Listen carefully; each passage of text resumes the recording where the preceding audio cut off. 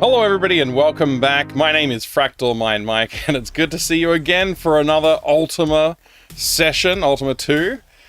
We'll be playing it again today. I think I promised, I'm not sure if I promised it, but I think I said that, oh yeah, we'll be playing Veil of Darkness or something else tomorrow. But I got to the end of, now, and thought, know what? I actually do want to play Ultima 2 again, weirdly, even though it's not as good as Ultima 1 in a lot of ways. It's interesting enough and different enough to Ultima 1 that I am interested to see what we have to do next, how to discover what we have to do. So, welcome everybody, and thank you for the massive stream streaks going on today. Deluxe Bank Tim with a 40 stream streak, and as well as Bo Elving with 40 streams. Very cool, and thank you for the lurks. Lassus with the 20 stream streak. I mean, that's huge. Thank you all for that. I really appreciate it. And also, I think there was a little follow. A little follow came through anonymously. Thank you for that. I appreciate it. Enjoy a good new follow. Jiggy, good to see ya. Just got too excited about Ultima 2. I know, how weird is that? And to have that cat and run with another 40 stream streak. That's crazy. That's crazy too. Good to see ya. Emmy Cat, welcome. Ultima Mike, that's my name now. I was just going to change to Ultima Mind Mike, apparently. Verge of Apathy thinks it's a bad game. I don't disagree. It's not a great game. Ultima 1 is superior so far, but it's different, and that's good. Hey, Ziggles, welcome. Good to see you there, too. Killick, welcome. Serpent77. But her gamer's here as well. Basehole, you legend. I hope you're, getting some rest. Why am I awake? I don't know. It's like 3-something a.m. there, nearly 4 a.m. Gosh, Razor's here. Good to see you, Razor. Deluxe Bank Tim, I think I already said hi. Prathamesh, welcome. Good to see you too. If I've missed your name in the chat, sorry, I apologize. I hope you're all having a good one though. You're very welcome, and I'm glad that you're here. So Ultima 2, yeah, that's it. We're gonna be playing that. I'll also remind you, episodes are coming out on YouTube of me playing Infinifactory. We haven't really looked at Infinifactory on stream yet. At least not recently. So I figure I might load that up and just have a quick look at Infinifactory before we jump into Ultima. Just like a real quick, like, hey, this is what Infinifactory looks like. Maybe it'll pique your interest and it'll give you enough of an incentive to go check out my playthrough that I'm recording. I have recorded, I think, 11 or 12 episodes so far. The third one came out on Friday night. So I'm probably going to increase the cadence of releases to like 3 a week instead of 2 a week. And see how that goes. Just because there's enough content there that I think, like, I'll have well and truly left it behind while it's still getting released otherwise. So yeah, I've played it every weekend so far, since I started recording the episodes. So yeah, I've had quite a few episodes recorded, and it's fun to see them finally coming out and people enjoying them too. So thank you for the people who've been leaving comments on YouTube. I do appreciate that. Very, very nice of you. But yeah, without any further ado, let's jump on in and have a look at it. Oh my gosh, what the heck, Basehole? Mike, I am gonna need a cadence of 3 dev streams a week. Oh my gosh. That's a big cadence, but it's also a big bits donation. Thank you very much for that. I appreciate it. Thank you for the 1,000 bits, you legend. I was at more than 3 previously. I gotta slowly work my way up to it, Basehole, because last year was like, I had too many stresses in my life, and like, the stress of finishing that game was just one more stress on top of it, which is why I was just like, I'm gonna cut that stress out by not doing it. Which kind of worked, but it's gotten to the point now where like the game needs to be finished and released, so I've started streaming it. I've got 1 stream a week is my plan right now, just until I get like a little bit more comfortable, and then we'll start looking at 2 to 3 streams a week. So hopefully you won't be waiting too long for the 3 streams cadence, but I'm definitely not gonna force myself into it straight away. Not a chance. 1 day, 3 weeks. Wait. 1 day a week, 3 times daily. 1 day a week, 3 times daily? I don't even know. Yeah, okay. I think does that work? I'm not sure. Hi, Refraction. Good to see you. I did the go live thing as well, so you know, I'm on top of everything today. Let's fire up Infinifactory really quickly here. I'll try not to spoil you too much because it does load immediately into the game. And I'll also stop that background music while we're getting that started. And I'll switch over to this view. Oh yeah. There it is. Infinifactory's loading. Infinifactory's loaded. Oh great, we're in the cell. Perfect. I don't want to spoil too much. Oh my gosh, we're getting raided? I can't see! Thank you for the follow. Welcome, welcome. Welcome to the new followers. Welcome to the raiders. Oh my goodness. So many new names in the chat too. Good to see you there. Is it Matt Druzian? Welcome. Willow? I don't know how to say it. Willow Leafs, hello, good to see you there. Welcome in, Ms. Tiffany Bear. Welcome, Midnight. Good to see you. Nuxie, welcome. Good to see you there too. Dash. Thank you very much for the raid. I have to say, Dash, thank you for the raid. Hiya, good to see you. What's going on? Willow works, excellent. Thank you for shouting out Dash for me as well. Thanks Refraction for doing that, taking care of it. Playing Donkey Kong Country 3? Awesome. Wow. I haven't played Donkey Kong Country 3 yet, but oh man, I'm kind of jealous. So you're doing a Deathless Trilogy. Oh man, how's that going? How is Deathless Trilogy going for you? Thank you so much for the raid, and thank you for all the follows too, you legends. 1, 2, and 3. Oh my goodness. 1, 2, and 3 Deathless. I don't know how you do it. Not much, mate. Just did some Donkey Kong Country Deathless stuff. So you're part of Club CRT, so you got to give some love. Plus Coburn's mate. Oh my gosh, you're one of Coburn's mates as well. That's awesome. Yeah, we are. I am a member of the Club CRT. It's true. It's true. Thank you so much for all those follows. You're all lovely people. I appreciate it.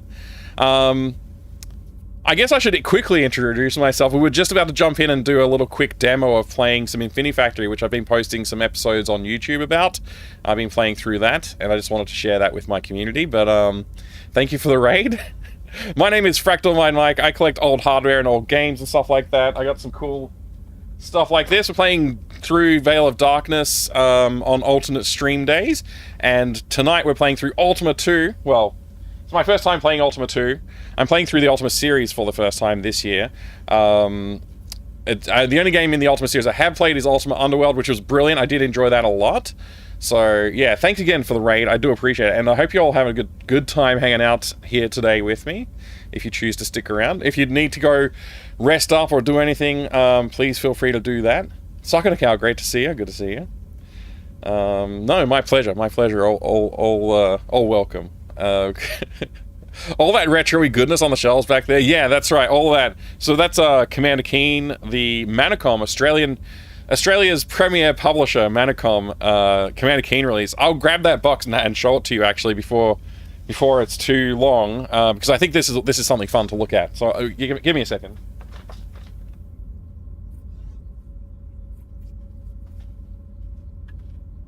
I'll also have to put some music on now that we're not playing the game. I don't want people to miss out on. I can't see. On this. This is pretty cool. So, if you're a local Australian and you were around in the 90s, hey, thank you for the follows. I do appreciate it. They're all anonymous. You might have seen some Manacom stuff before. These are very early Manacom examples. This one's so early that they were literally just printing flyers and sticking them to a box. So that's how they produced. This is like an Australian publisher, like a legitimate publisher. Yeah, this is like a piece of paper that's just colored paper with some photocopy on it, basically. Glued to the white box for Commander Keen, Invasion of the Vortigons. And then you've got... This is an updated version of what Manacom used to do. Jill of the Jungle. Another classic DOS game. And you can see this is a lot higher production value. It's still using the exact same white box on the inside. The exact same box type, but it's now a nice slipcover design. Which is something that Sierra were doing. So I guess they borrowed the idea from Sierra. I don't think I've got a Sierra box close at hand. I should have grabbed one for the example, but anyway. So that's pretty cool. Like, you can see the progression from, like, printing flyers to printing proper boxes. And they eventually do graduate to even more interesting boxes, too. as the 90s moved forward. But yeah, there you go. That's some pretty funny stuff to see. I really enjoy showing those because you don't really see stuff like this very often. Because it's just such a strange choice to make, I think. Like, for a publisher to be like, yeah, we'll just glue some stuff to a box, it'll be fine. It's like a mock-up, but they're selling it on the shelves. Yeah. See, like, Lost Vikings? Oh, thank you. Yeah. There's some Lost Vikings right here. We got Doom Guy. We've got a Bernard from Day of the Tentacle, Purple Tentacle, a little bit of Sam and Max over here. If you recognize this one, you'll be a legend forever if you recognize this one. I don't think anybody's going to recognize that one. But yeah, I drew this background here. A bit of fun. It's a bit of fun. Lost Vikings, good eye though. Good eye. Jill says the Prince of Persia. Oh man, Prince of Persia and Jill of the Jungle combined would be a pretty interesting one. Not even word art. Yeah, it's like I do want to work out, Coburn, who the publisher was here. Who was the publisher of this? As in, the software that made it, was what I meant to say. Because I don't think it's like Microsoft Publisher or Word or anything like that. I feel like it's probably some other tool, but I haven't been able to figure it out. But everything looks so similar, like the way they've produced like the banners and stuff. I feel like they must have been using some template. Maybe they weren't. Maybe they just genuinely designed these this way. I'll have to look into it. I'll have to look into it. Thank you again for the follow. Paint Shop Pro, possibly. Lotus, I don't know about Lotus. Isn't Lotus the number crunching thing? The spreadsheet tool? I don't know. I don't know about that. A lot of Apple II software around here came in Ziploc bags with snap hanger. Yeah, no. Absolutely. That's true. It's true. But like, at this era of the 90s, I think most publishers were well beyond that. So it's just interesting to see Manacom choosing to go this way. Anyway. Morning, sir. Good morning, is Ortlem. Hope you're doing well today. So I just wanted to quickly show you a little live example of looking at... we'll take a look at this. This is a game called Infini Factory, which you might remember if you're a Minecraft fan. You might remember that Minecraft was created as an Infiniminer clone. Infiniminer was made by the same people and predates Minecraft. But when you see this, you'll understand why I'm talking about that, because it is all block-based, stuff, block-based activities here. So the idea is that you need to design some solutions to some puzzles here. Thank you for the follow, by the way. I'm not ignoring it. I just wanted to make sure I got the words out of my head first. Thank you for the follow. I appreciate it.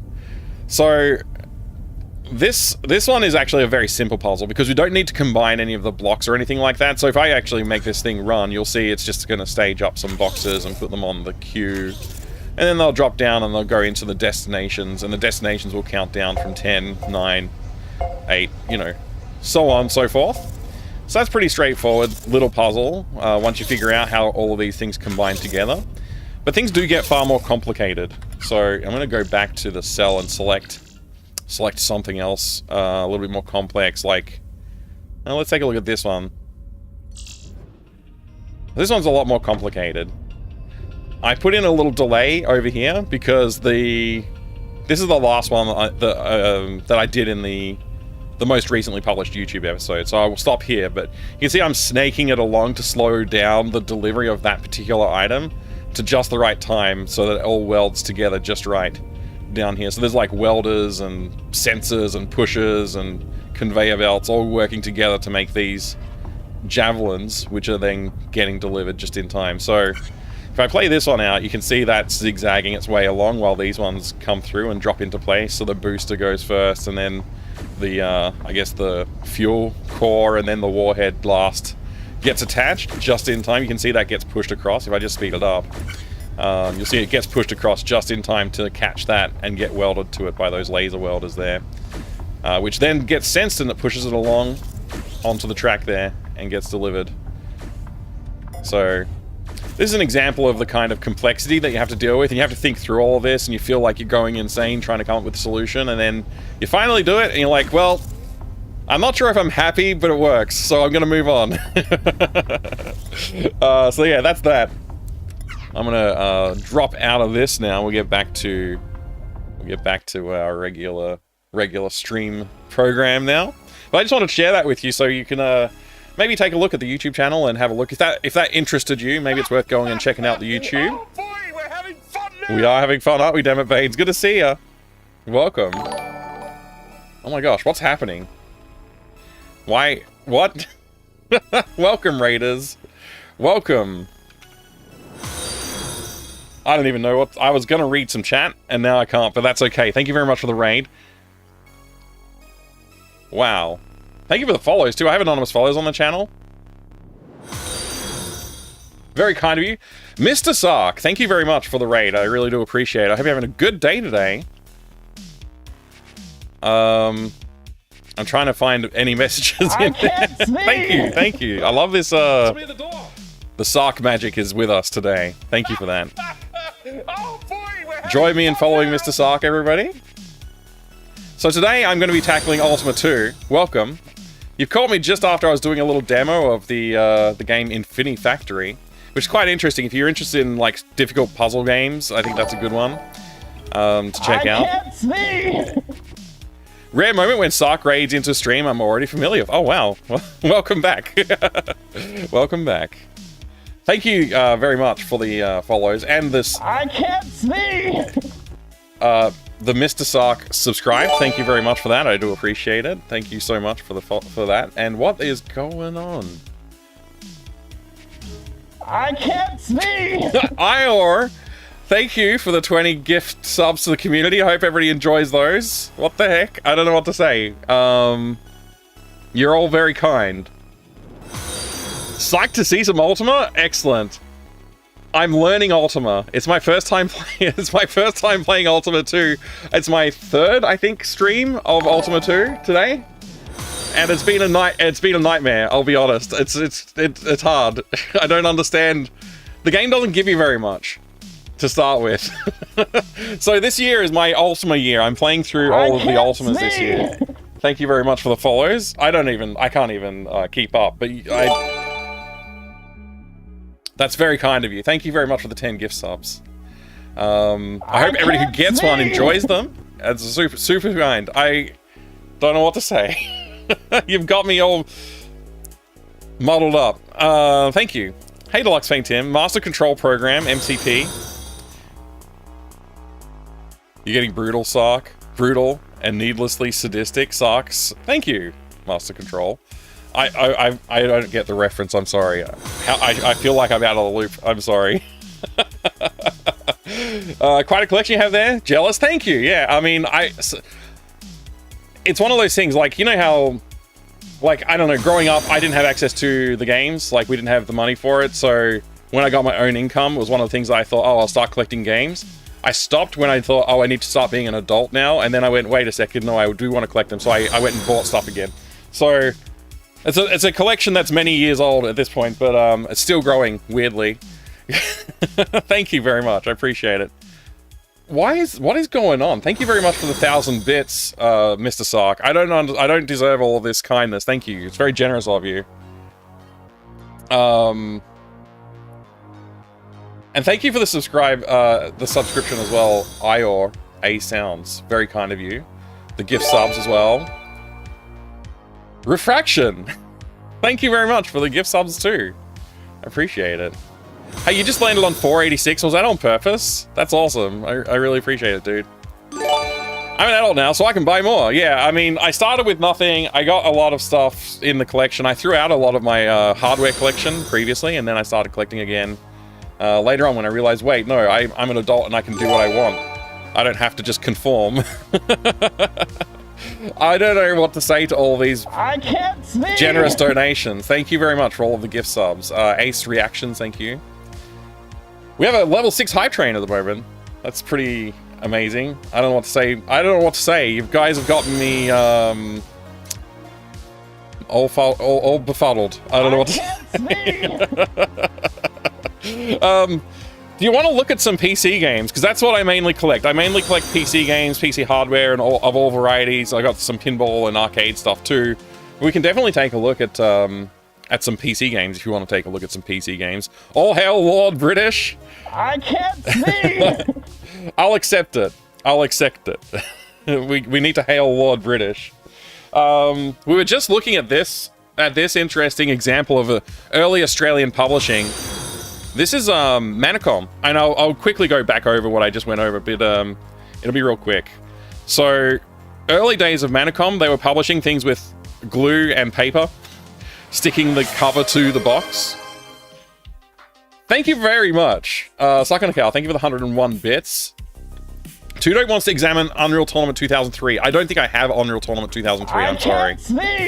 I apologize. I don't think I have that. Twisted, thank you for the 5. Sorry, Twisted.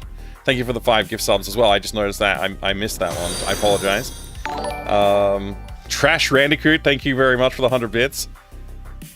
Mr. Sark, thank you for gifting Twisted a sub. You legend. I can't even keep up with the chat. This is how crazy it is. What the hell is a PC game in a box? Yeah, who knew? Who knew? Old days, man. Old days. So I have I'll bring Ultima 3 out. I've got it here. This is an Ultima 3 box as well, so we can take a look at that. I'm playing also currently another game that I'm streaming at the moment is this one here. Thank you for the 100 bits there, Ganondorf. Ganondorf is a great name. Very kind of you for the 100 bits. So yeah, back to this. I can't see! Very early days of Manacom, but during this period, there were a lot of boxes more like this around. In fact, this is even earlier than this. So you can see like the difference in production quality of Manacom's Australian publishing compared to even stuff that was like 10 years older at the time. So yeah, they later evolved to this. This is a little bit later in time. Thanks again for the follows. You're all very, very kind. I do appreciate it. I don't know what to say. Like, this is absolutely wild. Imicat, thank you for the 100 bucks. I mean, bits, not bucks. I like trains. So yeah, that's the early days of Manacom.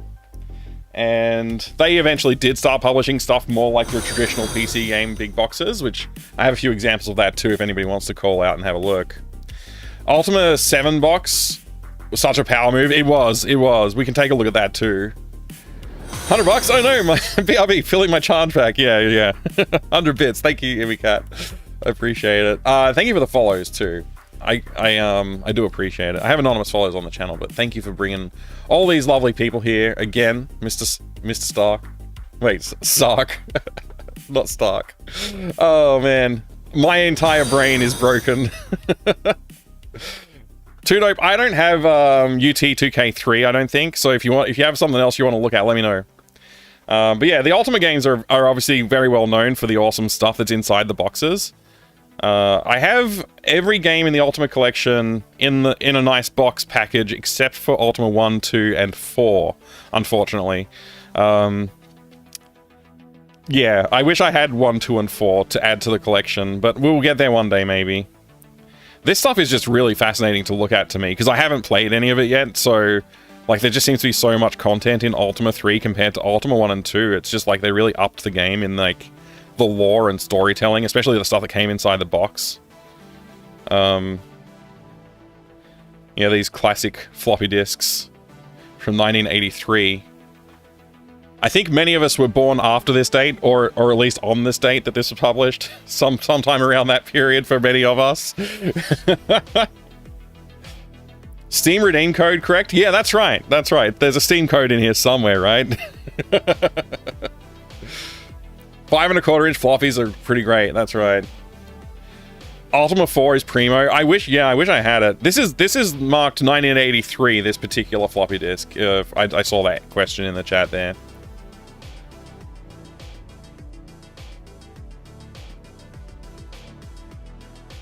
Maybe the copyright is for something else then, if this wasn't released until later. Maybe the copyright's for the Origin logo. 8-inch floppies are even greater in size, true. I don't know about in density. Yeah, all these books are just fascinating to me. I've tried not to spoil myself, like sitting down and reading through them, but It is tempting. They look great. This Ultima 3 copy is in really good condition, as far as I can tell. I'm not an Ultima expert, but I do collect a lot of video games, and this stuff looks like it's in really nice condition to me.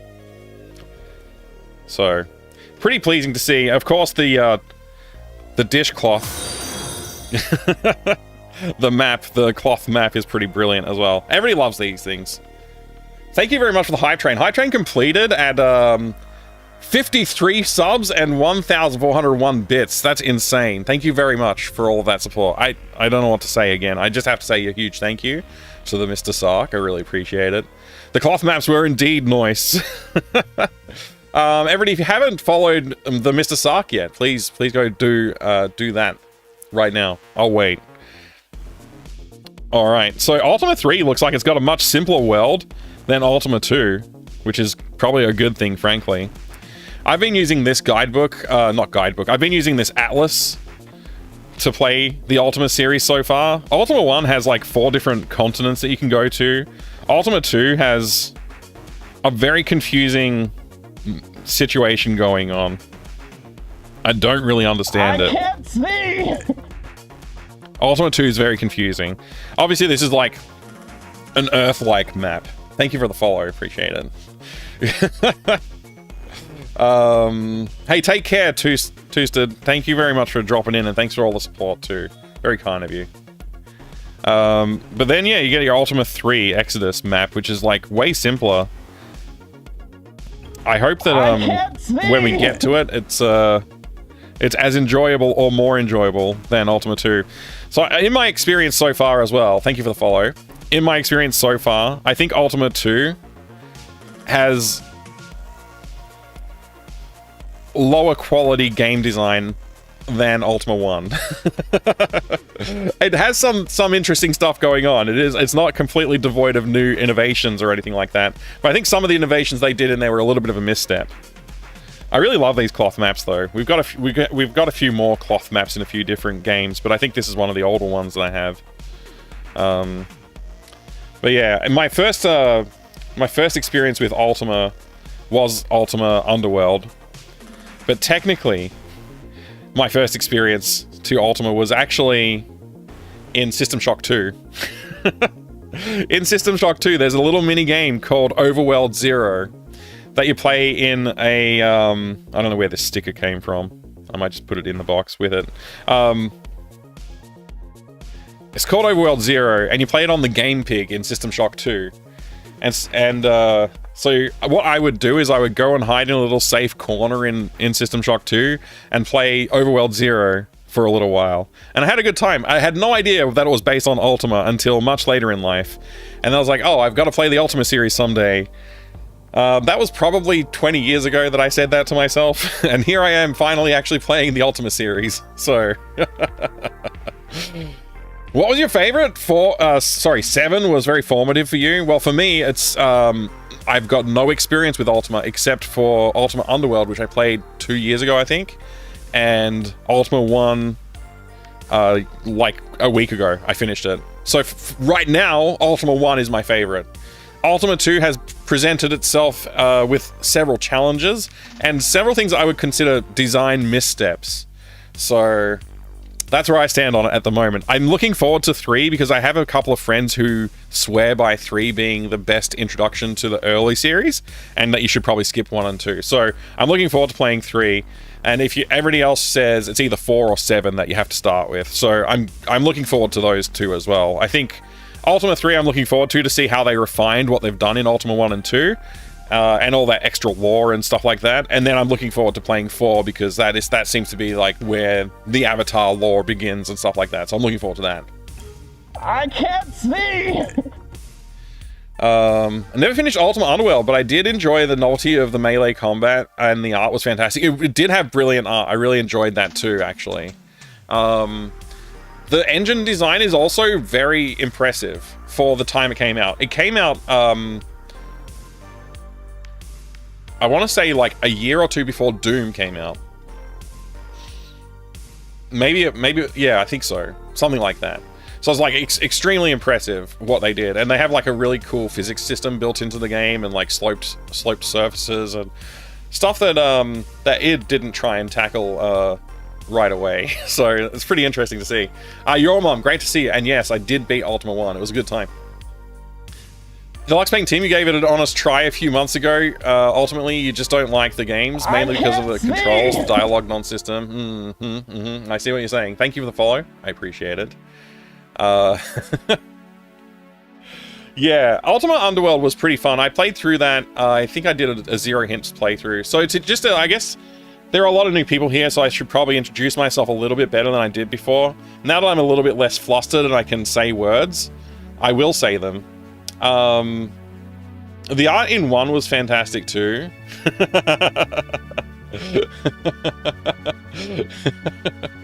Yeah. The head of Larian said 7 was the inspiration for all their games. Have to agree with him. It's so good. I only played from 5 on. Interesting. Interesting.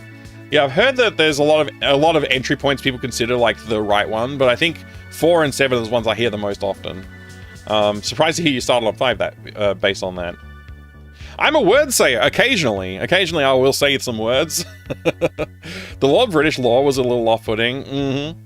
I think Lord British stuff is like really fascinating though. Like from a historic perspective. Where he like self-inserted into the series and all that kind of stuff. It's pretty interesting. And I am a big fan of the Origin franchises too. Like they did a lot of cool stuff. One that I wish they continued to work on was actually Bioforge. Bioforge was such a brilliant game, and for that to not have a sequel or like any kind of follow-up was pretty disappointing. Yeah. Stalling to avoid having to play Ultima 2. I'm not stalling. Loved watching my brother play Ultima 8 Pagan for the art. Ultima 8 is the one that I've heard a lot of people say it's not good. Like, you should stop at 7, right? I don't know. I guess I'll find out when I get to it. I'm also not sure if I'm going to play Shroud of the Avatar or not. I think I will. We'll see how I'm going. It's probably going to be a next year thing if I get to it, though, because I don't know how much Ultima I'm going to finish this year. It's taken me a lot longer to finish Ultima 1 and 2 than I thought it would, honestly. I thought they would be a little quicker. I didn't expect, like, these little old Apple II games to be so extensive. Is my music too loud? A little bit. I'll just turn it down a touch. So, yes, introductions. Introductions, that's where I was going. I got a little distracted again from that. Well, hi, my name's Mike. I like to collect old video games, old hardware. We have a lot of fun stuff to look at here, so if you want to take a look at anything, let me know. I also make games. I've made a few games. You can check them out on my itch page. The ones that are currently released. I'm working on another one that I'm pretty excited about. Hopefully we'll get that one finished early this year and we can move on to the next game in the series. Thanks for shouting out my other channel as well, Refraction. I do stream live game dev on Twitch. I stream the entire game process, and when I say that, I'm not joking. I mean everything from the inception and the initial design all the way through to delivering the thing to publishing it. Like actually going through the process of setting up the publishing page, and after that we also review how it's done financially and how, like, you know, the sales went, all that kind of stuff. So if you want to see that kind of process, please do go drop a follow over on the Fractal Mind Dev channel. If you want to see the archive of that, it's on YouTube on Fractal Mind Dev as well. But yeah, do go check out the games. They're a lot of fun. They're quite short little ones, little point and click adventure games that I've been working on lately. And I gotta say, I'm pretty happy with the one that I'm currently working on. It's got a little bit more time in the oven than I expected, but I think it's going to be worthwhile, and I'm really looking forward to having that one out. I'm going to be wrapping them all up in a single package with, I'm going to be enhancing the original 2 games in that series and packaging it up as one game on Steam. And so just to let a broader audience gain access to it, because if you don't publish on Steam, people don't notice, kind of thing. So we'll get that done too. You do game sounds, so very keen to watch. Oh, awesome. Actually, one thing that I need is sounds. So sounds and music. So you never know, maybe we can connect at some point, because I am actively looking for somebody to help out with the audio on the games. I can't see! All right. Thank you for the follow. I appreciate that. Welcome. So yeah, Ultima 2. So one of the other things I do on this channel is I try and play things in the order that they came out, and I try and play them as originally as I can. The experience that I'm going for is imagining myself in the 90s or the 80s when the game came out, sitting in front of a DOS computer or whatever the computer the game released on. I'm playing the DOS versions of Ultima. What would it have been like for me back then? I didn't have the internet, I wasn't allowed to call for hint lines, so I sit there and try and play through the games. You know, if the game doesn't have music, I like to just enjoy it without the music, because that's the way I would have played it back then too, you know? So, if anything, my brother and sister would have been arguing in the background or something like that. So, you know, that's what I'm trying to reproduce, that experience. And I like to share that with everybody. So it's a little different when we're on stream, because I actually do have people to talk to, so I can, you know, maybe I can come up with some ideas and to speak out loud, and that does help come up with some answers. Welcome back, Dynamics. Good to see you. You've been curious about this one? The only Ultima you've watched me play is the first game. Well, that's the only one I have played, except for Ultima Underworld, which I will be replaying this year. Hopefully we'll get to it this year anyway. I think that one squeezes somewhere between 5 and 7. I'm not exactly sure. Or I don't know. I forget. I've been told a few different answers for where it fits. Thank you for the follow.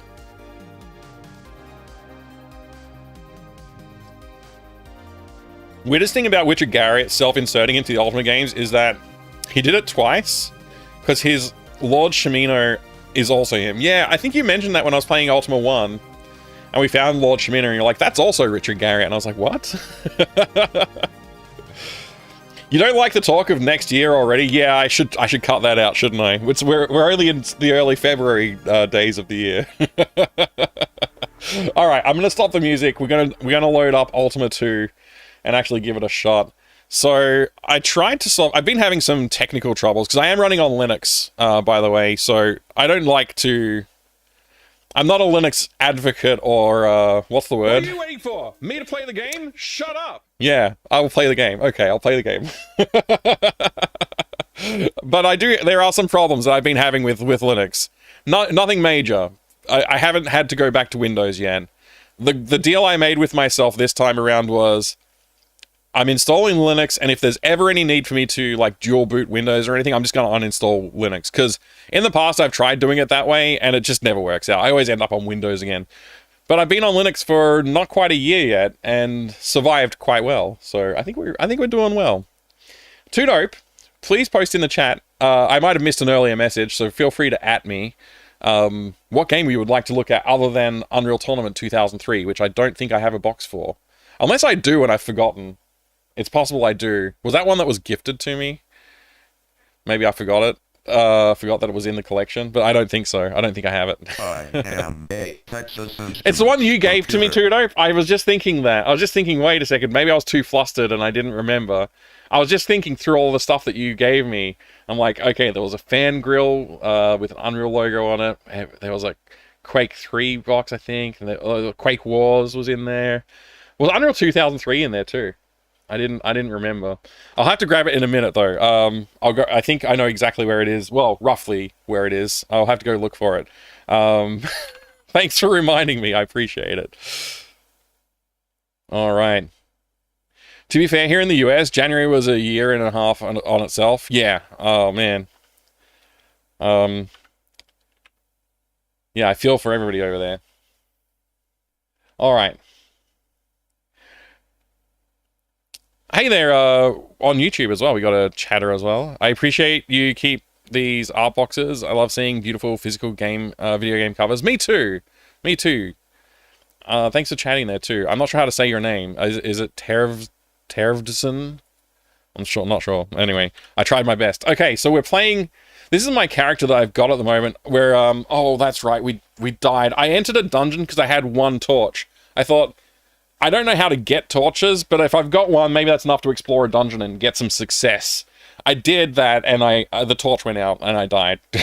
So that's my experience with Ultima 2 has been running into the walls of like poor game design because it's not clear how to acquire torches yet. I've been to many towns, and nobody sells them as far as I can tell. And I'm very confused how to gain torches. I think I might just have to run around the wilderness killing people until I randomly get what I need. That's where I'm at. Good to see you there, Eyeless. Welcome.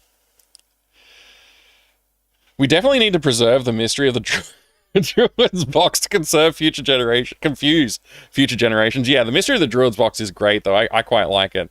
The game was fun, by the way. If you've heard bad things about Mystery of the You're not a Druids, scientist. There's no way you could understand. it's actually good. It's actually good. Use Arch, by the way, on SteamOS. Yeah, nice. That's cool, Mercedes. I think there's a lot more people using Linux these days. You're the absolute Linux master, being you. You've never had a problem with Linux ever. Is that because you've never used it, or...? So I got, like, I guess 16 gold pieces right now. What I've learned is, like, the doors seem to have a pattern that they go in. The combat seems to be pretty straightforward. Am I, like, unarmed right now? I feel like I should have killed this guy already. Okay, he's running away. If I just wait, will he come back? Okay, we got him. Let's see now. So we picked up trilithiums, whatever. I don't know what trilithiums are yet. I don't know if they're even in the manual. So one thing I've done with the game is I've got my Ultima Collection box. So this is the Ultima, from the Ultima Collection, which is here. This is the Ultima Collection. Which one of the features I like in the Ultima Collection is the cover, the inside cover art, which has the history of Ultima from 1979 with Akalabeth, which I did play, by the way. Actually, no, it starts with Richard Garriott's birth, and then that's the Advent, and then everything else is, you know, just Ultima stuff. All the way up until Ultima Online, which is 97. So we get all of this stuff in this box. Pretty cool. Although I don't know if we get Ultima Online in the box. It says it's not included here. But yeah, Ultima the Black Gate is pretty freaking cool. Ultima 7. I have that box, but my box has faded so much it doesn't look solid black anymore, sadly. This is the box I need. This is the one I've been trying to get most recently, is Ultima 4. And there's Ultima 2 and 1 there. But yeah, I have no expectations of ever picking those up unless, I don't know, my long-lost uncle passes away and leaves them to me in his will or something, which would be a surprise to everybody. But yeah, that's that. But what I have been doing is I've been using the manual from that as my reference, but it doesn't come with printed copies of the original manuals that came with the games, which is really disappointing. So I've been using the GOG manuals, which I have access to as well. So that's been the only thing that saved me in this playthrough is like, oh, okay, I guess I can look at the manual and like figure something out there.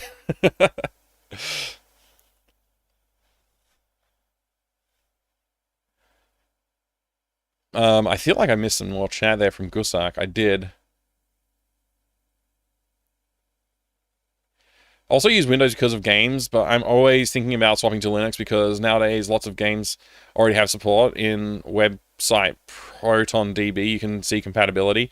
Yeah, like, I might be an exception to Linux compatibility stuff because I play mostly old games, which they all just work on Linux. Like, I've not run into any major problems. I had a few problems when I try and use, like, a GOG-specific download of a game. But if I just, like, have a copy of the game, usually I can figure out a way to get it running. There's also a lot of tools out there that work quite well. And a lot of stuff does run through Proton. So, yeah, I don't know. I don't see any barriers anymore, except for if I want to play multiplayer online games, like with the anti-cheat protections. I think that's going to get solved soon, though. I think. I feel like it will. Trilithium is what Zoran uses to destroy the sun in Star Trek Generations. Oh, it is? Well, there you go. I didn't know that either. Alright, so I killed that dude. I'm just going to wander the wilderness a little bit more. I think that's like my only strategy that I have at the moment to learn this game. So we can fight people, obviously, and they run away. I kind of like that they run away, but I kind of don't. Like, I understand, like, self-preservation's a real thing, but when it comes to video games, I want my enemies to just fall at my feet when they're dying. I don't want them to run away and try and survive. Look at this guy over here. This one's the paralysis demon. I don't even know what he is. I never looked him up. I never looked up what this shrugging demon is. I am playing with an enhanced EGA palette as well. not the original CGA palette. This is taking a long time.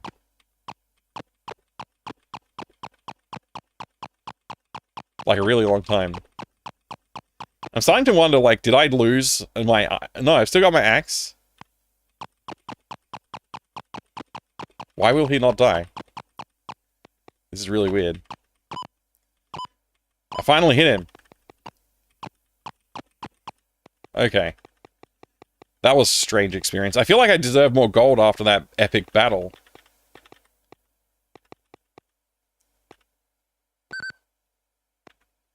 And so we've traveled in time. And this is Lord British's castle on the right, and I forget the name of the... Is it Boniface? Something like that, up here. Yeah, Port Boniface. I don't know what that is. I'm probably saying it wrong. Pay your taxes. The guards only ever tell you to pay your taxes. This guy is the sage, and he told me a useful tip, which I wrote down in my notebook. To find the father, earn the ring. I don't know who the father is. I assume it has to be... I don't know. Anyway, we learned later from some astronauts that the father is on planet X, if I remember right. I did write that down, so if I've got it wrong, I'll be able to go look it up in my notes. As soon as the Steam Machine comes out, Linux is going to pop off even better. Yeah, it probably will. The Steam Machine's suffering the unfortunate fate of RAM prices being ridiculous and graphics card prices being ridiculous, but that will pass. I'm sure it will. So we can talk to Lord British, although we don't have enough money, so I don't know why I'm trying to. If I talk to him without money, what happens? You don't have that much, so I can't talk to him? Yeah, I just can't talk to him. I don't think Lord British is helpful in this game. I think he just, I mean, he's helpful in that he heals you, but I don't think he drops intel the way he did in the first game. Hey, have a great sleep. Thank you very much, Olivinax. I got there eventually. Thanks for joining the raid as well. I appreciate that. Okay, we got a gate. Oh, I say body face. I like it. Lord British don't want no scrubs. Oh my gosh. I mean, I am a scrub. It's true. I need more money. I gotta kill/talk to some orcs. The manual says to talk to orcs. Every time I've tried it, nothing ever comes of it.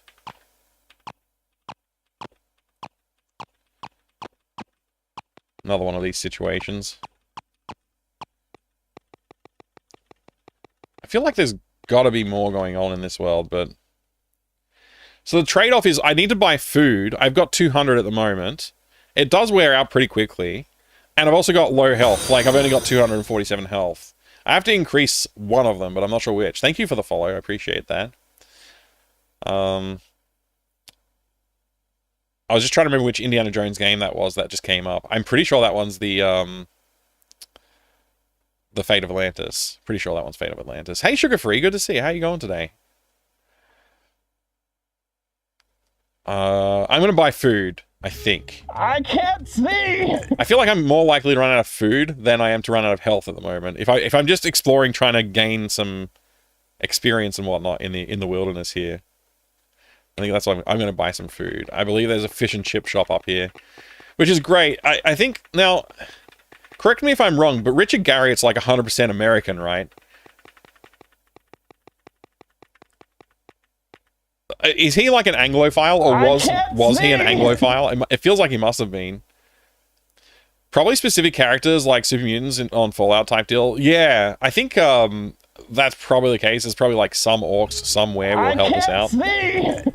Thank you again for the follows. I appreciate it. I do have anonymous follows on the channel, so always welcome some lurkers and some followers from that direction.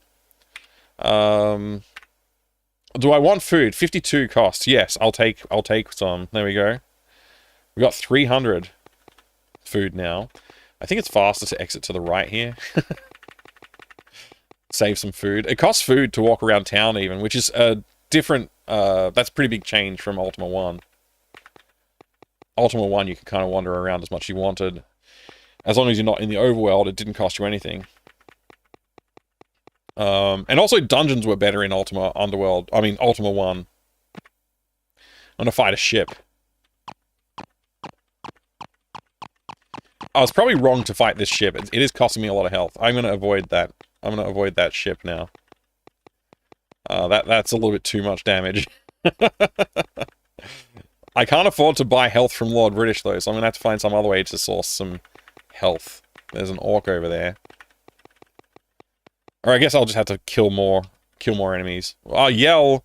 Hello, orc. Transact. Okay, we got nothing. This orc's like the most impossible orc to fight I've ever encountered. And he only gave me a tiny bit of gold. That's no good. I really think I need to find a better way to get progress in this game. Because otherwise I'm just going to be doing this the whole time. It just feels like I'm treading water. I get enough to buy some food, I buy some food, and then I run around until I run out of food and I go buy some more food. I don't know what to do. It's very frustrating. I don't think I'm missing an important piece of the puzzle here. I think I'm just supposed to figure it out. Like, just get lucky with RNG and stuff like that. I'm gonna try going through this one. Oh, wait. There's no way to progress from here, right? I gotta find a different gate to go through. Okay, there we go. There is a different gate that was spawning over here before. There's one. It just went away. I'll just pass until it reappears, I guess. Not this guy. He's gonna murder me.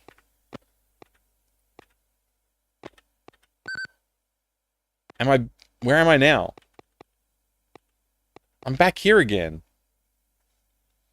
Oh, no. It's so confusing. If you hit C, can you have 2 chairs? Chars? C? No, that's casting. Which I'm a fighter. I'm a level 0 male dwarf fighter named Gorath with 55 strength and nothing else, basically. Oh, I do have the 20 agility so that I can wield a weapon. I tried to do full strength and and the 10 for everything else, but it didn't let me. Well, it let me, but I couldn't wield any weapons, which I felt was a little bit sad. So I decided to give myself 20 agility and less strength. But yeah, I think I'm gonna have to reload. One of the worst things about Ultima 2 on the PC is that when you die, you have to reset the PC, basically. You can't quit the game, and there's no, like, load button. You just have to quit. That's your choices. Yeah, but if you want to look at the all the keyboard controls, there's an insane number of keyboard controls for this game. They actually somehow managed to add more than Ultima 1. Ultima 1 had, like, surprisingly more sane control decisions. It's gotten worse in Ultima 2. It was bad in Ultima 1, but it's better than this. There's just so many controls. Like, yeah, C to cast spell, B to board a plane or a ship or whatever, A to attack. It's all crazy. Like, D to send, E to enter town, F to fire. Like, what? We don't need all these buttons. We don't need all these buttons. This is what I'm actually interested in. I know Ultima 3 came out on the NES, and I'm actually interested, like, maybe I should play the NES version of Ultima 3, because the controls must be so much better than this, right? But, I don't know, maybe, I think I'm going to play the PC version. I think I'll play the PC version, since, you know, that's what I've got here, and that's what I've been playing. Thus Quoth, welcome. Good to see you, Innkeeper. The original game came with a map where the gates, time doors, blah, blah, blah. Yeah. I've noticed that it has these lines on the map. Which I assume is something to do with the travel. But I don't understand the symbols very well. The symbols are, I believe, in the manual. But they're not runes. There's something to do with the time series thing, the time gates or whatever. By the way, Time Gate Knight's Chase is a brilliant game using the engine of the original Alone in the Dark series, and I do recommend it. Timegate, Knight's Chase. A little advertisement for that game, because I think it's great, and I think it needs more attention. Not many people talk about that, and it's a good game.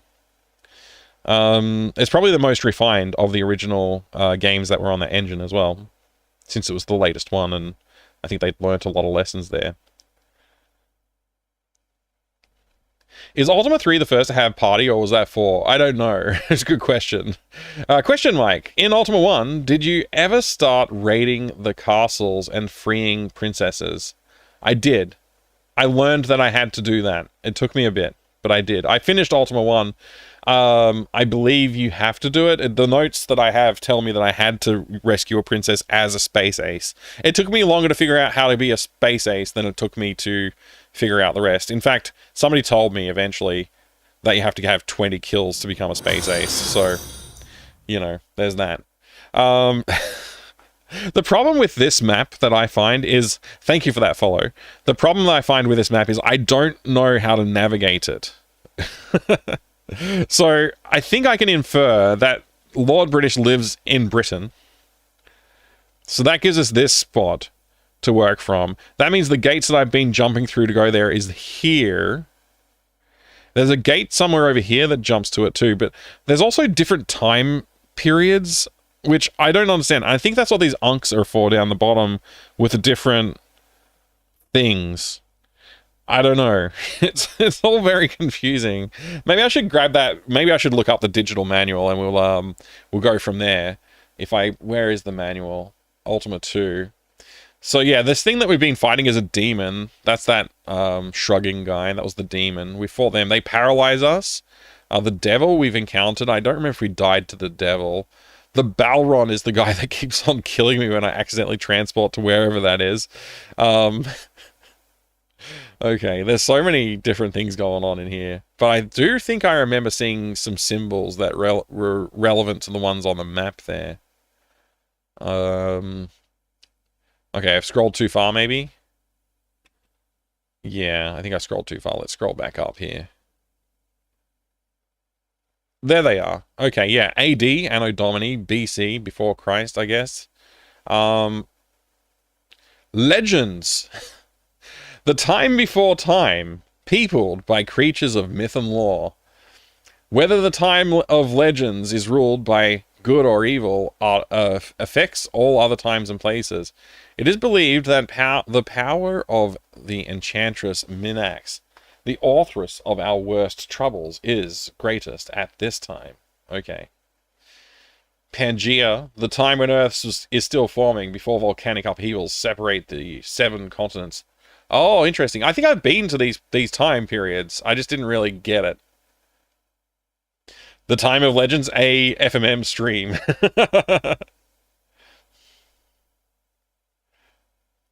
Dragon's Lair? Your mom? Hang on, wait. I missed something. Oh, you're answering Shadowcon. But what do you have to do to be a Dragon Slayer? Oh, that's Dragon's Lair. I get it now. Picked up the big box of it recently after you talked about it before. Knight's Chase, that is. It looks interesting. Oh, awesome. That's awesome, is. I recommend it. There's 2 variants of the box that I know for that game.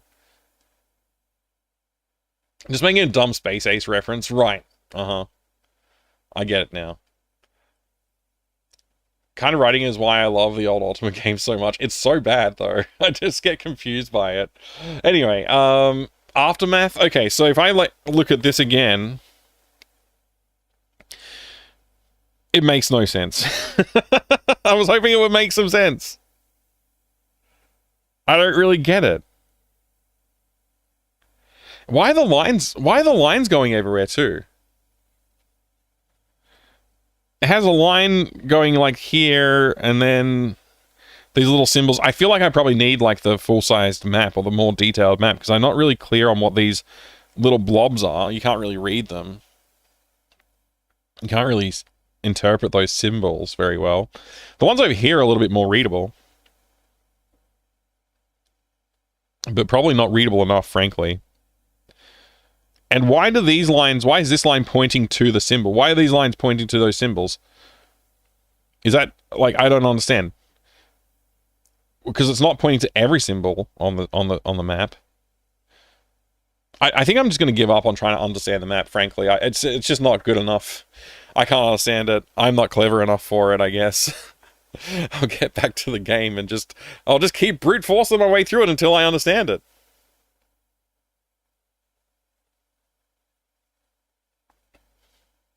I mean, the manual does tell us. The manual tells us. I'm just too lazy to read it.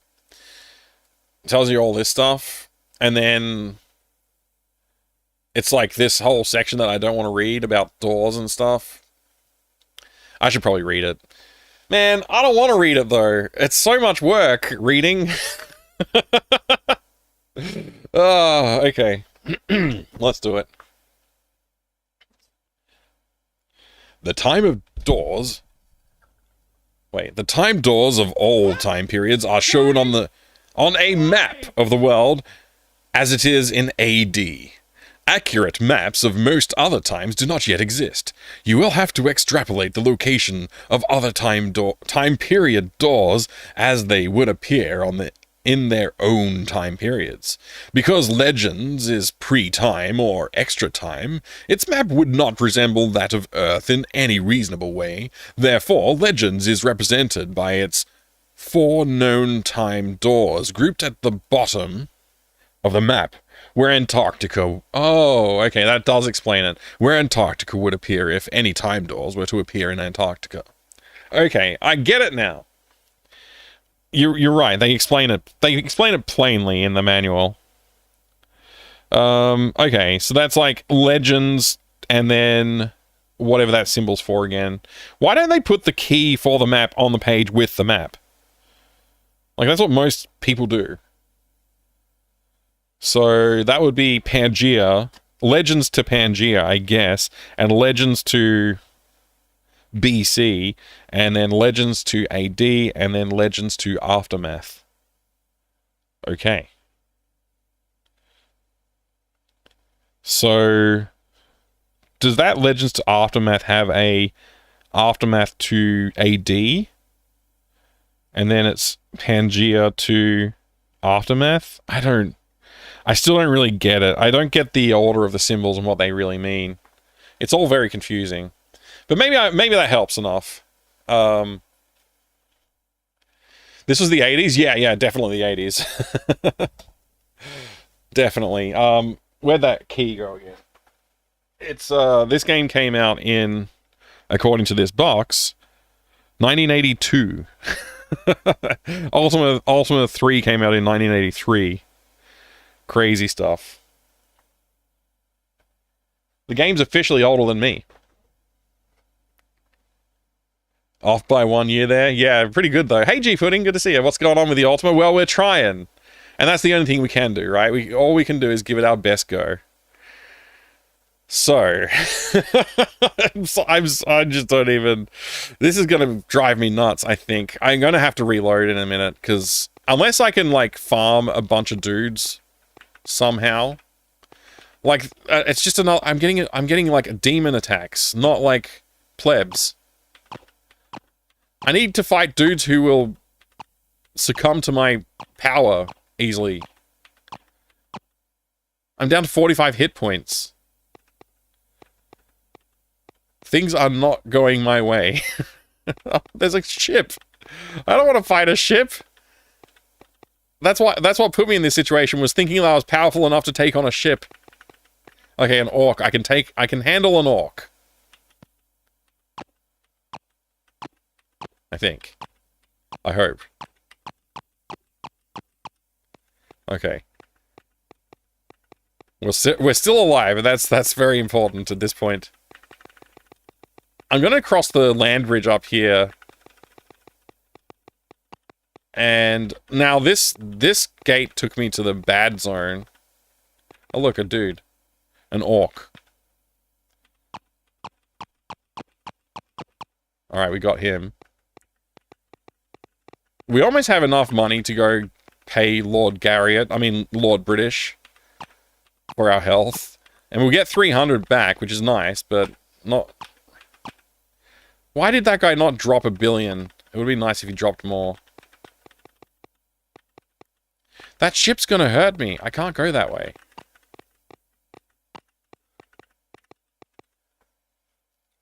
The game colors have definitely been improved since 82 original. Yeah, I'm using an enhanced version. I could always reload it in the original CGA palette. I can't see! Thank you very much for the follow. I do appreciate it. I'm gonna try and transact with the orcs every time I fight them, just in case it's a talking orc. I can't see! 18 health and 50 gold. I think Lord British wants 50 gold for healings. Ah. I'll just wait here until the gate appears. That's the wrong gate!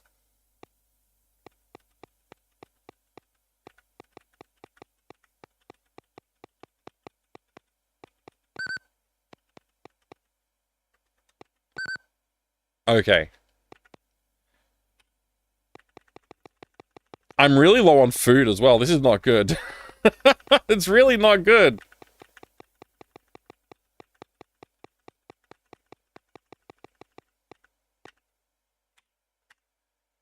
Okay, I got 300 health. Now I have to go get some gold for food. This is all I've been doing the entire game. I'm not even level 1 yet. I'm still level 0. It's very, very scary. I don't want to have to restart again, but I also don't really want to save because it feels precarious.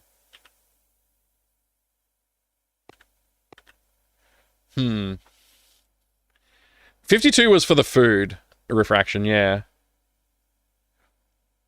How much XP do you need for level 1? I assume 100. It's either 100 or 1,000, but the rate that we get XP, I'm guessing 100. I'm just waiting for the gate to appear again. There we go. I'm gonna save. It's a risk, but I'm gonna do it. So we just have to survive long enough to gain 50 gold and fight dudes. Why is it demons, though? Seriously, bro?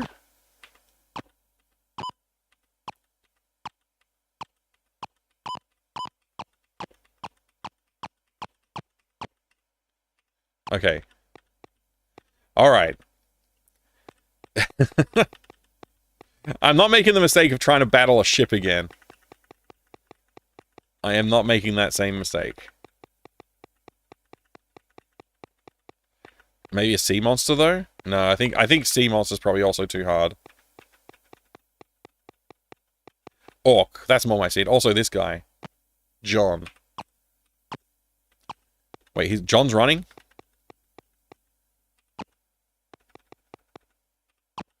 I didn't talk to him. I just killed him. I need the money. We need one more gold, and then I can go to town and buy food. We're treading water. This economy is not it's not for everyone.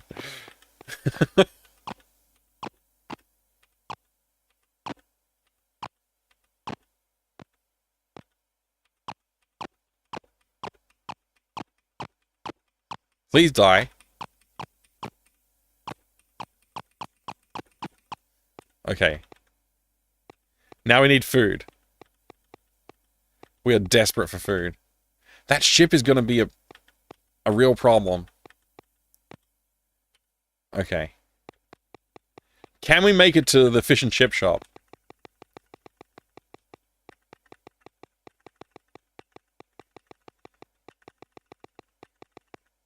I think I'm going to buy some fish and chips on the weekend. Tomorrow, maybe. After playing this game. How could I not? Alright, we've got 174 fish and chips now. This game was a huge grind fest. I can see why loads of people hate it. Yeah, it is very grindy. It's pretty insane you played this for like 6 to 10 hours, and... Well, that's not really a fair assessment of time, let's be fair, Refraction. You know how distracted I get, and how much gameplay I actually don't do in my 4-hour streams.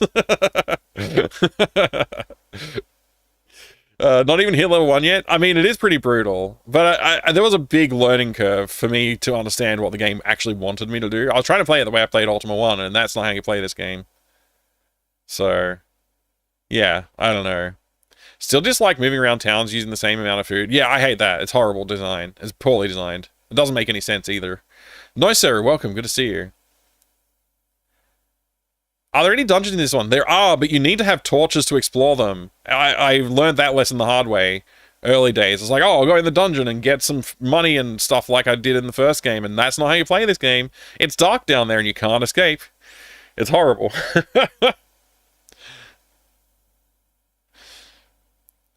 The food requirement, like Oregon Trail, yeah, it's like, yeah, they've just added all of the, like, quirks that you would add to a game to make them, like, we consider them annoying for the most part these days, right?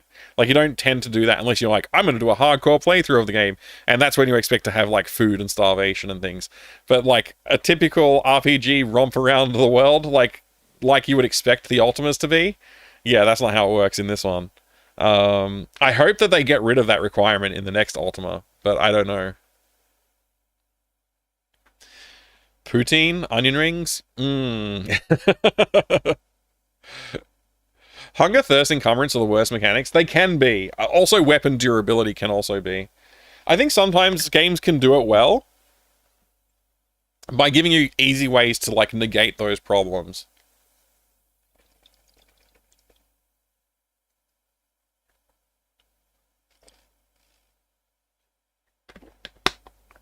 Yeah. I think the original Ultima 1 was far more like this. But then when they remastered, they added loads of sensible quality of life stuff. Really? Because the version that I played didn't have, like, hunger and stuff like that. Yeah, it was a lot more straightforward. And it also didn't have torches. I think torches is a really bad idea for this game because you can't buy them anywhere. I haven't found anyone who sells them. Maybe I'm wrong. Maybe somebody does sell them. If you are a fighter in this game, you don't have access to the light spell, but all magic casting classes do. Who's Gorky? Is it this person? Ho ho ho! Okay.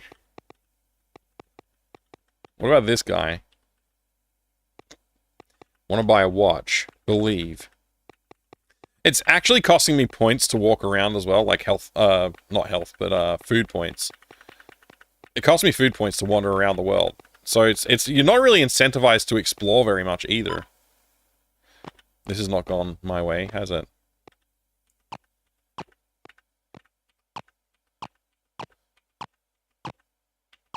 This is not going well either. I feel like I need to get rid of this guy somehow, but I don't know if I can.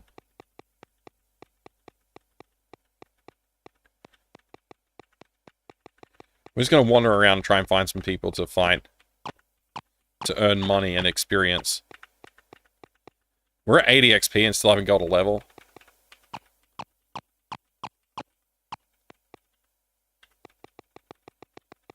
One XP for fighting an orc.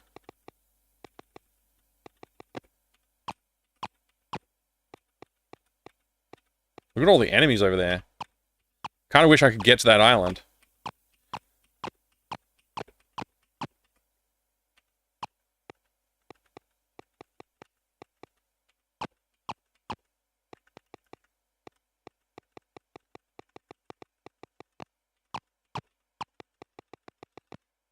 Uh-oh, demon time.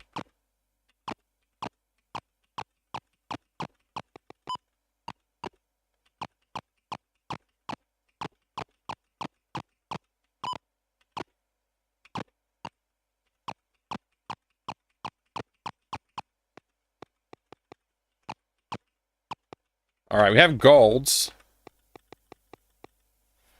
Not enough to refill both our health and food, though. We're still not a level up yet.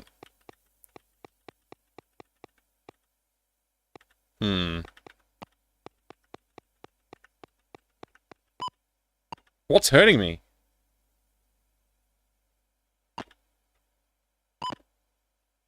Why am I getting paralyzed? Is the demon paralyzing me?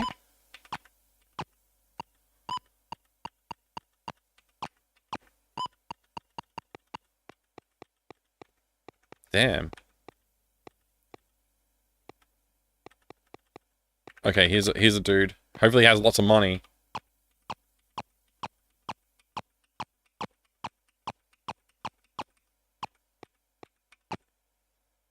Alright, we need one more gold. And then I can afford both health and food. Also, we're level 1! We made it! Level 1, male dwarf fighter. Now the game really starts, right? Now that you're level 1, you have all kinds of new powers and abilities. Like 4 torches. That's enough to explore maybe a dungeon. Let's go indeed. Oh man. The player is then severely punished for exploring. Wait, oh, I missed the bit that you started with. You don't mind the food and thirsting games like Dungeon Master, but it's annoying as hell when it ticks down every step. Yeah. Yeah. Hey, enjoy the family visit as well, Innkeeper. Sorry, I didn't see that until just then. E.T. walked so Elden Ring could run. Oh, man.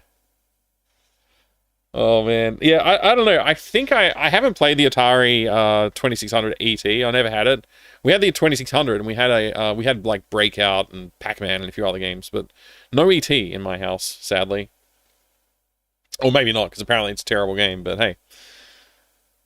Carrying 3 cloaks? Apparently, yeah. Yeah, I don't know what to do with them, but we got them.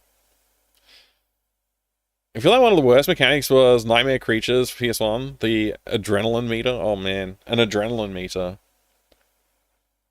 That must be rectified, Spaz. I don't know if I have a copy of it now. I haven't looked at my Atari collection for a while. Hey, I've got a vid. Good to see you. You have 3 or 4 ET cards? Wow. I mean, apparently that's not the greatest feat due to the fact that they over-manufactured them, but still pretty cool, I guess. I just gotta get one more gold. So if we can find like one dude, it's probably urgent enough that I get the food now, and we can deal with other problem of 1 gold later.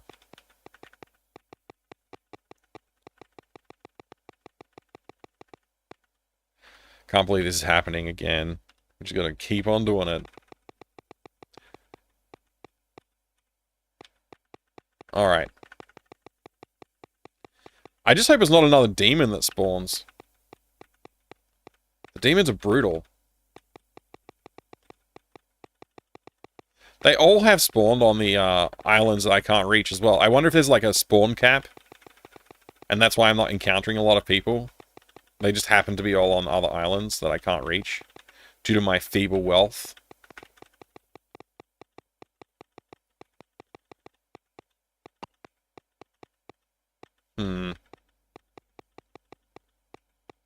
There was a door there, wasn't there? Maybe it'll come back. Okay, I'm not sure where I am. But hopefully I can find an enemy to kill quickly. Oh, this is all cut off, huh? I'm taking a pretty big risk here, aren't I? Exploring over here. Entire game is just food, ball, and chain. It feels that way. I own 2 mint condition Barclays Shut Up and Jam for Sega Mega Drive, both complete with promotional poster inside. Never played it. Wow. I mean, it's cool that you've got it. Was it like something you just happened to pick up for a good price, or? I feel I made a mistake going down here. There's nobody to fight. Was this castle always here? Am I in a different timeline? I'm confused. I wonder if I should go in there. I can't believe I haven't fought a single other dude, though. 60 gold. Nice. I'll go in this town. Maybe they have food. New San Antonio? Okay. Customs? Stables? Is this the one with McDowell's? Or is that somewhere else? No, this is the one with the swimming pool. I forget what else that was in this town, though. I think there's a pub. Death and Destroy. I don't think I can spend money there. Swashbucklers Pub and Pizza. Too bad they don't sell food here, just alcohol. And secrets, I guess. Can I leave this way? I hope I can. Nope, I can't. Damn. I'm wasting food by exploring. I can't believe I'm down to 70 food already. I mean, I guess I can, but it's just... It's very annoying. Okay, give me...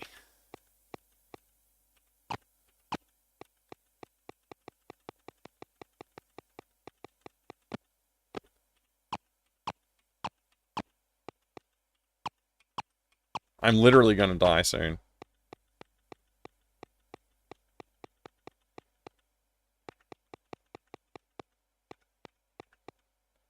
Wait. I'm in the wrong time period to be able to travel over there.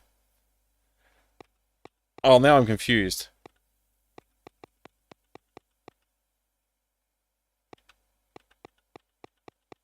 Is this town still here? No.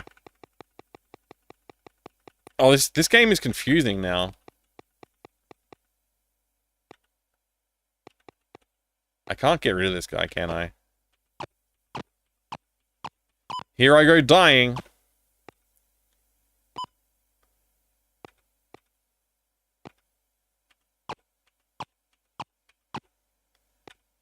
I've got 12 hit points, and I don't know where to go or what to do. Oh, man. I can't save. If I save, this is just a dead save. I'd have to restart. So that means we're going to be back at, like, zero... All the way back at level 0 again. When I die. I just hope a gate appears soon.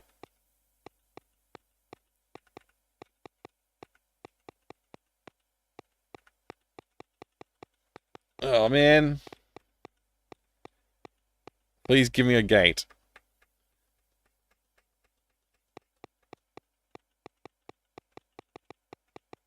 Is there a gate down here? Oh my gosh. Ah.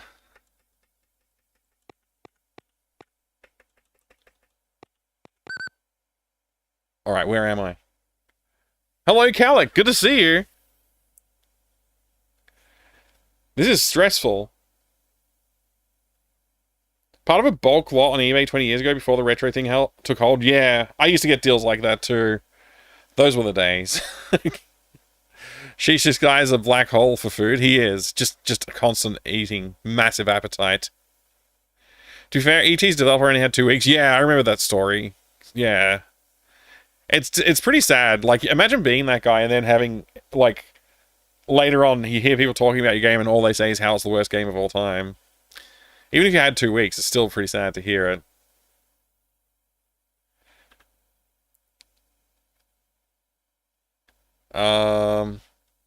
Well, take your bets. Will Mike die of starvation due to being unable to afford food, or die to damage due to being unable to afford healing? Good question. Doesn't matter where you are, you're more than 11 food away from more food. Yeah, probably. I suppose so. Suppose you're right.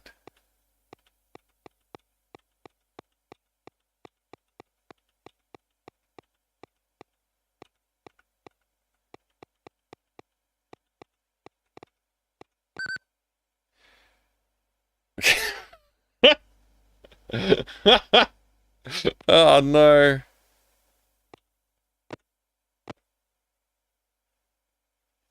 Gorath is dead. Long live Gorath. We'll have to reload. Not realizing that it's the case with most 2600 games, pretty much. But it's just the kind of game that builds self-perpetuating reputation. Yeah. E.T. is like a 2-minute game or whatever, but it's messy and a bit inscrutable.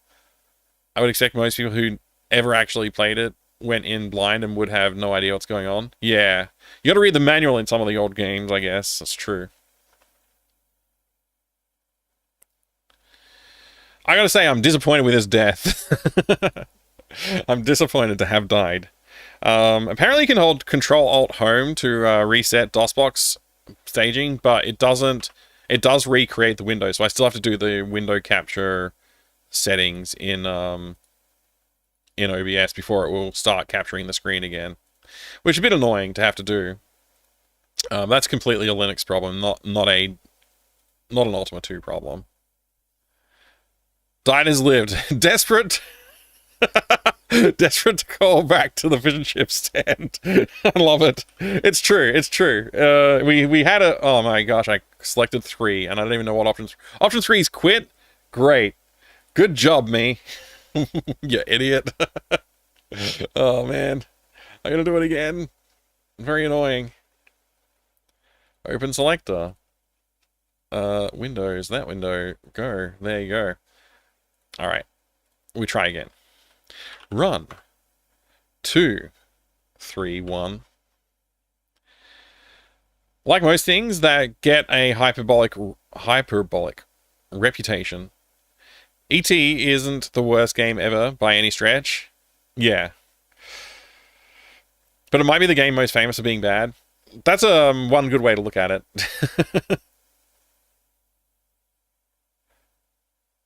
You can really only do so much with 128 bytes of usable RAM.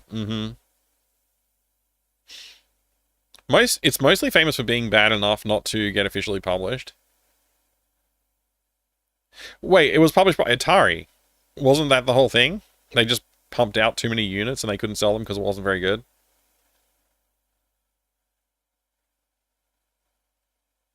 Technically playable and beatable, but lazy as hell. Alright, I'm gonna drink some more tea before I dive into this one. I need a better method of... Maybe I just need to be a little bit more adventurous, go into a dungeon sooner. Like, the problem is I'm dependent currently, because I haven't figured out how to acquire torches, I'm dependent on randomness to get me enough torches to explore a dungeon. I feel like if I get into a dungeon, I'll come out with a pile of money and experience, and I'll be good to go. But I need enough food to do that as well. I don't remember if food gets consumed in dungeons. I think it might not. They published it, and they had too many units that were not selling, so it went to landfill, every gosh darn name. Yeah. The story was, like, the legend was that it was so bad that they shipped thousands of units into landfill. I don't know how bad it really was, but yeah, that was the legend. And that landfill site was dug up. Like, they did actually end up in the dump. Like, unsold units. So, technically true. But I don't know how much the legend is reality kind of thing. Alright. Oh, I did save after... Okay, so it's not all bad. I did save. We've gotten a little bit more experience. And our health and food situation is not insanely bad. So we just kind of have to get some enemies to spawn near us.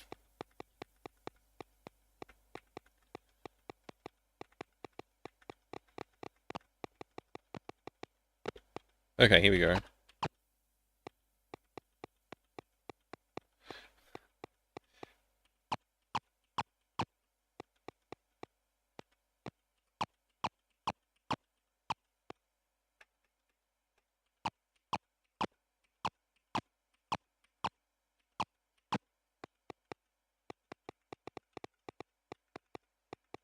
Alright, food's low.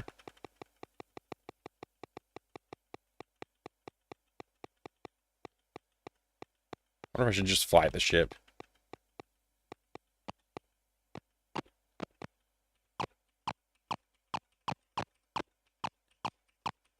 I feel like we've been in exactly this situation before.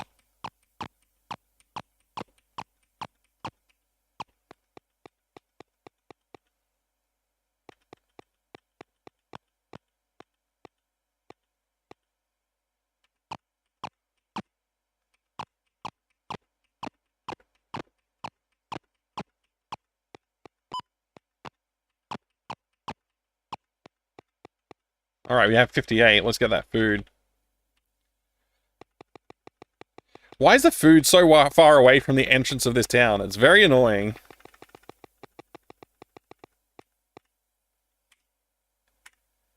Yes.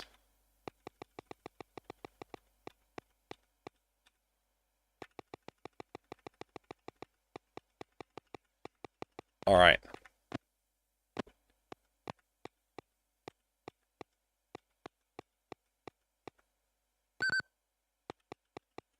I'm gonna explore around here a little bit. I was running away from one of these demons. Now I have to fight it anyway.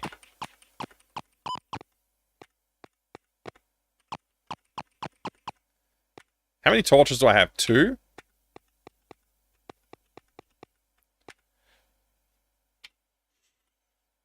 I'm doing it. I don't care, man. If there's not enough torches, then I don't know. I don't know how many moves torches last for either.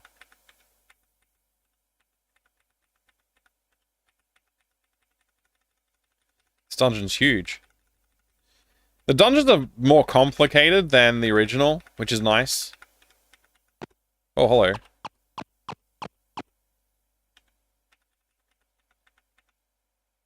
So food is depleting as I go. So is HP, apparently. That guy killed me? Damn it. I'm so sad. How did that guy kill me? I was doing great. I was doing so well. Alright. It's fine. We'll live. We'll live. Ultima time. Ultima time. I mean, damn. Do you have a favorite dungeon crawler? I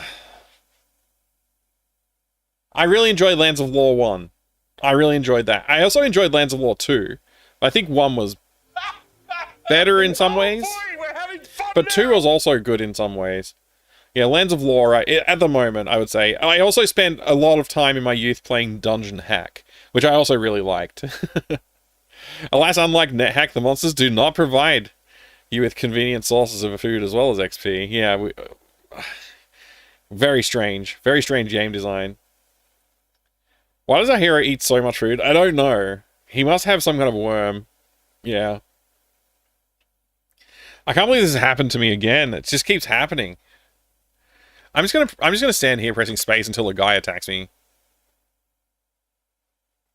As an experiment.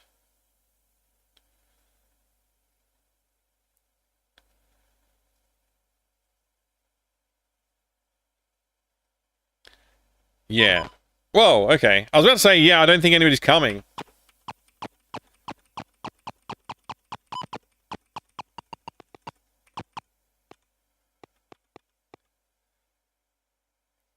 Yeah, do check out Lands of Lore. It's quite fun. It is challenging though, and I would encourage you to use like a guidebook or something like that as you play it. I did not, and it was very, very hard for some parts of it. Like I was very frustrated by it. But I did enjoy the playthrough at the end of the day.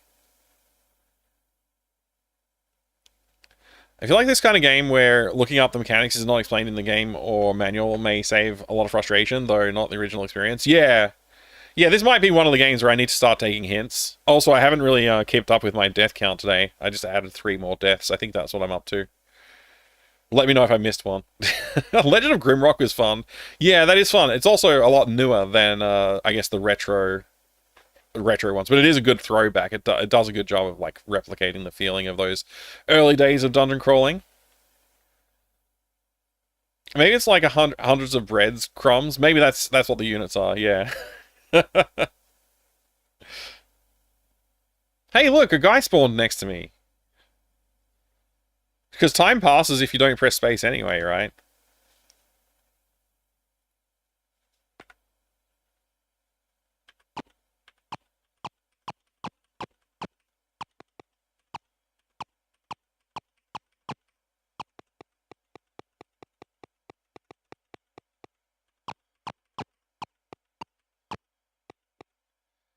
Oh my gosh, that demon looks so cool with his 2 orcs side by side him. There's a freaking huge band of orcs down here.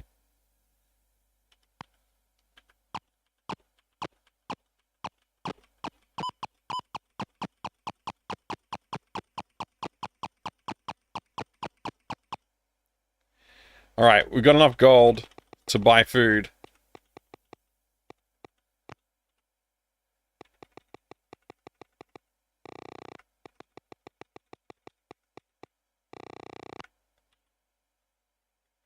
What? Oh, I pressed ready instead of talk. Transact.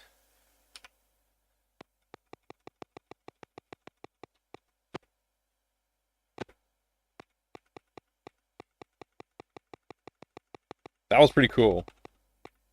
So, like, me just standing around doing nothing pretty much led to the same sort of experiences I've had already so far. So, I don't know if that's a good sign for this game or not. Honestly, I'm not sure.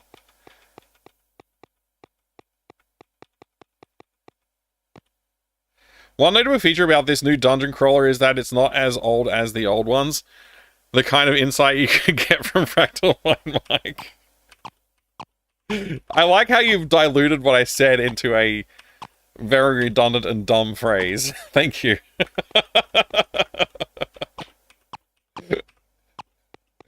Does Daggerfall count? I don't consider Daggerfall a dungeon crawler because it's like definitely got a lot more of the open world RPG mechanics that you would expect from a more modern game design. It does have dungeon crawling as a subset of what it provides, though. Does the Bard's Tale count as a dungeon crawler? I think it might, but it is a little open world as well. I'm not sure. I mean, technically so is Lands of Lore, but I think both Bard's Tale and Lands of Lore probably lend themselves to the dungeon crawler moniker just because they have a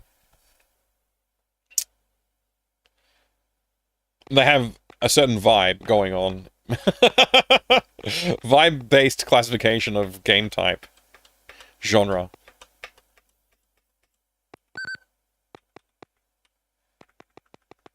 This may be a little premature, but I'm going to go get some Lord British juice. Health, that is. Texas tea. And then I'm going to go hunt some dudes for money, and then I'm going to get more food. And hopefully I don't lose as much health this time around. I'm finding myself, like, wanting to conserve my steps like I'm playing some kind of soccer bond game. Which is, like, that's not supposed to be what you do in an RPG, right?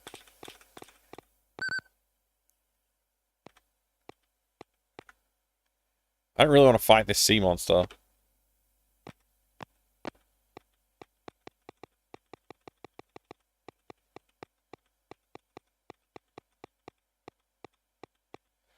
I'm gonna need a lot more gold. Bring your friends. Green Jaws Shark. They're sea monsters. I can't remember if they're called sea serpents. I think they might be called sea serpents. I could check the manual again, but... I wish it would tell me how much damage I'm doing.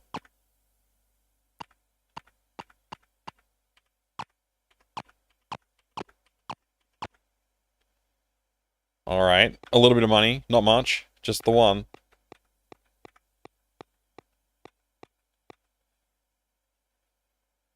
Just realized my mouse was slightly on the edge of the screen there. I don't know if you could see it or not. Need to defrost your fridge? Don't want to. The dilemma of life. Oh man, it's a classic, that one. To do the work that I need to do as a responsible adult, or to screw around and not do that. Oh man, look at this orc. A talkie orky? No. At least he gave me 17 money. That's good. The first game, when you opened up this thing, it would tell you, like, oh, you've got 6 silver and 1 copper, or something like that. I can't remember what the denominations were. But it's like, it made the game so much more confusing.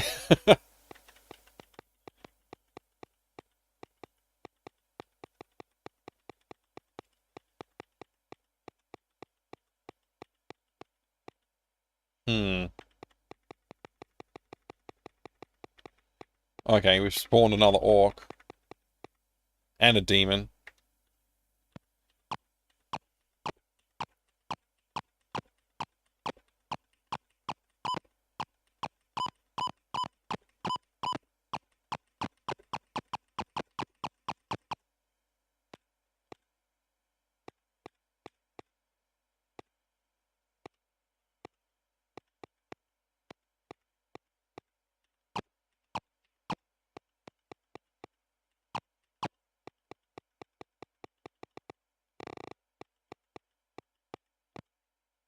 Alright. I think 55's food is enough to make it to the fish and chip shop, although we're already down to 50 already. How does it go down so quickly? It's like it randomly chooses when it should go down or something. I don't understand.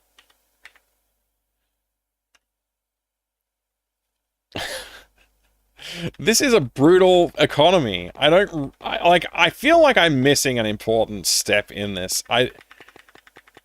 It can't be meant to play like this. I mean, it isn't a game from 1980X, so I guess it could be.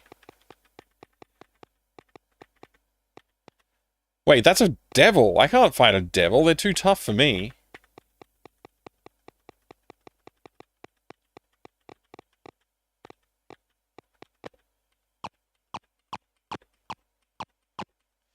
Dusted my partner's PC this morning in a couple hours. I gotta help mum get her shopping home. It's enough adulting for today. Yeah. Yeah, screw the fridge. Just, you've done enough adulting. He'll come back.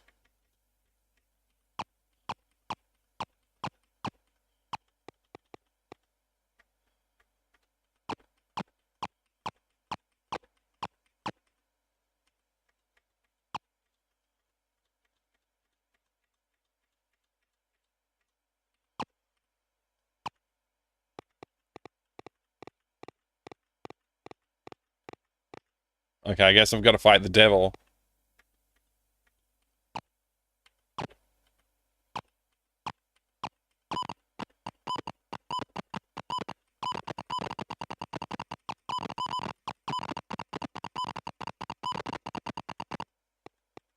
This is not going so well.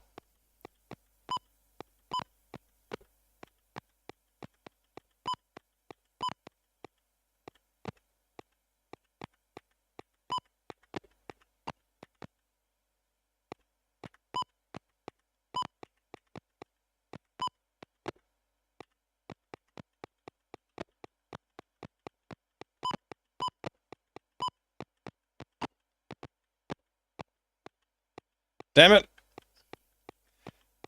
I was hoping the orc would fall in between.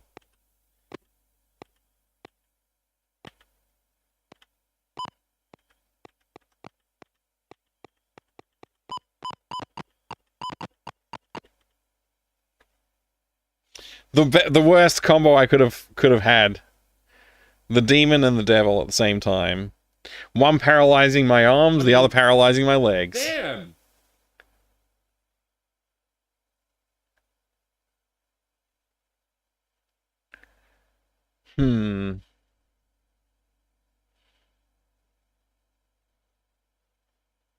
Hey Jay the Ostrich, good to see you. Welcome, welcome on YouTube. Thanks for joining us.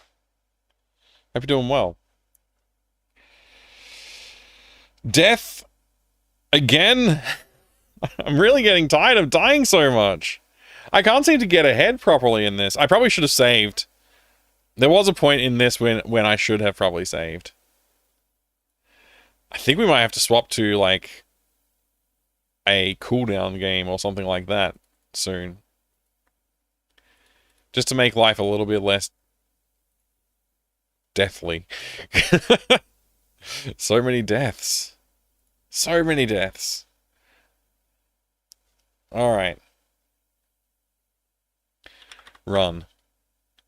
2, 3, 1. Hey, now you're on Twitch as well. Thanks for joining us, Jay. Good to see you.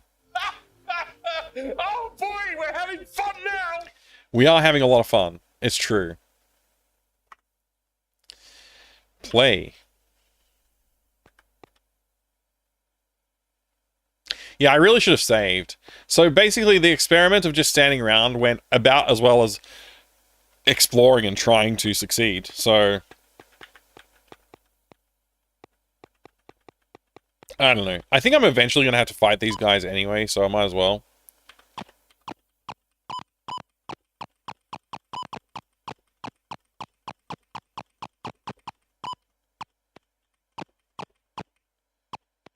Alright.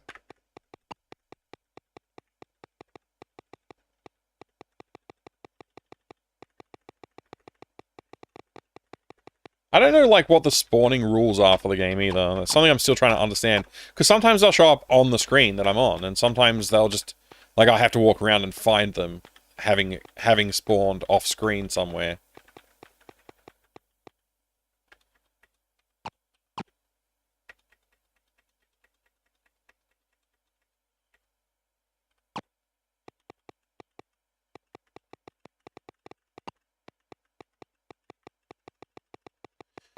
I also don't like the randomized loot table, just doesn't seem to really drop the kind of things you need. I do wonder if, like, torches are something you can buy somewhere, because if that's the case, then, like, I don't know, if you could buy an adventurer kit that came with some food and some torches and stuff, man, that would be so nice. A little bit too modern for this game, I guess. I need one more gold to buy food, which I desperately need. I'm gonna fight this ship for it. I can't believe that worked.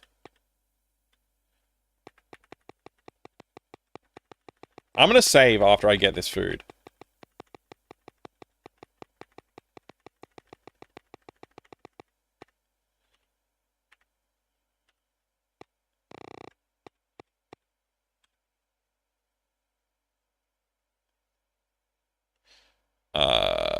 Switch timelines? Wait, what?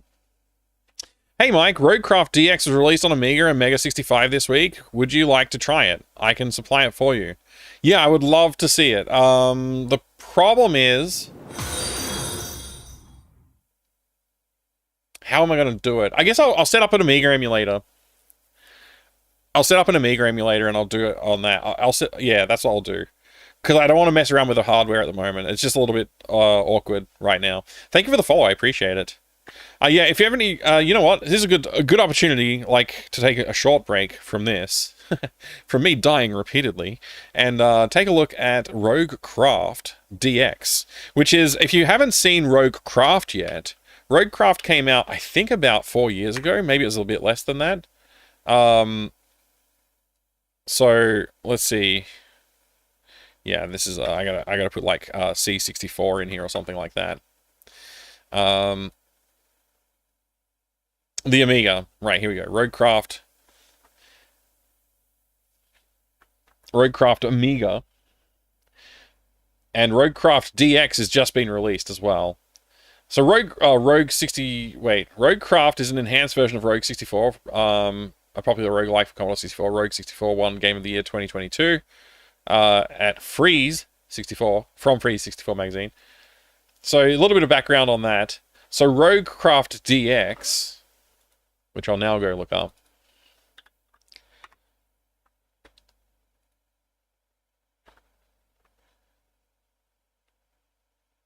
This is Roguecraft DX.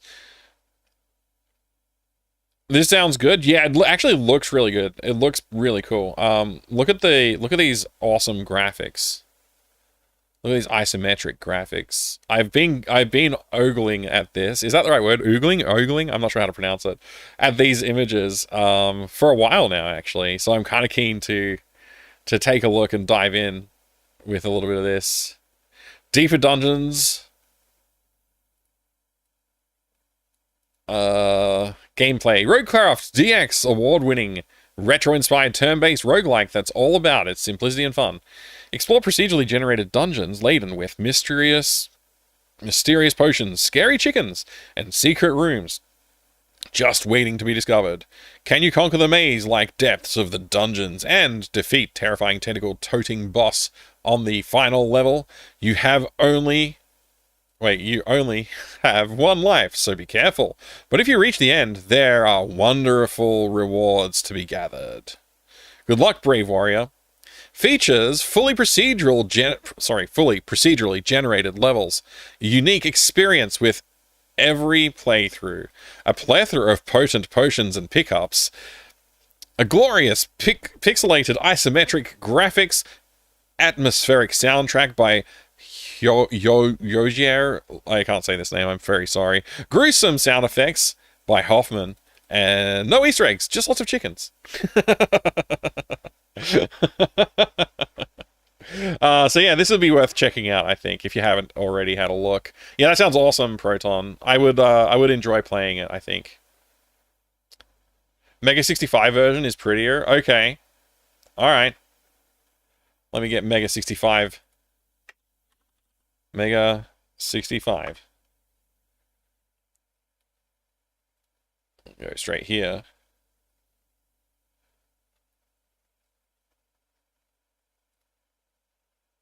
Delicious. The Gauntlet of Pain. Level 7. Don't want to get too spoiled on it. Screenshots are just telling you what's happening. There's no mysteries here. It is available in a big box as well, huh? Sounds pretty good to me. Who knows, maybe one day I'll own one. Thank you, Proton. Mike, check your Discord. I see that you have DM'd me 5 times. Oh, man. There it is. Legendary. Thank you. Oh, you've set me up perfectly. Thank you for that. I will set that up and we'll have to take a little look at it sometime soon. I appreciate it. I might even do a little YouTube video series on it. That could be fun.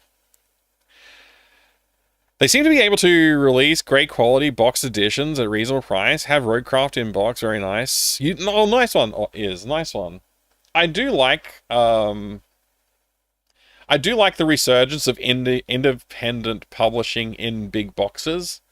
I just wish that there was like more of a market appetite for it, because I prefer it.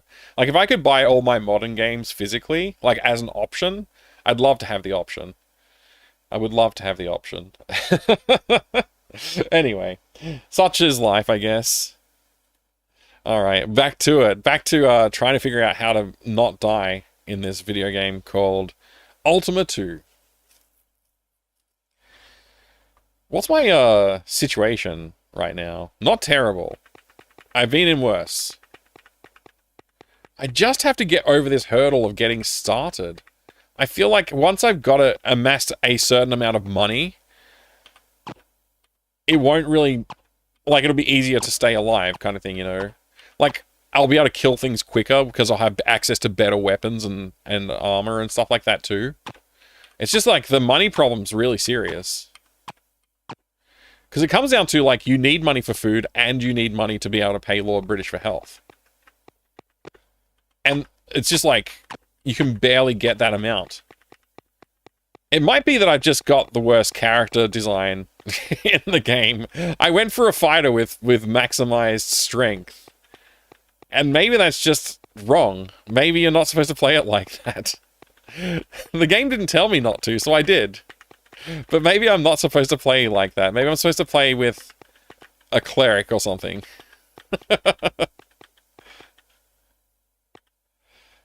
Do they expect you to dungeon crawl more to get loot? If they did, they should give me some bloody torches. I've been struggling to get torches the whole time. Like, you start with 0, and I had 0 for the longest time. I now have 4. I don't know when they got dropped. Maybe this is the way of the game to tell you you shouldn't have done that. Like, yeah, maybe. Maybe I shouldn't have created a character that was centered around being a cool fighter. Maybe I should have been a cool wizard instead. I mean, I'm not even that cool. Like, I've got maximized my strength to make, like, deal as much damage as possible. And I don't hit half the time. More than half the time. I hit rarely. Because I'm a level 0 character. Like, it's just... I don't know. I don't think this game is designed for fighters.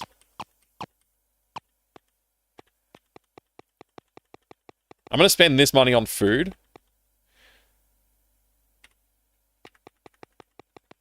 And hopefully I'll get enough money to buy some health soon without losing too much health. I'm actually tempted to just, like, start fighting the people in the town. For money.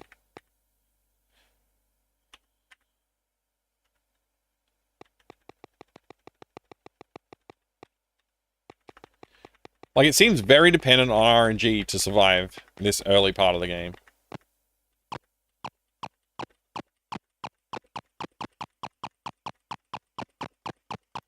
This guy's doing way more damage to me than the last time I fought him. He dropped 5 gold, though, so that's nice.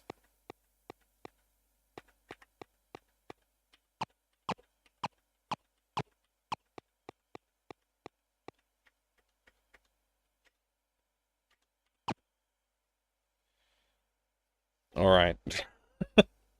I don't know if I should save or not save at this point. Like, it's pretty risky. If I encounter a demon or something, I'm screwed. So, there's that too.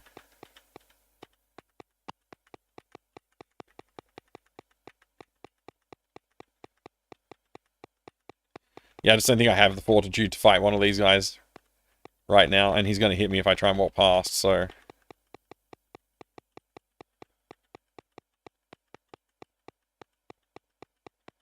Please tell me there's a billion orcs down here that I can easily kill.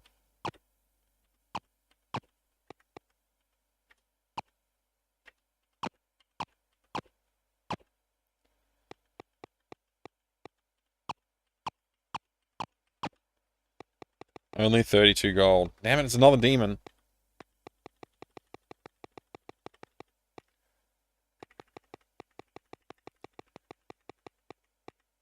They really just want me to not succeed, I think. I mean, I could probably kill this guy.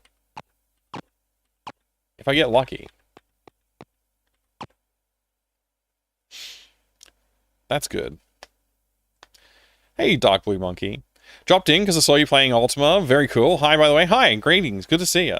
Thanks for joining me. Yeah, Ultima 2. It's my first time playing. Yeah, stealing. The best mechanic in... Yeah, the best game mechanic to suffer.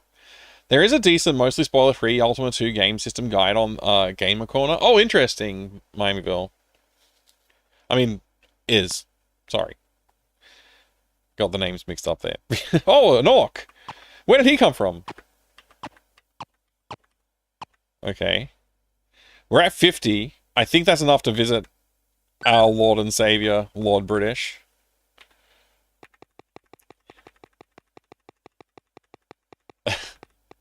The economy really isn't in my favor. Really is not in my favor. I don't understand. It's probably my character build is just wrong. I probably shouldn't have done this. Alright. We appear to be much healthier situation. I'm gonna save as soon as I leave.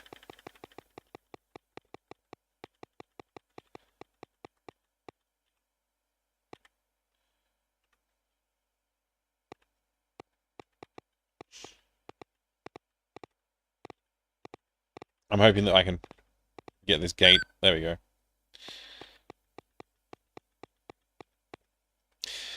It's from an earlier era. Ultima is cut from a different cloth. I love playing it as a child. Oh, nice. Nice. Oh my gosh, there's a devil over there. I'm level 1. Like, I just got to level 1. I have 4 torches. I'm going to enter a dungeon. I got to get a big pile of food, and then I'm going to enter a dungeon. Now that I have torches, it might actually make sense. 131 food is not a lot of food. I really need like 500 or so. I can't really fight these sea serpents either. They're too powerful for me.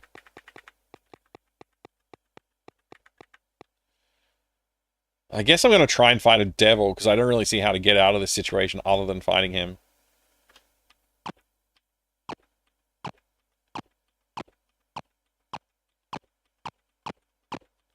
He's going to kill me.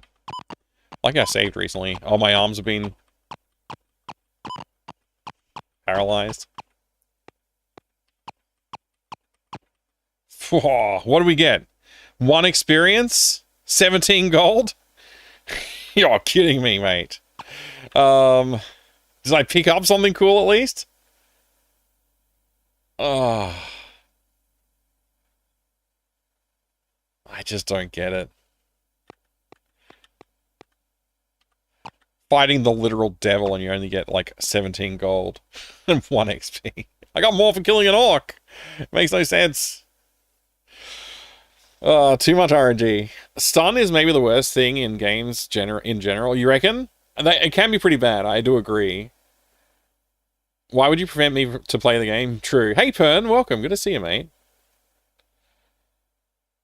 Yeah, Grognak, we leveled up for now, but we'll see. Oh, dying in this game has been pretty much my... That's the main thing I remember from this game. Let me put it that way. What am I going to do? My food's limited, my health is limited. I need both. I've only got 23 gold. I need 52 for food and I need 50 for health. I want to explore a dungeon, but I just don't seem to be able to get there. Like, not physically getting there, but like, yeah, I don't have the attributes to make it worthwhile.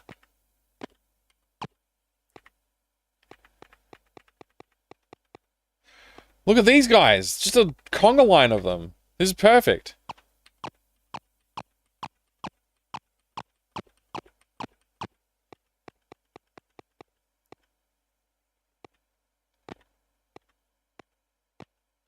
Uh-oh.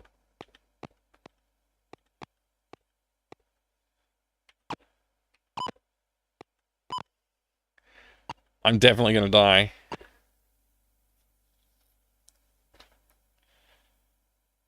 I had 67 gold. I could have made it to healing if I was, like, able to just escape these two. We were close that time. Luckily, I saved recently, so we don't have to, like, completely go back too far. But, man, this is getting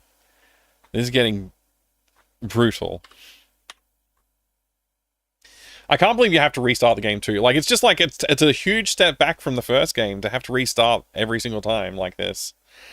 But, you know, I'm not going to complain about it too much anymore. It is just, like, I will comment on it, I guess. I'm less upset about it now. I'm getting used to it. But it's just frustrating. Like, you know, we could have had something better because it was already in the first game.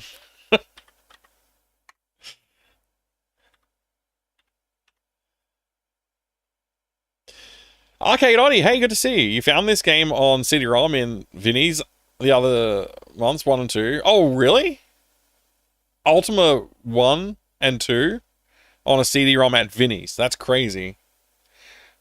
Was it with other games as well? It feels like it must be. Like, I can't imagine releasing just Ultima 1 and 2 on a CD-ROM.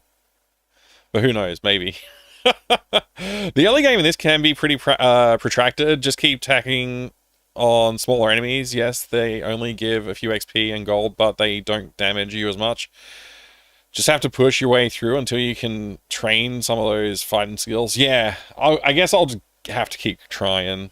Did I just press O? Oh, well, at least O doesn't do anything. So yeah, we're back in this situation again, I guess. Why can I not move? Oh, I'm not who I thought I was, is the problem. I thought I was the guy in the pink shirt. Alright. Yeah, okay, straight away, devil time. I just can't deal with the devil. Maybe if I was in Georgia and I had a fiddle, I'd be able to do it, but not like this.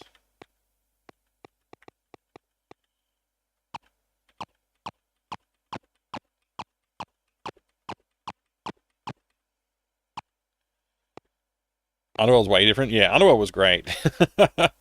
Underworld 1 and 2 might be different versions. Yeah, actually, quite different, but also very fun. Okay, I only have 13 golds. Is there any way I can get that demon to disappear? The devil? I just can't get to the gate, is the problem, right? So running away is impossible.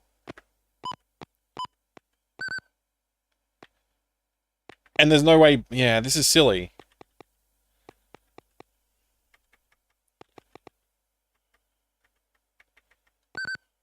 Yeah, I gotta fight him.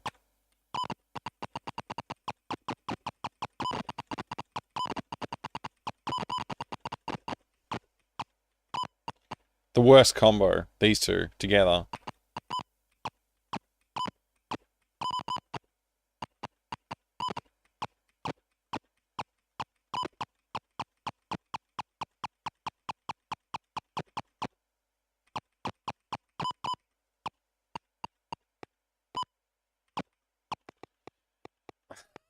After all that, I just have 33 gold.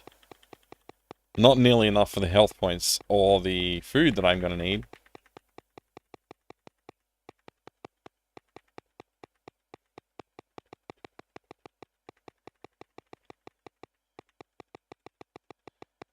Well, that's annoying. Gonna have to reload again.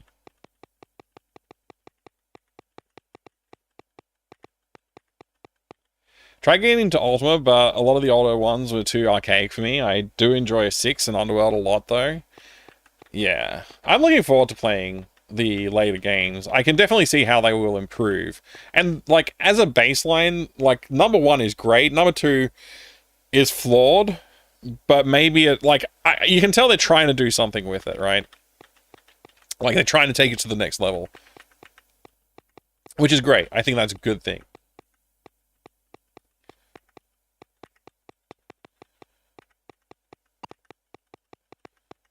I really just wish I had, like, I don't know, 27 more gold. So I could go, oh, actually, 100 gold would be great.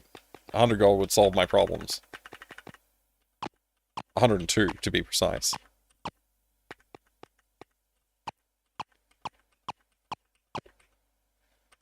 So close. Oh boy, we're having fun now!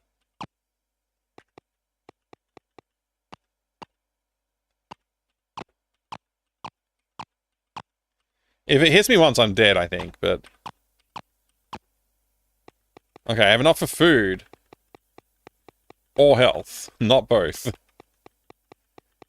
And in fact, I think I'm gonna die before I get there. I'm definitely gonna die before I get there. I'll go for the health.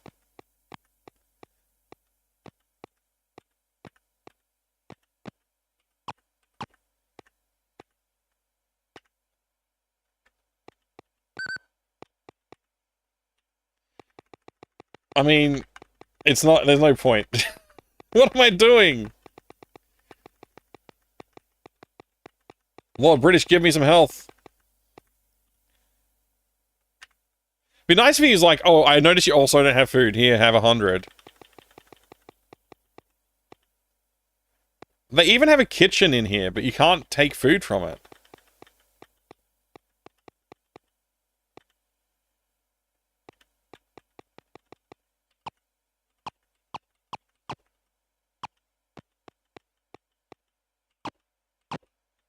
Oh, the guards are tough. Okay. Alright.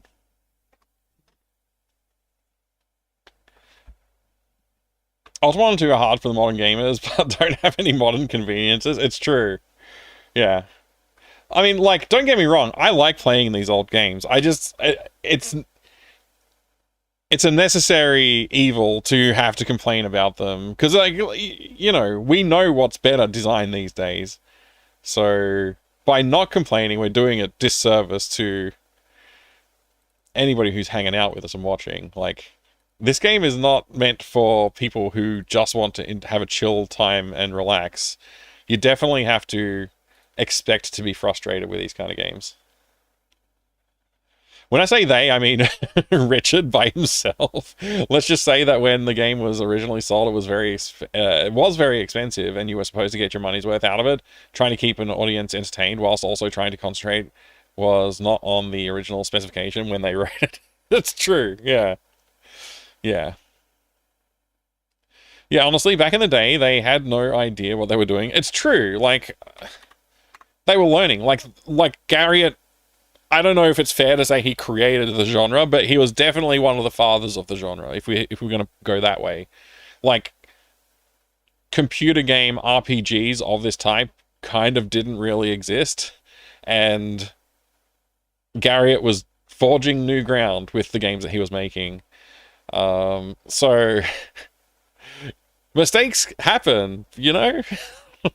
The fact that there is an Ultima series of games mean that, like, he didn't make massive missteps in so bad that everybody at the time thought the game sucked. Like, people were expecting to play games and have frustrations and difficulties and figure things out. So yeah, that's definitely true. All of that is definitely true.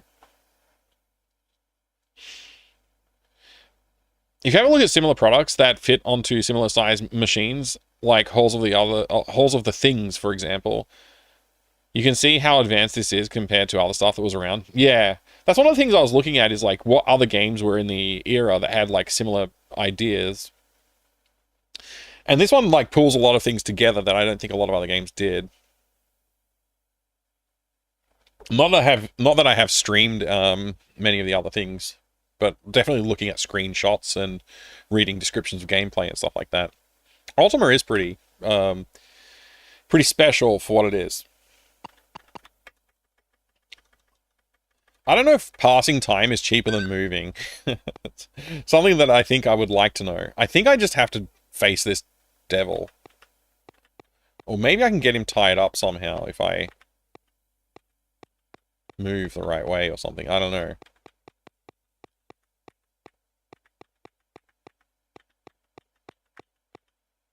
Maybe I can get him stuck in this corner so he won't be able to get near me anymore.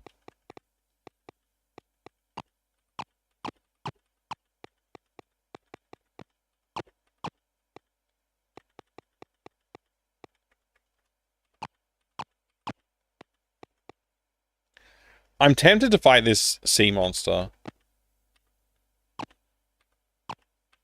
Because the RNG works both ways, so it might not do much damage.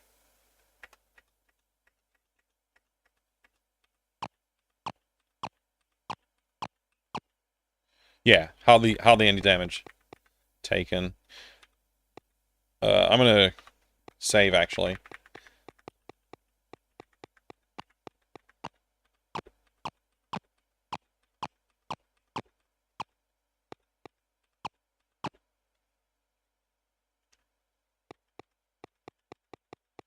Yeah, that devil being stuck down there is pretty helpful. Oh, hello.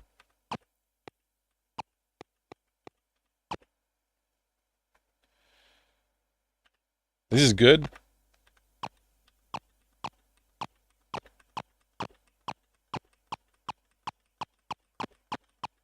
Alright. Yeah, I think having that devil stuck off in the corner there is helping me survive a lot better. It is one of those OG RPGs, Games Addict. To be fair, the people this was made for didn't mind reading through 6cm thick tabletop rulebooks. Oh yeah, absolutely. I mean, I was playing it up a bit when I'm like, oh, I don't want to read all this, right? Like, I don't want to read it all on stream, but I happily read it. If I'm in the right mood, you know I've done it before. I'll sit here and read hours worth of content. But sometimes I just want to play the game. It goes well, Archaeos. Hopefully you're going well. One reason why I personally enjoy PS1 era 3D was new thing, and every genre tried to crack it. True, that sort of era, yeah, that entering to the 3D era, real-time 3D. Weird combinations of things. It's true, yeah. That guy had a fat personally. Was it 17 gold? I've forgotten already, but yeah, we're loaded, so I'm gonna go get some food. I shouldn't stand around. I gotta remember to open the stats screen, because if you stand around, it does pass time and eventually eat food.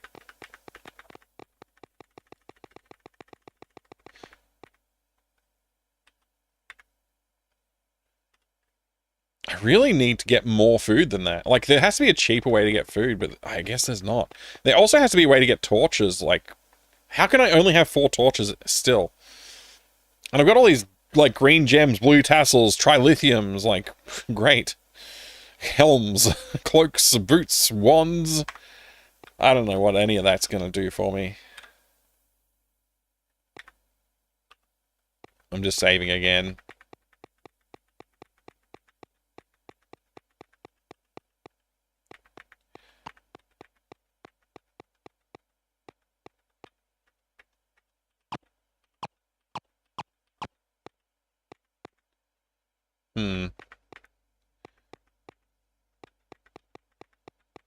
I don't want to travel too far in the direction that would release the devil, because I don't want to deal with the devil.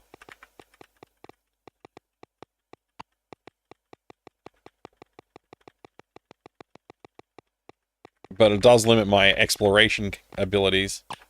Let's hope for a big pile of gold from this guy too. Oh well.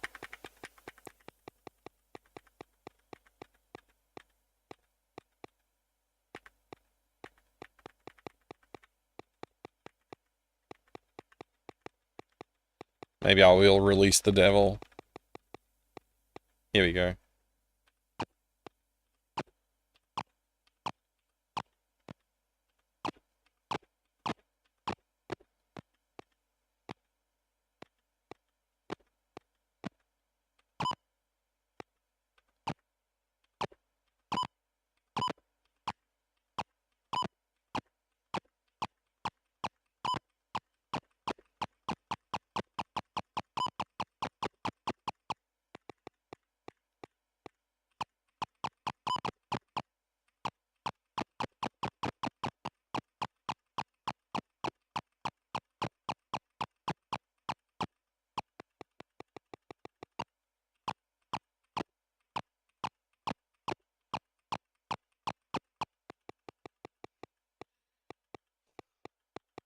This situation is drastic.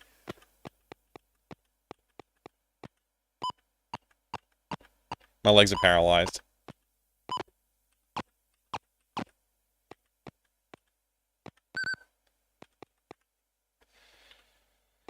Ah. The health situation is just so spooky. Like, I'm holding my breath. Alright, let's go. This could be good. We might be finding our way to happiness. I could blow more money on health and then just hope that I get enough to buy more food in the next round. Alright, 600 health's not bad. 122, 121, 120, 119. Starting to regret my decision. 117, 116, 115. 114, 113. Oh my gosh, and then I've got to wait for the gate to spawn.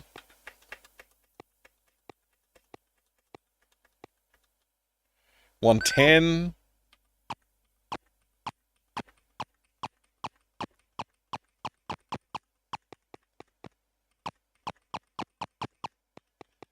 Okay, we needed the money.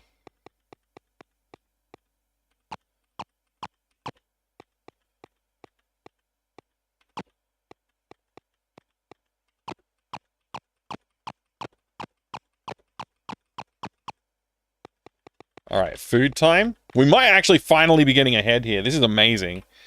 I'm ecstatic. Like, not ahead, but like, our health situation is going to hold up a bit longer, hopefully. And now our food situation, we just need to sort that out. And then we can enter a dungeon. It's finally happening. I think we might be there.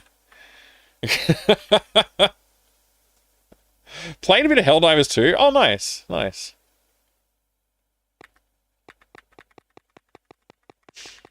I haven't played any Helldivers before. I heard so much about it and just never did it. It's hard to find the time to play those kind of games when I'm like streaming retro games so frequently. Oh wow, look at this guy. We got another one. Good, good. Bit more money. It's all about that food.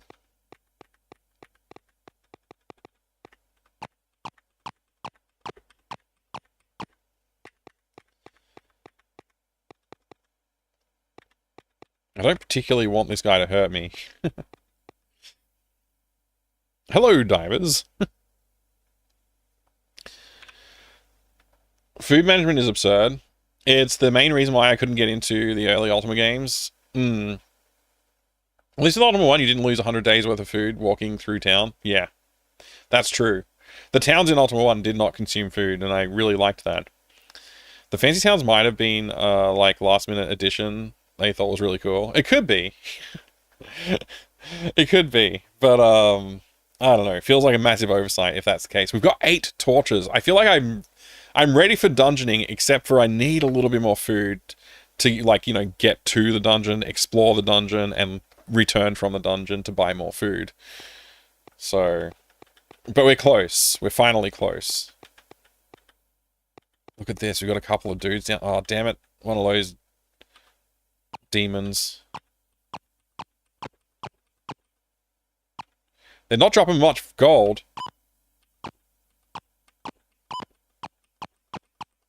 Okay.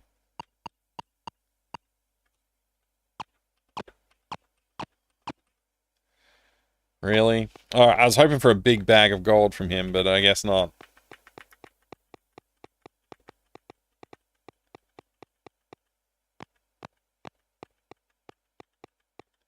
Feel like we got off pretty lightly with that guy. The sea monster. I didn't mean to go through the gate. Well, I guess I'm here now. That's kind of annoying, actually.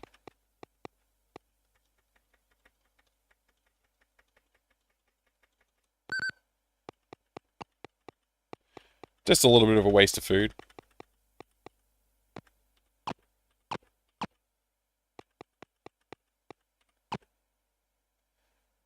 Alright, I'll take it.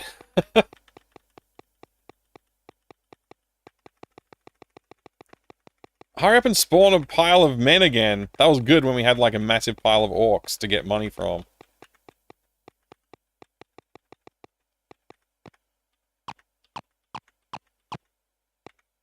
Alright, that's enough gold for some more food. We're always just like running out of food by the time we get there though.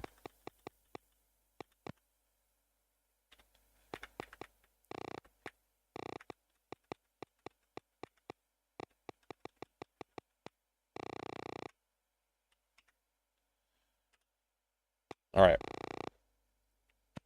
200 food.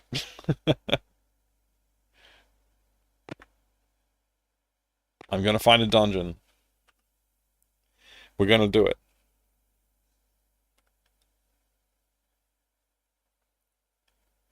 Remember when this was an adventure and not about avoiding starvation and death? Ultima! Yeah!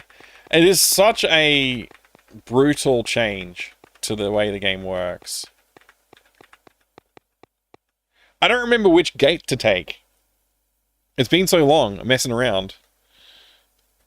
It looks like this gate would take me to one of, like, the hell zones, so I'm not going to go through it.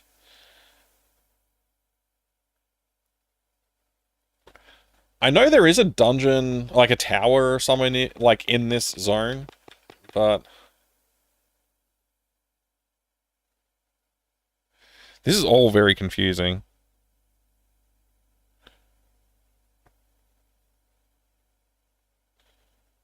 I don't really, Hmm.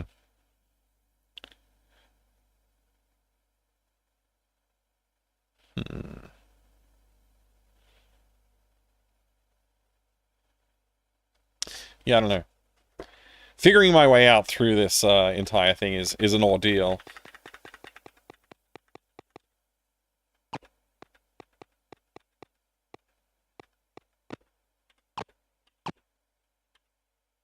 Eight torches.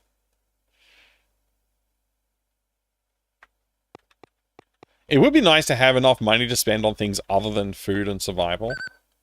Ah, I went through the wrong gate. I don't think I can take this guy on. He's a bit tough.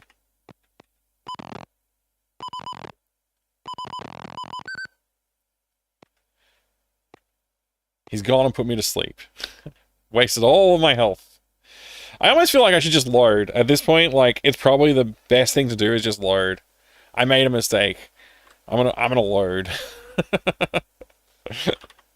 I'm gonna do it. I just, like, you know, that was a mistake. I shouldn't have gone that way. I'll try and remember not to go through that particular gate in the future. Getting put to sleep and, like, waste all the cycles of the turns and stuff like that, it's pretty brutal. Pretty brutal. Loading my game is cheating now? Man. People give me a hard time because I don't load enough, and the one time I choose to, I get called out for it.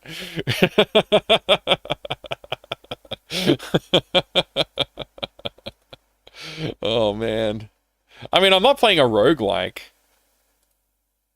I mean, maybe I am. Maybe Ultima 2 is kind of a roguelike. I don't know. Maybe. Alright. So don't go that way, is the lesson I just learnt. Which means maybe it is this gate that I want to go through. I thought I wanted to avoid this one, but no. Oh, yeah, this one has access to a dungeon. This'll work. Ultima 3 Exodus on the NES. This game cheats is only fair. I agree with you, Refraction.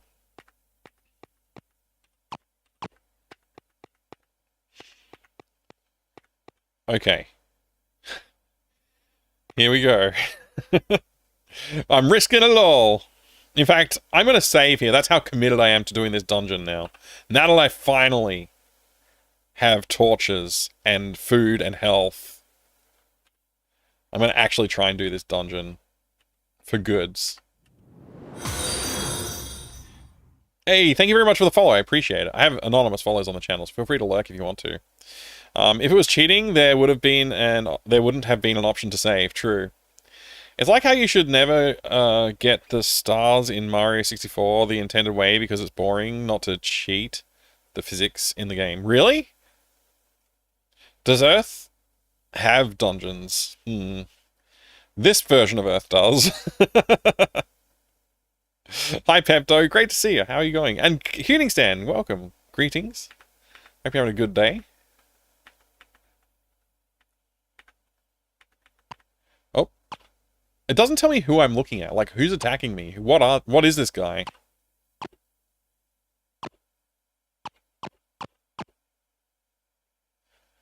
$15 gold and 4 XP. I don't know.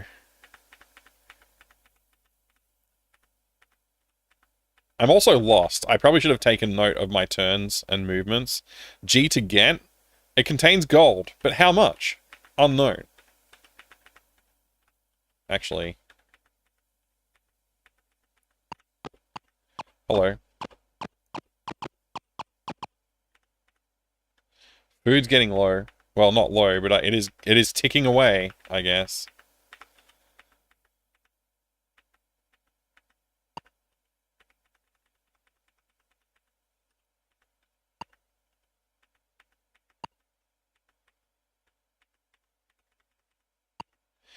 Food does seem to deplete a lot slower. Is that an enemy?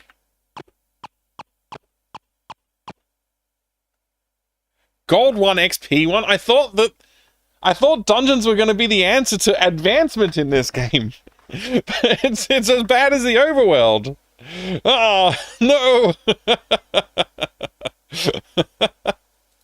I can't believe it. Mike, have you gotten any of the Interplay Lord of the Rings games? I have some, like, CD loose copies. I've been looking to buy some boxes and stuff in the past, but I haven't really found any that were a good enough deal that I felt like, yeah, that's the one I want. Oh, I'll keep waiting. Eventually it'll happen. Yeah, pretty sure it's just loose CD copies and stuff like that I have lying around in the collection somewhere. 3 gold and 1 XP.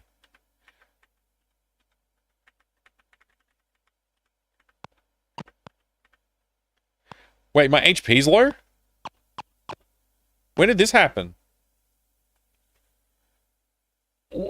I can't differentiate the enemies. They all just seem like generic enemies. But, like, I had so much health when I came in here. Damn. Like, what happened? I barely made a dent in, like, you know, progression. Oh well, at least we saved. I just gotta increment that death count one more time and run it again. Oh man. It's so I might actually look up a guide for this at some point, just so that I can see, like, what did I get wrong? Because I am just, like, playing it the way I would have played it, and, like, I'm exploring and trying to think about, like, how could I do a little bit better this time, and stuff like that, but it's really tough. Like, I just think there is just a real skill gate or advancement gate with a lot of RNG involved. It may be that there's like a better place to go and level up and get food and stuff, but these are the two places I found that I can get to Lord British easily and I can get to food easily. So those are the two requirements for advancement, right? Yeah. That Enchantress curse really has legs, huh? Yeah, it sure does. I assume the Enchantress is why everything is so brutal. Oh boy, we're having fun now! Or maybe Earth just sucks. I mean, maybe Earth does just suck. It's possible. Glad to hear you're doing okay, Pepto. Great to hear it. Your partner and you celebrated 1 year? Congrats! That's also news. Well, that's a great milestone. Congratulations to both of you, and I hope hope you did something fun to celebrate. Greetimus, Atari Beerpong. Great to see you, my friend. I hope you're doing well today. I am, I'm struggling, though. I'll be honest with you. Atari Beerpong, I am struggling. This game, it's teaching me lessons that I never knew that I need to learn. And honestly, I'm not sure that I did need to learn those lessons, but I'm learning them anyway. Oh, man. Let's get back in there and enter the dungeon again. 500 health. I went in with 500 health. And I still got murderized. And it's unknown what the enemy is. Like, they all just look the same, and it doesn't tell me who I'm fighting. So, Mike didn't see my question. I'm sorry. I'm sorry. I guess I gotta scroll the chat. You didn't post a question. Follow age? Oh, probably a silly question that I see it now. Probably a silly question that I should already know the answer to, but have you played Earthbound? Okay, I'll be honest, I have played it a tiny bit. I wanted to see what all the fuss was about. I haven't played a lot of it, though. So I maybe didn't see what the fuss is about yet. So yeah, I'll keep on, I'll play it again sometime. I'll give it a proper shot sometime, and yeah, I don't know. I do have, I find for streaming at the least, I bounce off JRPGs fairly heavily because they are super grindy, like this apparently is. I do like them though. Like I loved Chrono Trigger and Final Fantasy and stuff like that. Like, you know, I played a bunch of them, but yeah, they just take so much like repetition, like this. They don't make great streaming companions sometimes. But yeah, I don't know. Earthbound is pretty interesting. Maybe I should give that one a shot sometime on the stream. Last guy was hitting me for 80 plus damage. I wonder if it's RNG or if, like, just maybe the sprite doesn't represent the enemy. Because it just looks like a generic bad guy. Like, they all look exactly the same. So, like, a bat or a rat or a Balron would all look the same, maybe. I don't know. He'll probably give you 1 experience and 4 gold. Yeah, exactly. If I killed that guy, I would have gotten, like, a gold and an XP. I found a great soundtrack. It does, yeah, the music was pretty cool. Game is like, you will learn the next level with years of your life. Yeah, I'll earn, not learn. Yes, that's the game.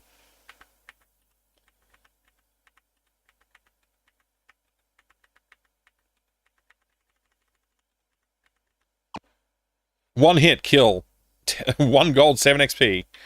I'm still level 1.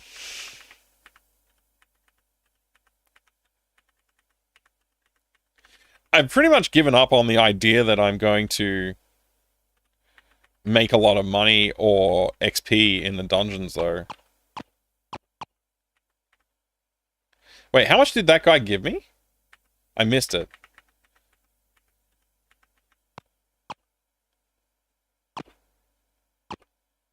$17 gold and 2 XP. It's like hardly anything, and they're hitting so hard.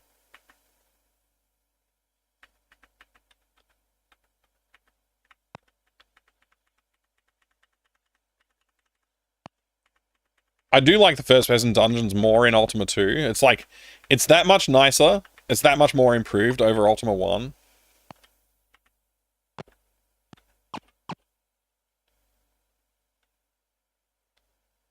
I really feel like I'm taking way more damage in this game. So I'm supposed to climb down this one to take me to the next level, but I kind of want to leave.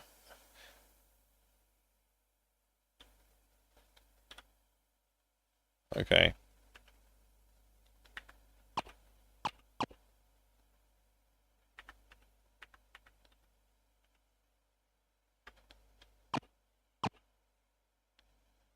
Hmm.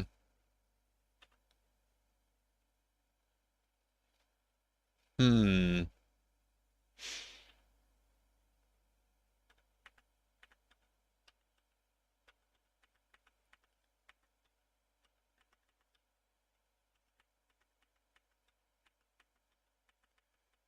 I'm feeling quite nervous.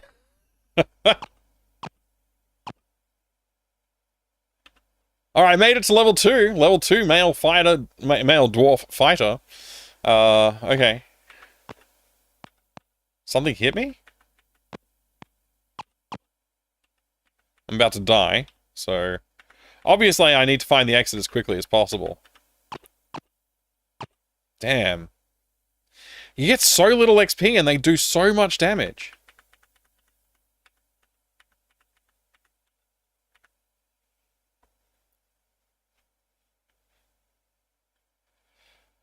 Don't want to confuse Balron with Balrog. That would be just plain Balrong. Yeah. I mean, they're not based on each other or anything either, are they, right? Really? You're gonna turn my lights off right now?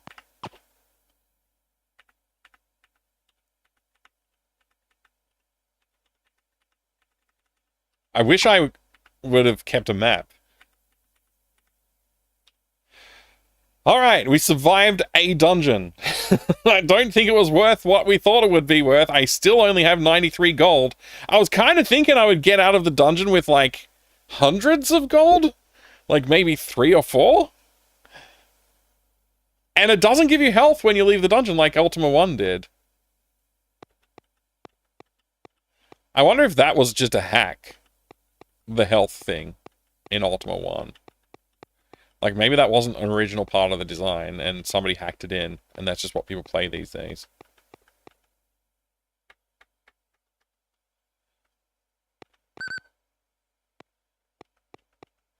Because right now, I have enough to, like, buy food or health, and not both. And I kind of need both. I don't know, let's see. We'll make it to Lord British before we die, anyway. Also, I want to kill a dude in town and leave town and then go back into town and see if it resets and everything's fine. Because that might be a way to farm some money. Is like wait on the outskirts of town, kill a dude, leave, come back, do it again.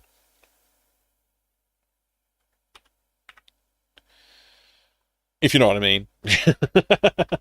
Small victories, like the smallest of victories. Yeah, it really was a small victory. It's funny you mentioned JRPGs in this game. Most early JRPGs were influenced by some combination of Wizardry and Ultima. Yeah, it's not surprising to hear that, honestly.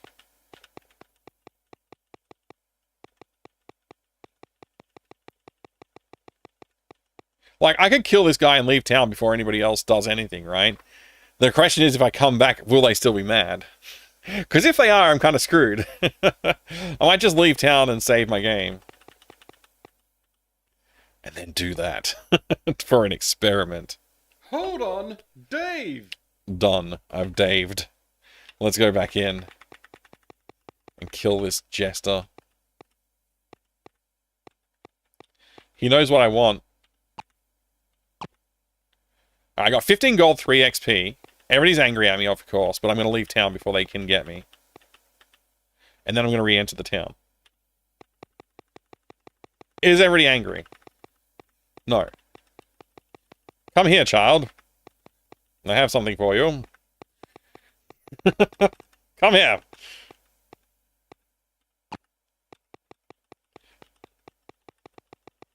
Bye! Oh, my food.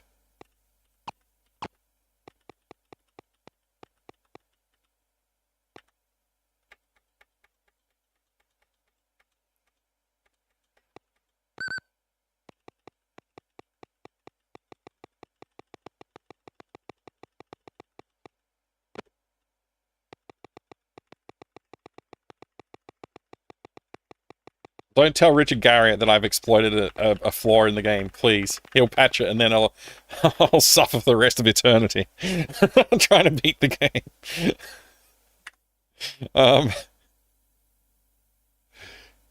Yeah, of course I want a food. That's why I came here.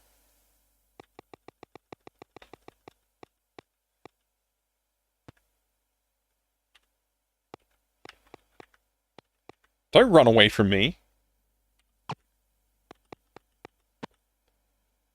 I better kill these things.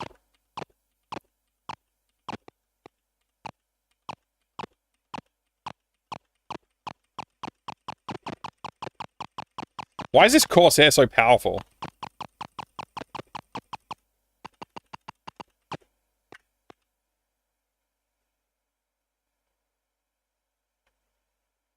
Just need a little bit more gold.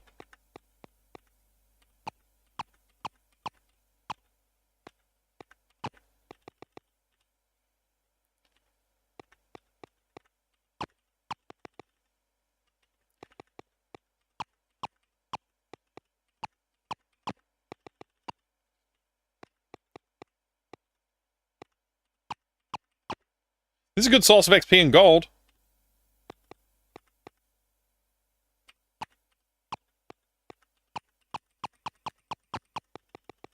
Oh, he almost got me too. Alright. Now I'm wondering, what's the longest amount of time between a game's release and official patch from the devs? That's a good question, I don't know. I know you... Oh, wow. Refraction has an answer. Diablo 2 had some patches in the mid-2010s, if that counts. I mean, it counts. I don't know what the longest, but yeah. Now I'm wondering what... right, I read that. Ultima 2 explained badly. RPG where you're rewarded for murdering innocent people. Yeah, actually, it's true. I mean, it seems to be the case. This is working for me way better than actually trying to play the game as intended. I can't believe this is the solution that I've come up with for my problem of, like... Why am I trying to press E? I'm like, why is the guy not attacking him? There we go. This is, like, far more successful at getting what I need. Crime does pay, I guess.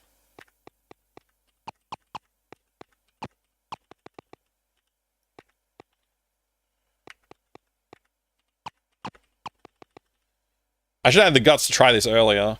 This is so much more successful. Look at all that gold I've got.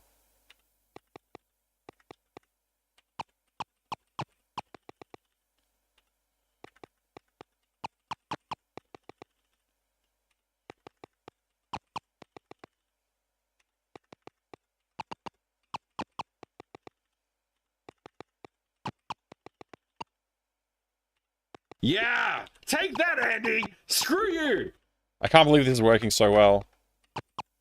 Like, this is doing better than the dungeon did for me.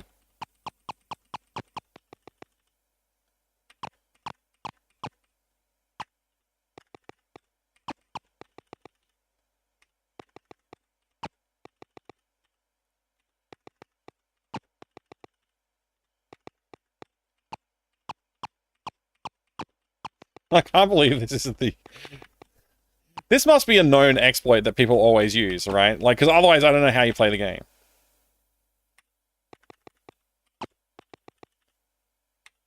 How tough are the guards? Vary. They killed me, like, almost instantly when I experimentally killed someone earlier.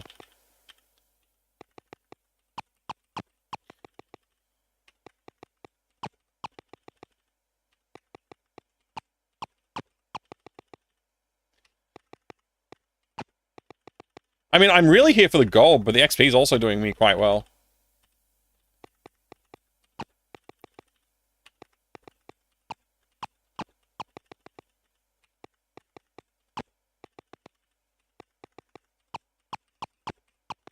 Hold on! Save! Good call. Might as well, just in case. Alright, I'm gonna keep doing this for a little bit longer. What's the wrong button? I'm pressing Q.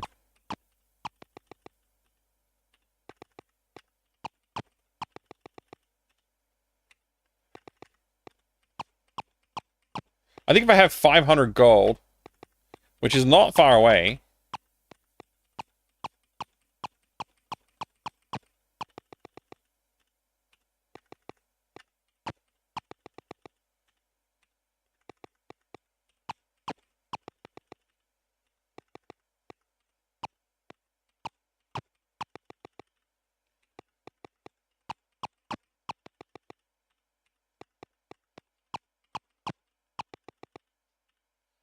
Alright. Nobody's angry at me. Everything's fine.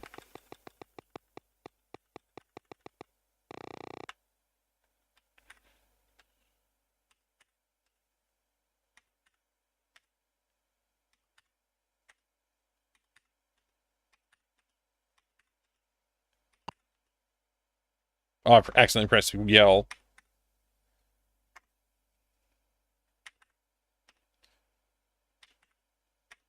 Alright, nearly 1,000 food. I'm gonna have to grind up again, because I want to get health again. So, if that's 50 a piece. 50 for 300. 50 for 300. So,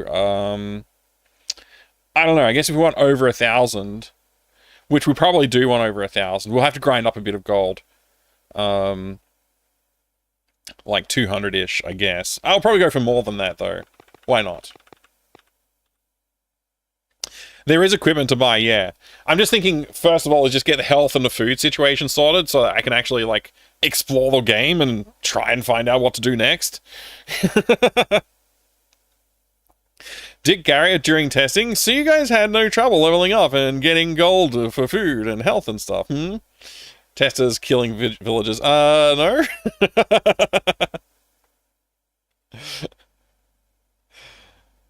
Does he go by... Does he... I'm sure he goes by Richard and not Dick, though, right? Should focus on your civilian killing efficiency. I mean, it's working for me.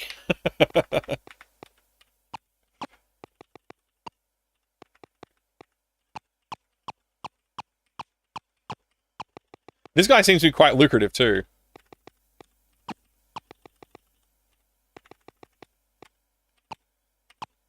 I actually leveled up fighting this guy. Yeah, that guy just took almost all my health. Holy crap. Did you see that? Took like 140 health or something like that. I don't remember what I had. I was like 200 and something. Well, good thing I'm here to get money.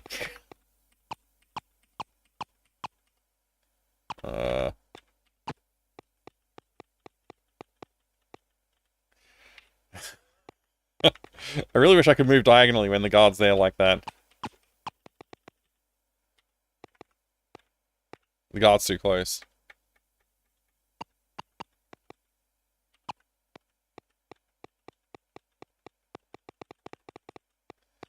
I'll just leave town and come back. Just enough distance from the edge of town.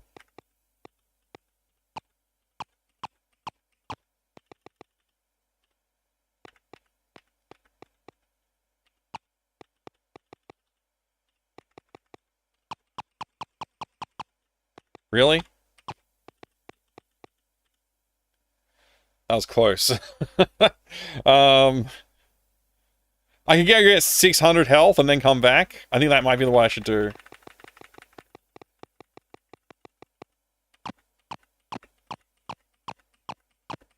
Are you kidding me?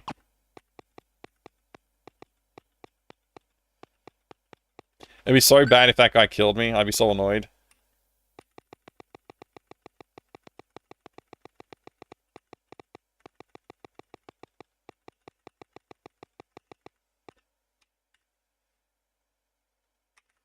Alright, I'll be back for more health later. I can't believe my most successful strategy in this entire game is to not play it the way you would be expected to play an RPG, but to play it like somebody who's just exploiting the game. Saved by magical boots? Holy crap, look at all the items I've been picking up with a... I've got, like, torches and tools and skull keys... Green gems, brass buttons, blue tassels, strange coins, green idols, trilithiums, red gems, anks, just plain old gems, helms, cloaks, boots, staffs, wands. I got everything.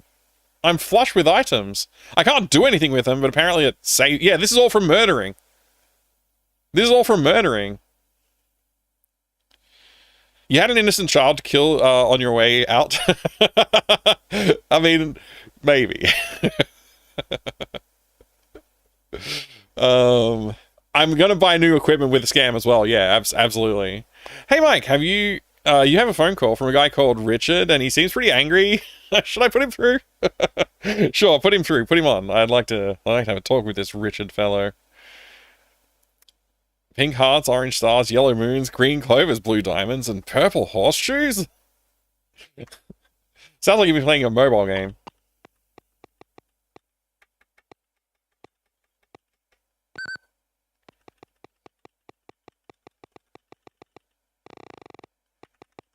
Alright.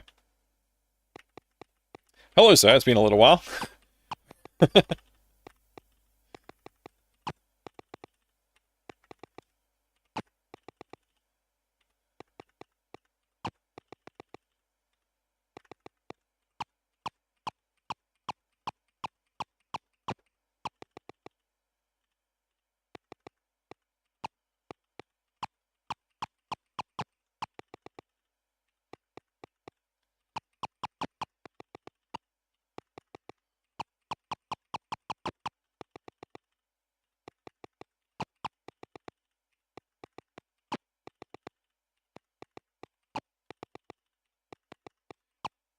I wonder if childhood me would have discovered this sooner, because he wouldn't have had the urge to try and find the correct path, and more would have just been like, I'm gonna kill these guys and make a lot of money because it's easy. Which is what I'm doing now, of course, but child me, I think, was a little bit more interested in finding ways to exploit games than try and figure out what the intention behind the game was.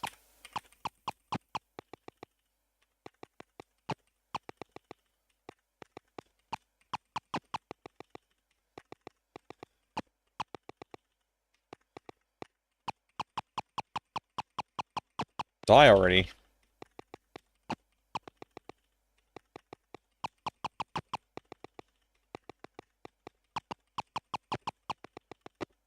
Oh.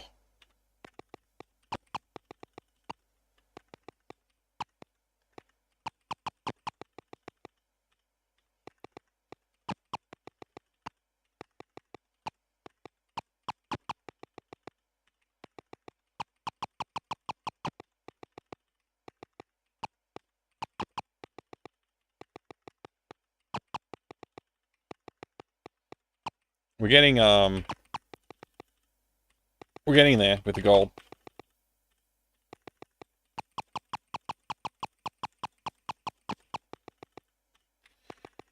I'll have to go and check what the armor and weapons costs are in this game.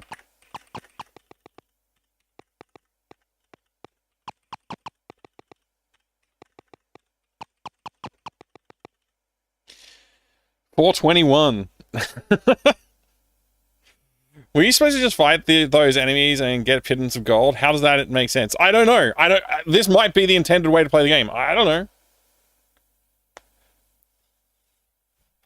I'm pretty sure this can safely be concluded as unintentional. The entire game is probably unintentional. It was considered by... it was created by typing random pokes and peaks. Poor Garriott. I don't know if he would agree with that.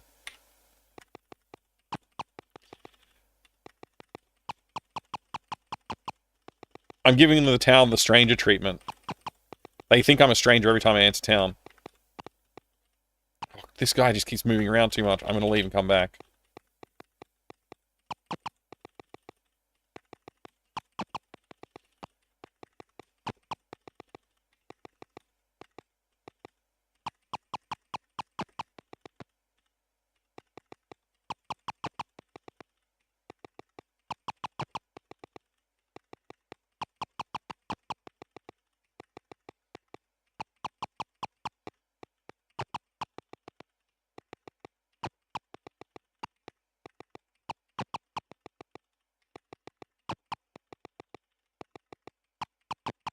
It's a reliable source of enemies. Like, I don't understand, like, why the overworld sucks for enemies and the dungeons suck for productivity when you could just do this. It's reliable.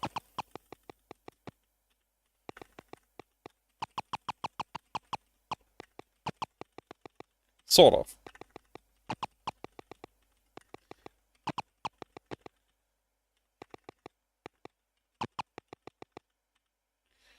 Alright, 600 healths. I mean, golds, not healths.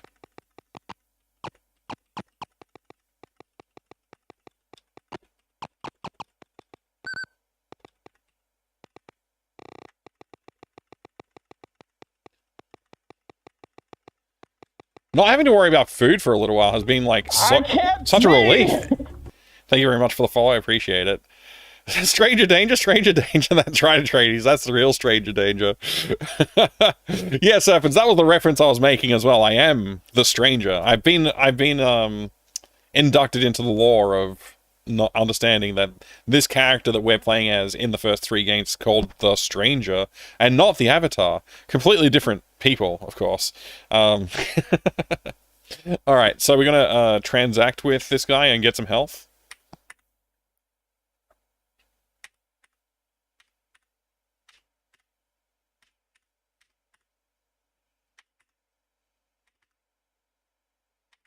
Why not? We're gonna have to go and grind a little bit more gold out of that town, but hey.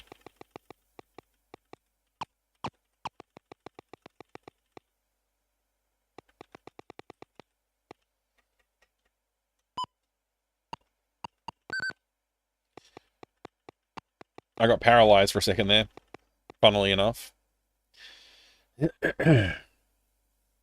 Why work hard when murder does the job? Exactly. I like that summary. Good thing we're not the Avatar yet and have to be all virtuous instead of killing innocents for fun and profit. I mean, I'm not even going to call this fun anymore. This is just an exploit that's necessary to be able to explore the game. So we're going to go looking for weapons and armor soon. I guess now we could explore this town at our leisure, because we have enough gold, health, and food to not expire by accident. So we can buy spells, which we can't use. There's a Legester up there. There's a Wizardry there. What's over here? Nothing? There's nothing here. Right up here. Okay, a jail.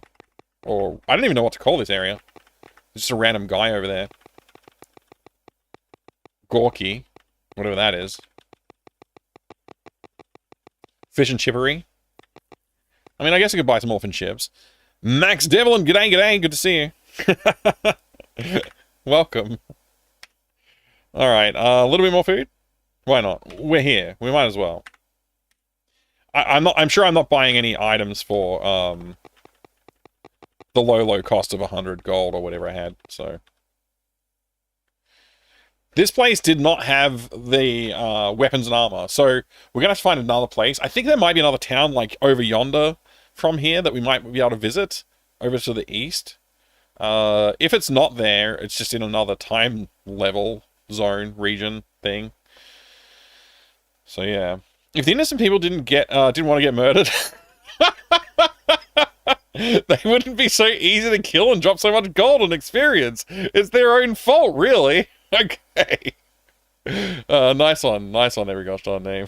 Hey, Ubergold, good to see you. You missed the food exploit. How does it work? Well, let me demonstrate. I go in here and I see this young gentleman and I say to him, please die and give me all your food and, I mean, all of your money and experience, and I will then repeatedly do that. Until I have enough money to go buy food. At which point I'll go buy food.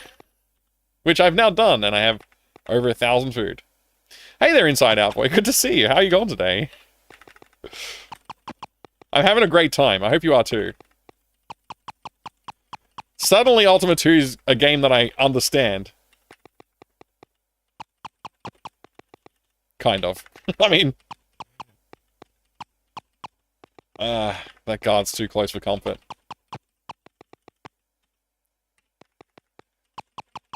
Not that my 3,000 health wouldn't stand up to him, but, you know.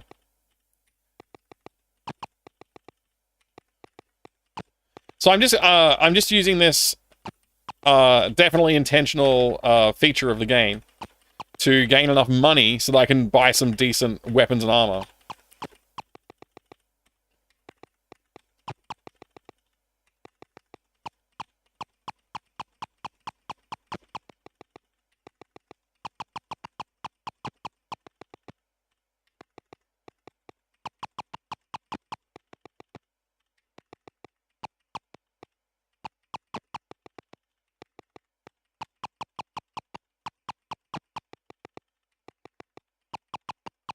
We're nearly there. I mean, we're not actually nearly there.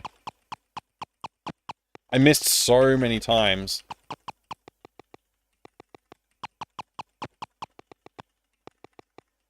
It takes so long to find an enemy in the overworld that this is just like the only reliable way to actually get ahead of the curve.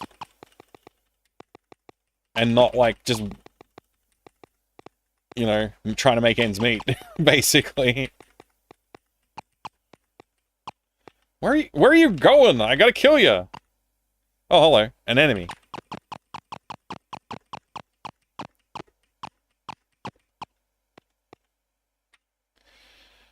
What level am I now? Well, level 5, I assume. Yeah, 500 XPs. Level 5. We've gotten all of our levels, practically, at this point. Well, most of our levels. 3/5 of our levels have been gained from killing innocents. Hey, Exazeranatan, good to see you. And Jadalers. Is your game going to have riveting action like this? My game, it's not focused on the action. Inside Out, I'm good. I'm good. I hope you are as well. It's actually very cleverly and directly presented criticism of the impossibility of becoming wealthy and powerful without abusing common people. Yeah, it's commentary on that in modern society. One does not gain wealth and power without exploitation of others.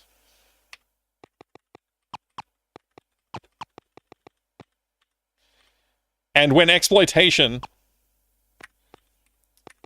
becomes second nature, what is the cost of life? Except the value in the pocket of the one you kill.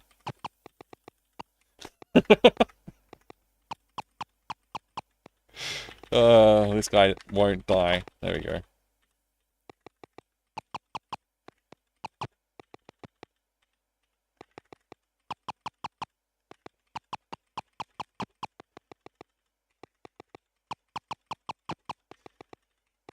I think I'm going to need like several thousand gold, and I would love to not play this way, but it's the fastest way to get gold in the game. Like, the most reliable and fast way to gain wealth in the game is to do this.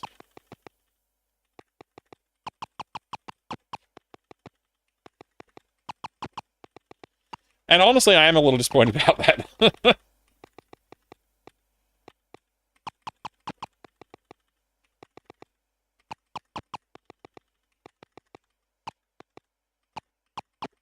Like in Morrowind, the most effective way of gaining gold is thievery. So I don't know. Maybe games just teach poor morals. I don't know. The virtues of Ultima 2. Kill thy neighbor. Suckers.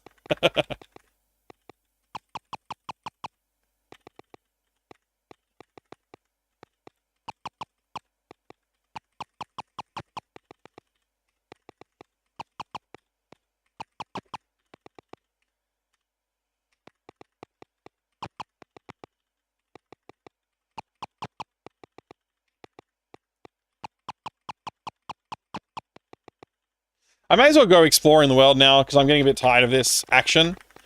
And, we'll find a way to get to another town that will sell us items and goods. Like, maybe this one here, actually.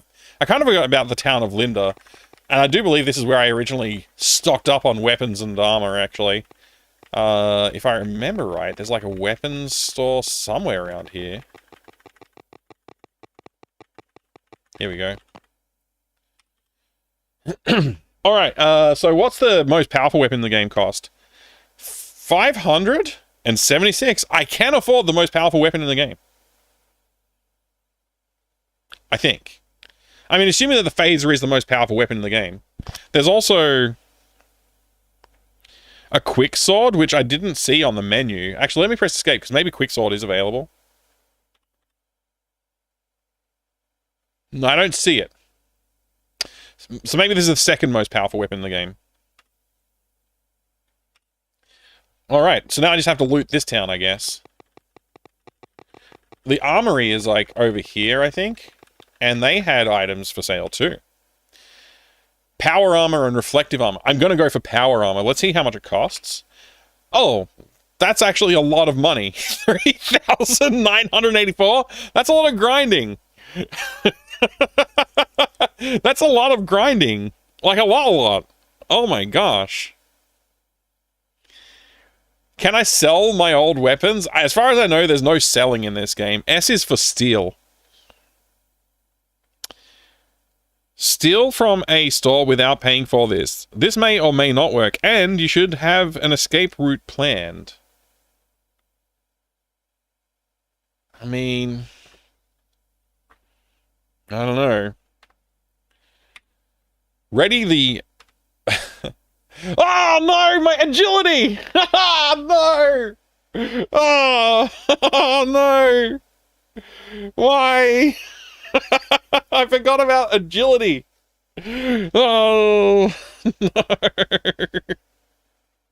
I forgot that that's a thing that affects how you can wield weapons. No! No!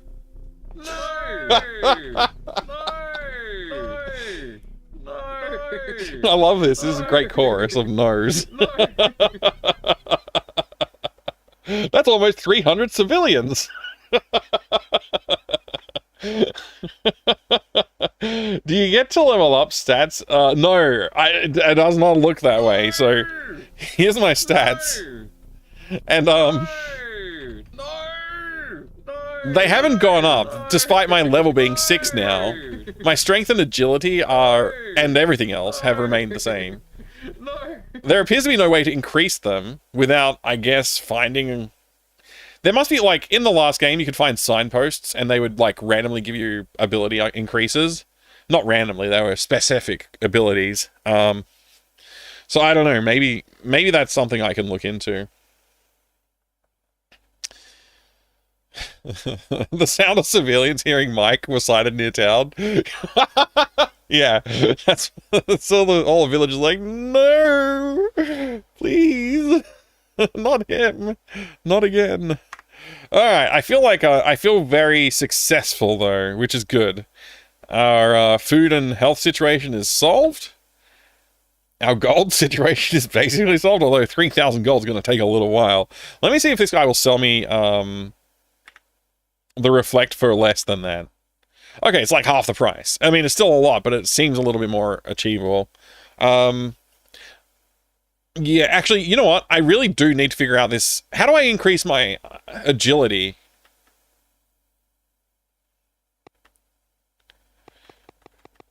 How do I increase agility?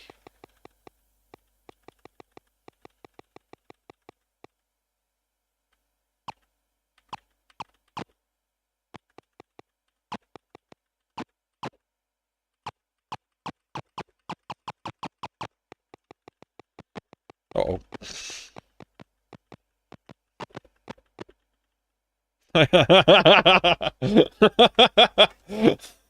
When did I last save?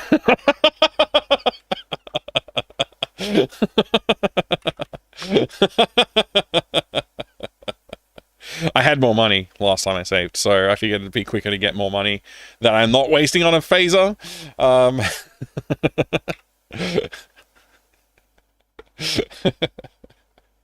Oh man.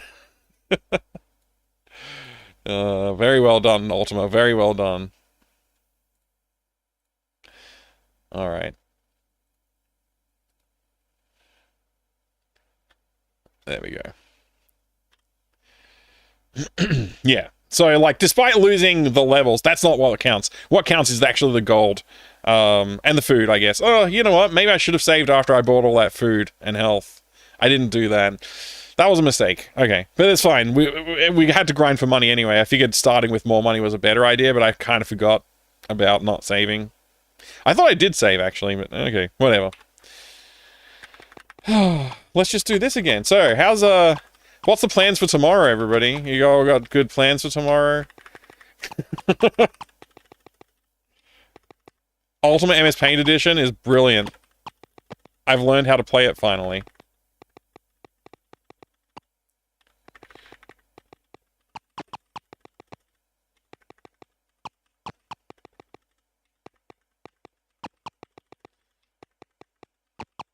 This is how you play Ultima 2, by the way, Evil Alex, just in case you were wondering.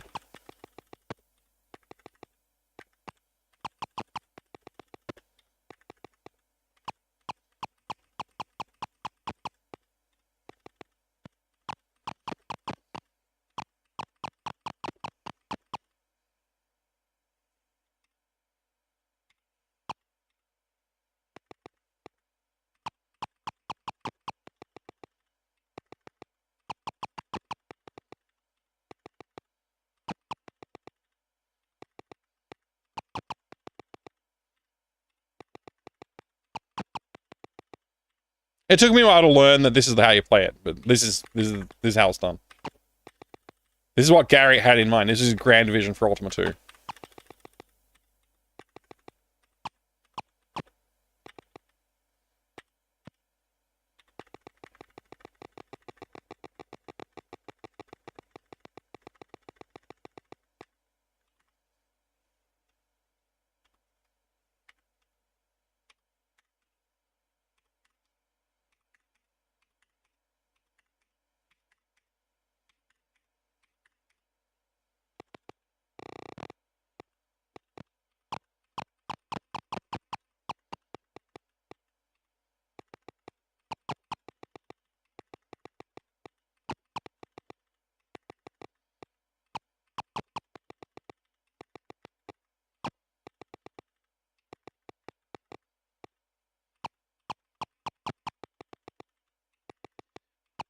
I want to have like 200 gold, and then I'll go get health refilled.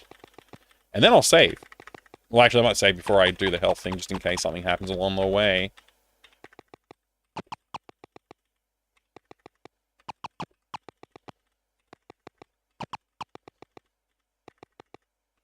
Saved.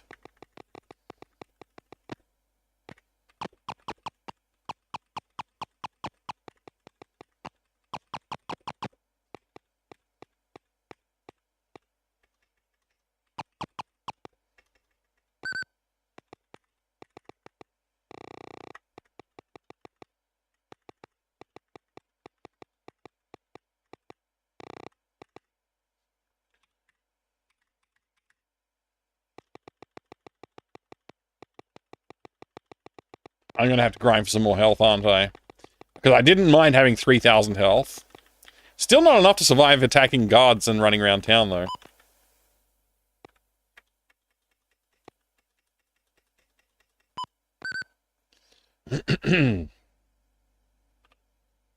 Ultima 9 is the last one, but we don't talk about Ultima 9. Oh, man. Alfred's Fish and Chips? That's right. We got to go get some fish and chips to win in the game. Everybody knows that. Everybody knows that if you want to win in life, you get fish and chips. Sunday lunch.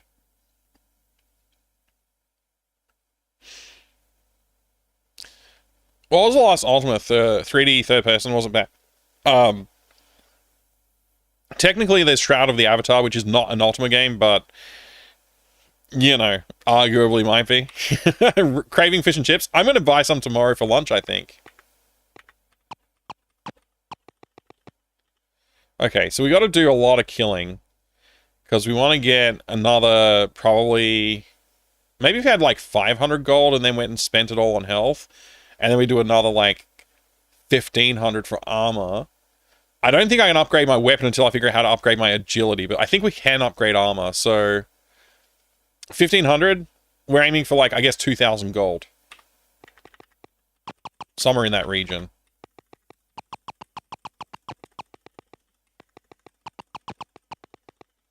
I feel like I should be able to macro this, except the guy does move around and appear in different spots. And also sometimes he just doesn't die.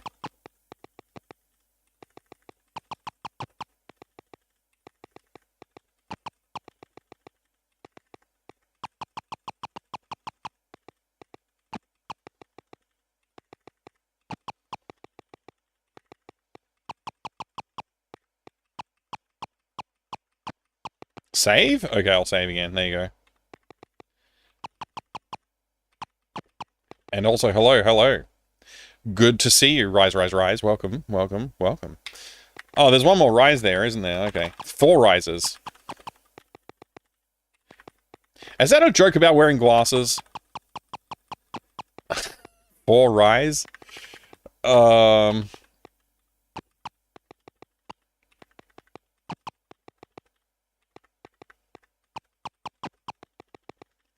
mean, you can try 9 if you want.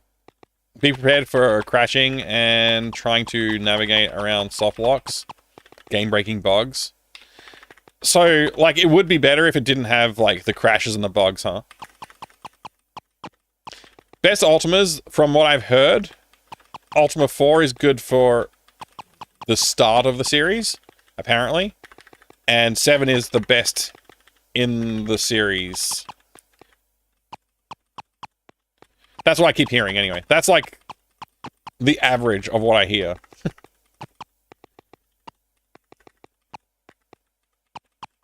Maybe not average, but, like, that's what I mostly hear is what I'm trying to say.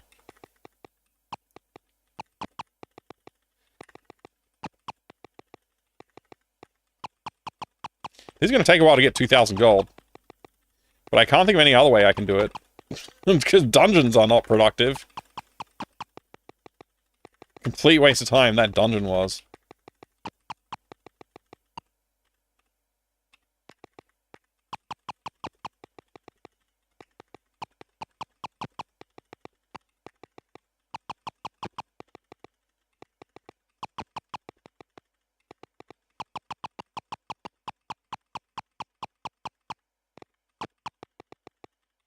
Wish my guy could learn to hit something.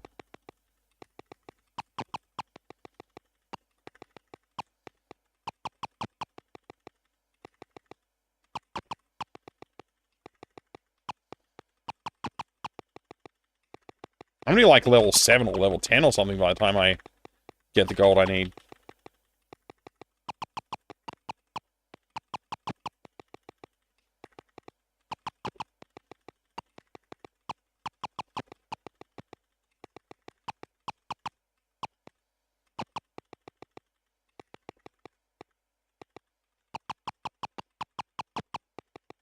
I'm actually getting, like, fatigue from this. Like, wrist fatigue, or whatever. This guy's moving around a lot today.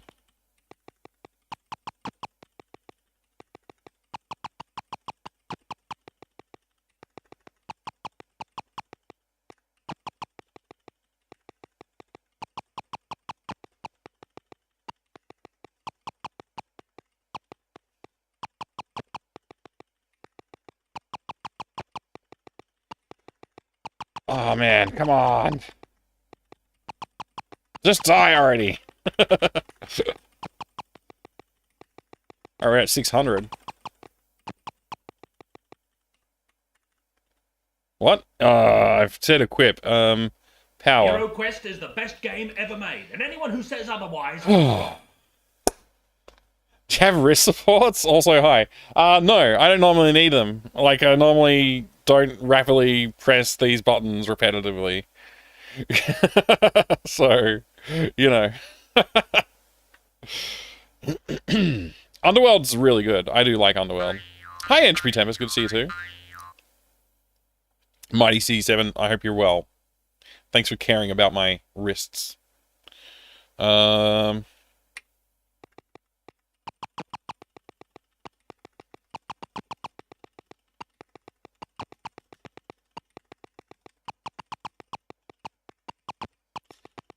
Man, my evolution on this game has been 2 streams of trying to figure out how to play it as intended, and then going, wait a second.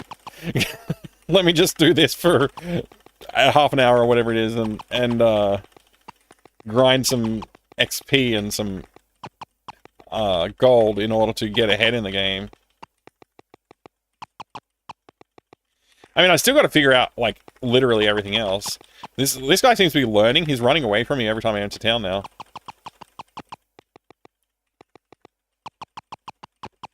I still don't hit frequently. It's very annoying. I wonder if that's to do with agility. I can do a way better character build now as well, I think. I'd almost prioritize, agility over strength, frankly. Like, because it gates you from getting the weapons. And the weapons appear to have more to do with what hurts somebody than anything else. Like the actual weapon itself, not my strength.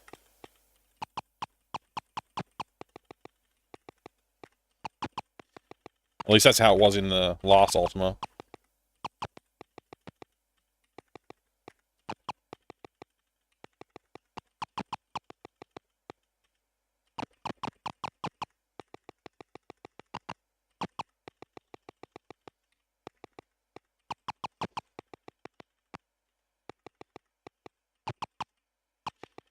Am I getting too OP for him now? Have little cushions to keep under my wrist when I use keyboard and mouse. They're very pleasant. They're really pleasant. And you're well. That's good to hear. Yeah, I don't. I've never found those things to be very comfortable. I kind of prefer like the standard position. It's just because like I'm rapidly pressing buttons more than anything else. Level 99 in the first area. Now we can go further. Well, we're level 6, so, you know, a little bit far from 99. 99 would take a while to get to this way, but I don't see any other way of doing it, to be honest. Look at that. We're at 641 XP, 900 gold. I did say I wanted to aim for 2,000 gold, so that's enough for me to go buy the armor and also push my health pretty far.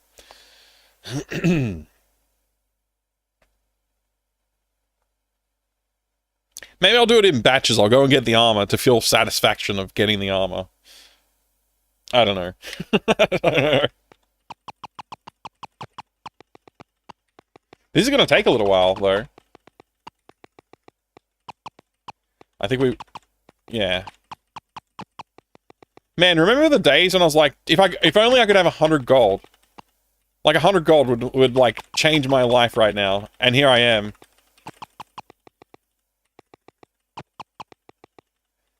You gotta get that gold, that diamond armor, huh? Games addict. Is diamond armor exclusively a Minecraft thing, or is it used in other stuff before Minecraft? I have no idea. Feels like it should have been something that other people would have considered. Bard's Tale also had it. Oh, okay, there you go. We're over 1,000 gold, finally. God, just stand still and die.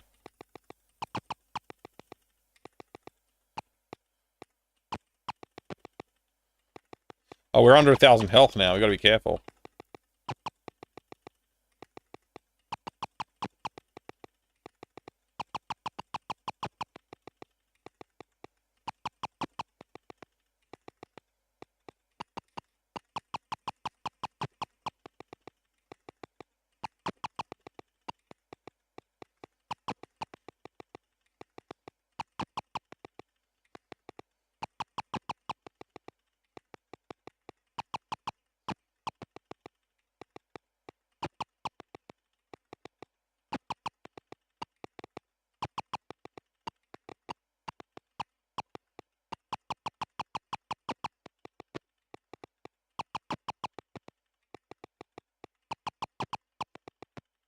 I really want to get past this section. I want to see the world.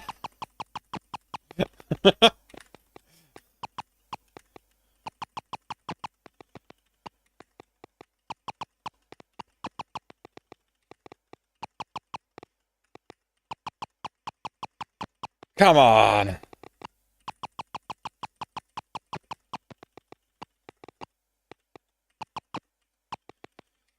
Turn down respawn? I mean, this is the whole point. I'm just getting gold from this guy. That's my... I don't care about the XP or anything else. I just want gold.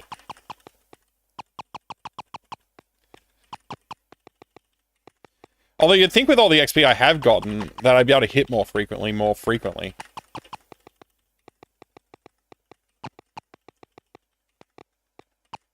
That sentence made sense in my head. I know I said more frequently, but that's what I meant to say. And it made sense in my head. More frequently, more often, let's say.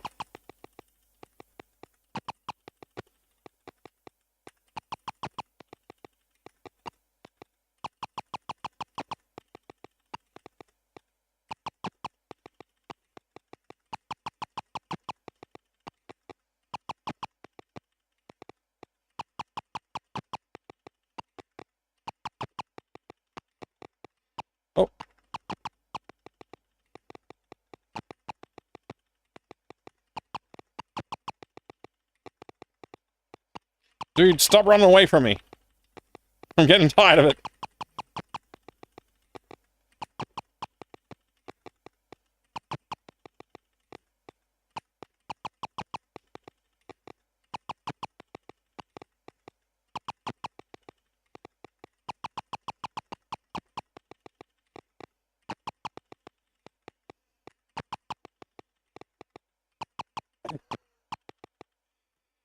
Corpse should disappear. You pile up a mountain in the forest. That would be funny, actually, if the corpses just sat there and decayed slowly, and you just have like that would be pretty funny. I think Final Fantasy games had Diamond Armor too. Ah, interesting. Hey, Rosie. Bob, go investigate why Steve disappeared. When he went to investigate why John disappeared. When he went to investigate why Luke disappeared. When he... That's good. That's good. Something getting a lot more gold per kill? It's randomized. But that guy does tend to drop a fair decent amount of gold on occasion. So that's nice to see. Alright. Oh, what's wrong button? You can't attack with the letter E.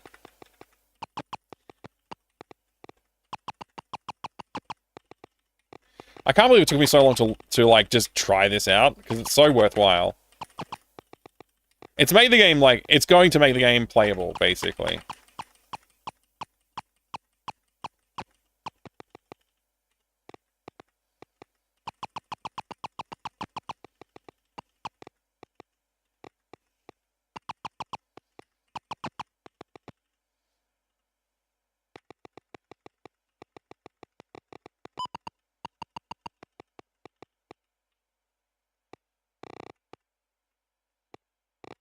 We're going to go to the armory and not to the weapons store. The weapons store is useless because we cannot gain power at the weapons store. So if we get the reflect armor, we should be okay. And then we want to ready? No, that's wrong.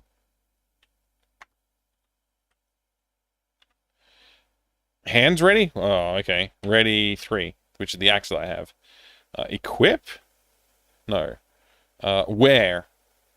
Wear the reflect armor. Reflect... Okay, so we now are wearing reflect armor. Great. All this crap that this guy has dropped is so funny. Don't forget to save! Yeah, I actually saved along the way up there too. I'm going to save when I leave this town as well. See, this is a walled town surrounded by guards at every gate. So, you wouldn't be able to pull it off in this town. But the town that I was at, absolutely viable strategy.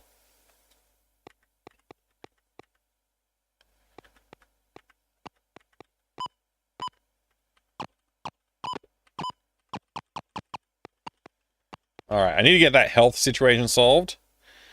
We've got about 1,000 health worth of gold there, so we can go get some more gold, is what I'm trying to say. Also, food supply starting to dwindle with all of our kills.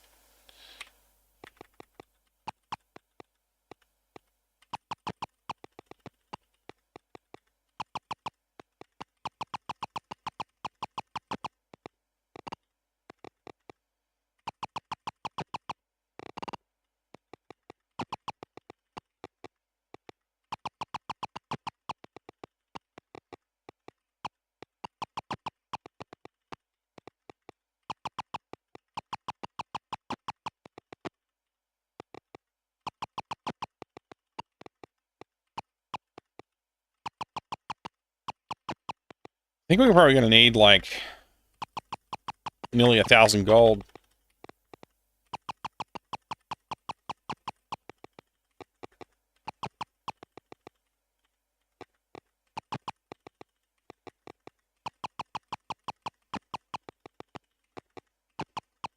We still suck at fighting. And we are a fighter, by the way. We're a fighter class with high strength and 20 agility, and we just never hit anything. We're really, really bad at fighting.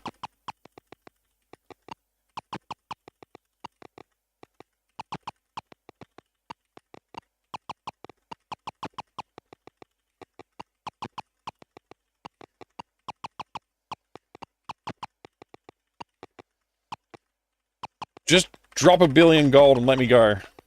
I mean, at this point, I might as well just edit the save file and put in the amount of gold that I need. Just to skip all this repetitive killing the guy in the village that's easy to kill and get gold from.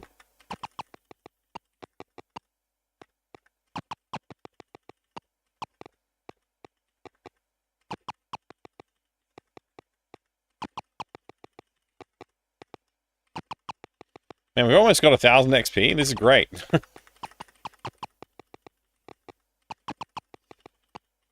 This is so chill, no music, no noise, just retro beeps and Mike talking. Yeah. It's the most chill vibes you can get out of retro gaming right now.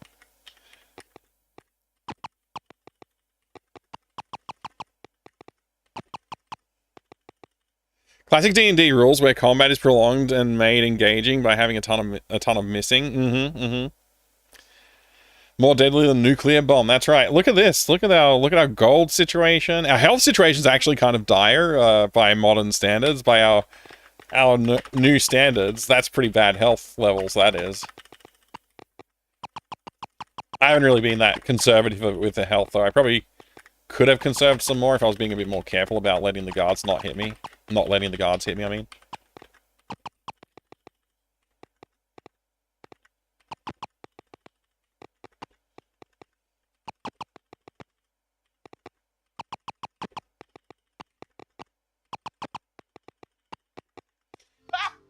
I think I want to get to like 900 to 1,000 is probably the range where I'm like, yeah, I could probably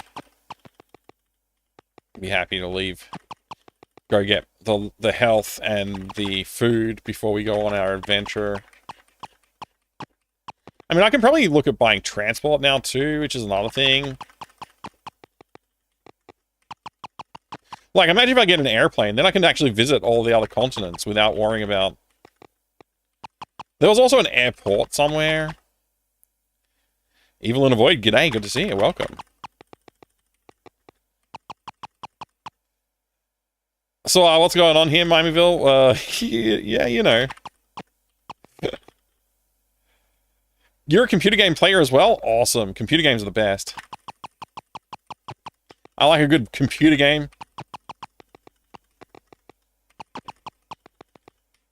Oops. I was trying to read the chat, and I didn't realize I'd already killed him.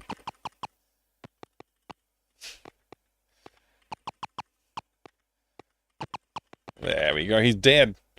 800, we're getting there now. Hey, Jay, you're welcome. I am doing well, I hope you're doing well too.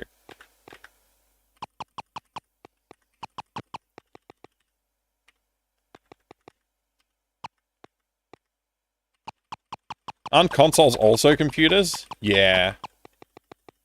That's true. I mean, you don't need to look far. Like, one of the earliest popular consoles, the Famicom, was short for Family Computer.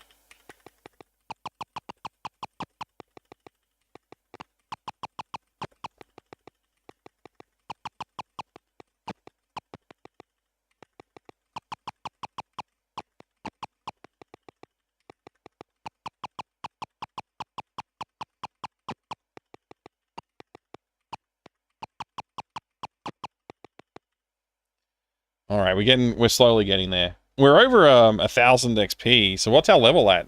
Level 10 dwarf male. Or male dwarf fighter. I don't know what you're supposed to do with tools. I'm actually a little bit annoyed that we haven't picked up a single key in this strategy. It's a little bit annoying. They don't still make Ultima games. I think there has been a little bit of a push to have more Ultima games, but they don't seem to come to fruition. The last game that was like Ultima-like was, I think, Shroud of the Avatar, which was a Kickstarted game led by Gary, and it wasn't actually a real Ultima game, not officially. It also apparently wasn't very good. Like, people didn't, the Ultima fans weren't so up for it. Jacob Atari invented the first computer in the Atari 2600. What? Have you tried beating the triangle guy? He's a bit tough. I probably need to go get some more health, and yeah, I don't intend to beat him at the moment. I'm not interested in fighting the guard. I'm here for the gold. And I'm just... Yeah, I'm just trying to kill this guy and get all the gold from him every time he dies, and then leave the town before the guard can come and get me. It's been working for me, too. So... I'll go for, like, another, like, few rounds of this, and then I'll call it. And we'll go get some food. Not getting as much gold from him this time. There we go. Couple more like that will do.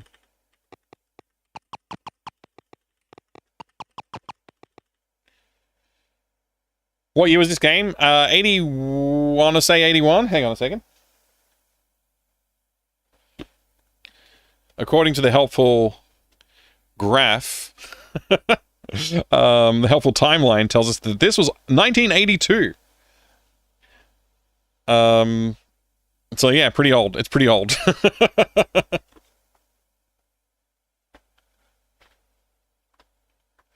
Okay.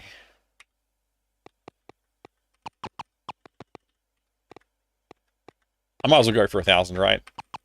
I mean, we've gone this far.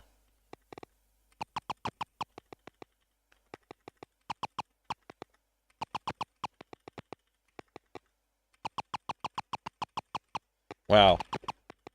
Even with all this XP, I still can't hit.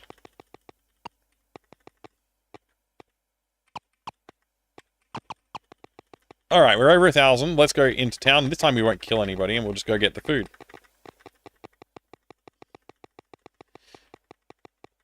I don't really need to get the food right now. I'll just get a little bit of food, though. Yes. Alright, 500 food. 320 health. Let's go make that health go up. With all our ill-gotten gains.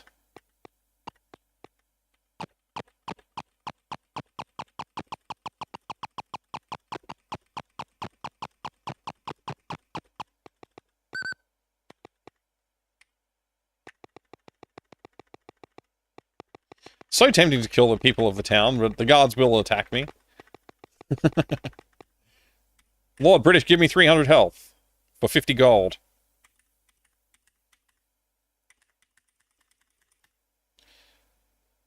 Okay. 40, 420 and 9. 4,209.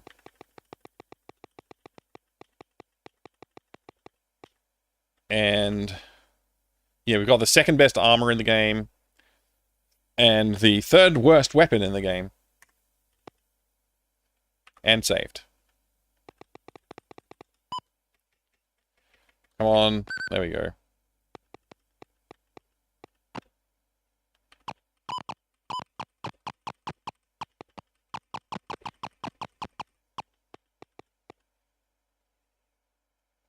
Should get some more food, I guess.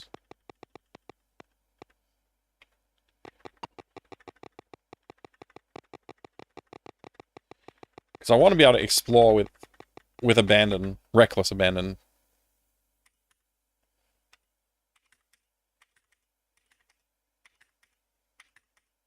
Alright, 1,000 food, 4,000 health, 26 gold, and 1,000 XP. Sounds good to me. We're actually nearly level 11. Alright, it's time to actually explore the game and have some fun, finally. After 3 streams of, like, learning the game and finally finding an exploit that makes the game less heinous, hopefully.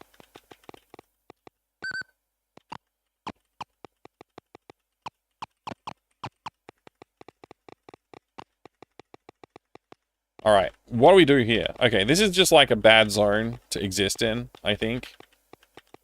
So I probably don't want to explore around here. But occasionally a gate appears up here, so I just have to wait for that to happen. There it is. Ah, it's this guy. I don't want to fight a Balron.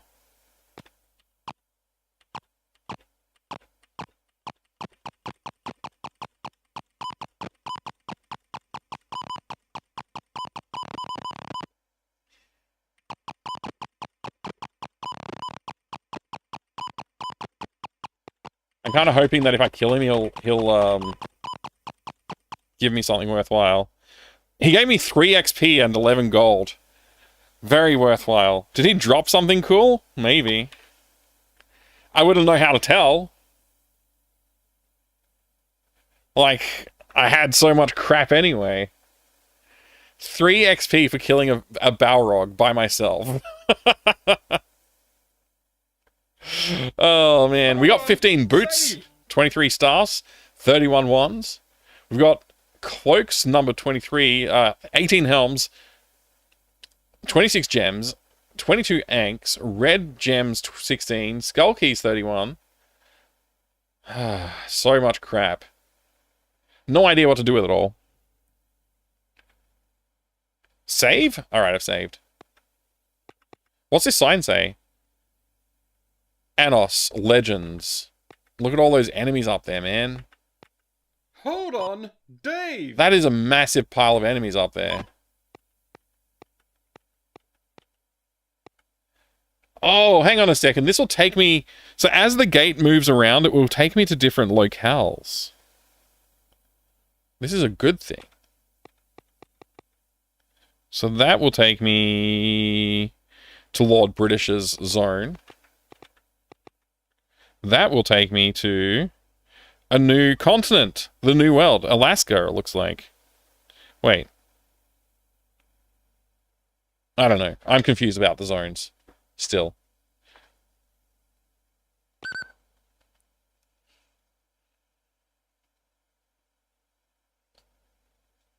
$31 wands, you could build a house. That's true, yeah.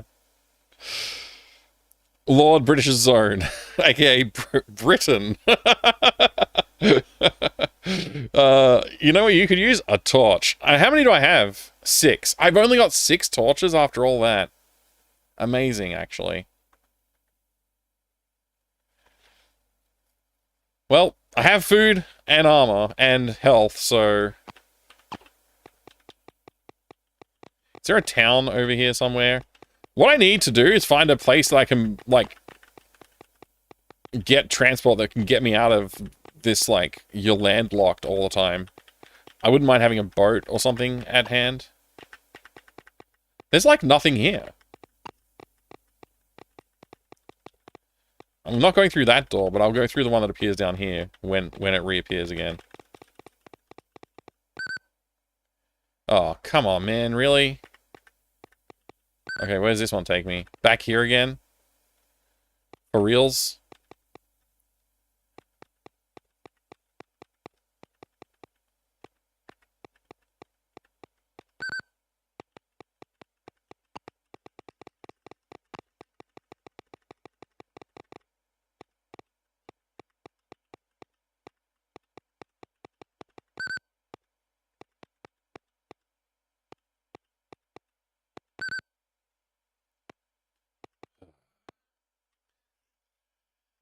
Maybe I can buy a boat. I don't know. Let's find out. Chad Mads. I'm not a wizard. Okay, you gotta find that father dude. X-Road Chapel.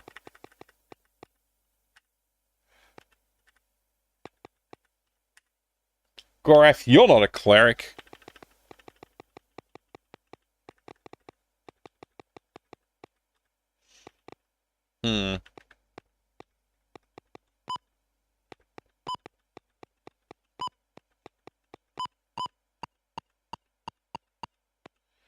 The guy paralyzed me so I can go through the gate at the time that the gate was there. That's very annoying.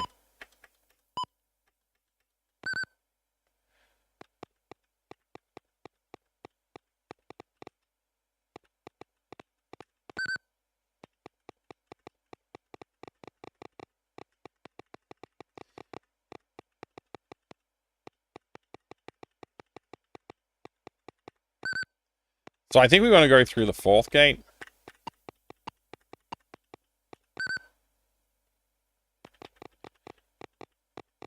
And then what? Through this gate, maybe. Or will that just take us back? No, okay, we're in a new zone. A new time. Alright. Fights. It is. Is this like the San Antonio place? I think it is.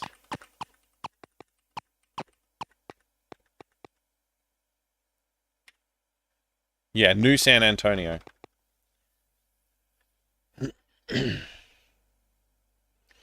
Almost said game, didn't you? Maybe Exaceranaton, maybe. Gotta find Torchtown, the only place in the world that sells torches. Yeah, I don't know, man. Like, torches don't exist except for in certain monsters or something like that. This place is transports. Let's see what they sell. Horses, right? That's all. They only sell horse? Do I have to buy horse to get boat? Like, is there a progression situation? I don't even have enough to buy horse right now.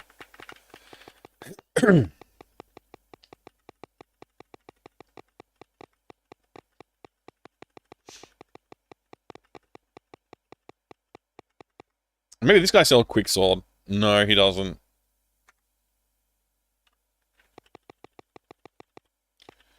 This guy just sells beer.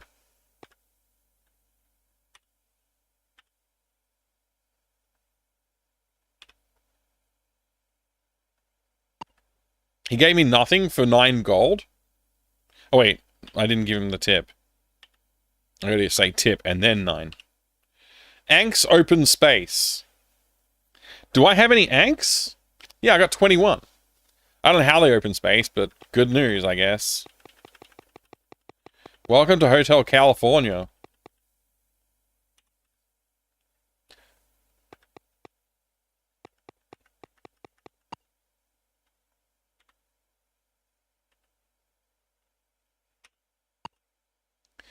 No keys that fit.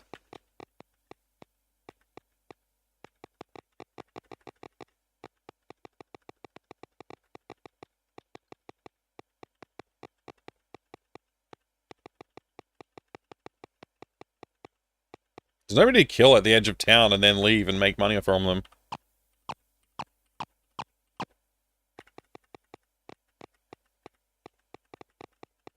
Is there a land bridge here? There is, okay.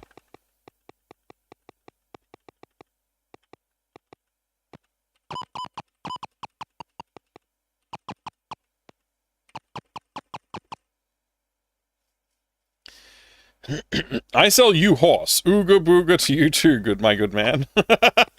Yeah, no, the occasional strange choice of words in this game. Certainly. Certainly. Okay, there's nothing down here. No towns to exploit.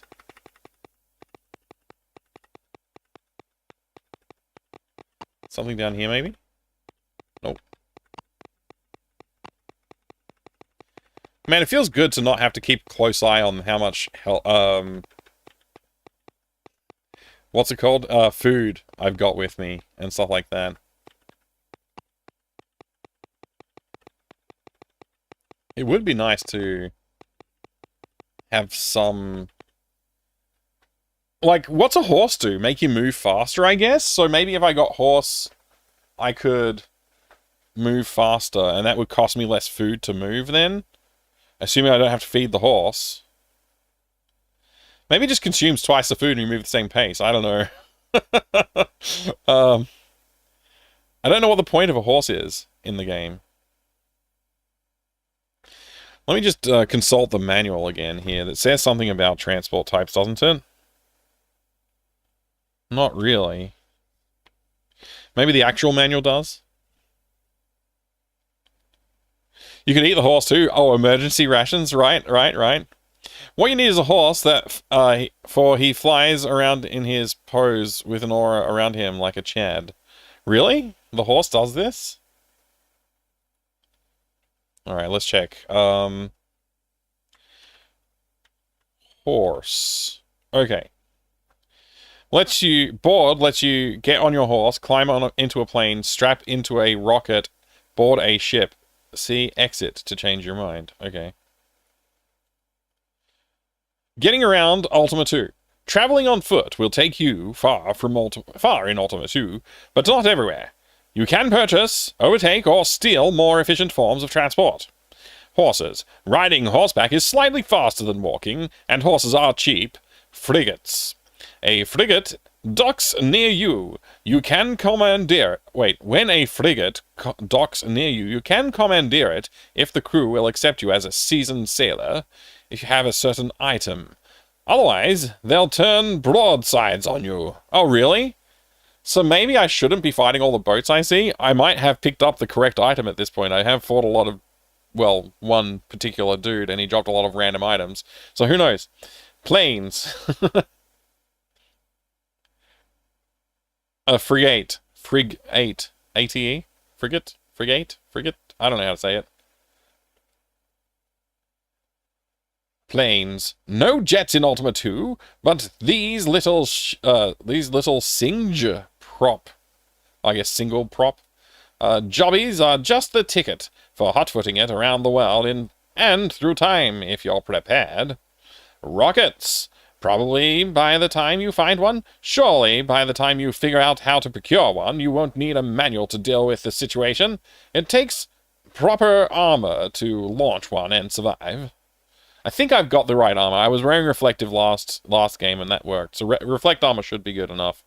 Ultima terrain. Yada yada. Boring. Okay, swamp. You take damage when you're walking through swamp. You lose hit points with every step.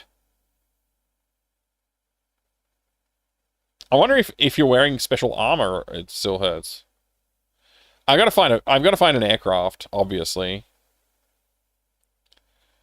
So what else we got? Water, grass, forest, mountains. No way, are you a goat? Cobblestones. No more concrete jungles. The streets and sidewalks of Ultima 2 are paved exclusively in cobblestones. Past, present, and future. Walls, villages. Countryside villages. Right, yep. Towns, yep. Castles, sure. We're not playing with these graphics, though. The graphics we've got are different. Dungeons and towers. And then there's this thing, which we have to figure out later on, I guess, once we get to rocket times. We made a few more tiles, yeah.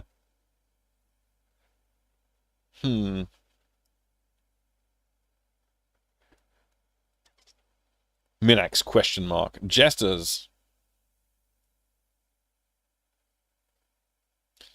Merchants. Guards. Sea monster. Okay, yeah, sea monster. If it weren't so big, it might be a swan until it takes you... until it takes after your frigate. It will also attack you while you are on land if you're near water.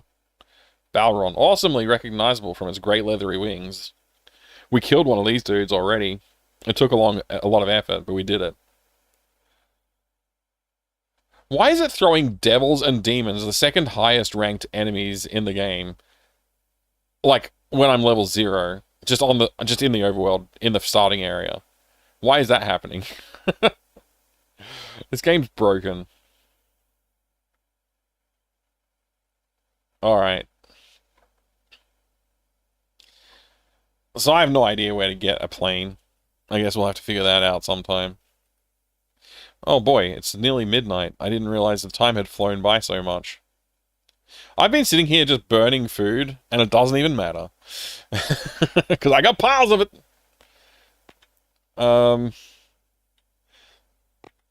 So this guy will sell me a horse. I guess I'll get a horse.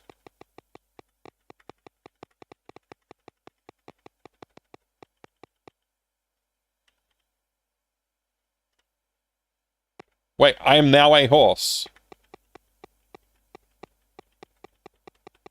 I seem to consume food at the same rate.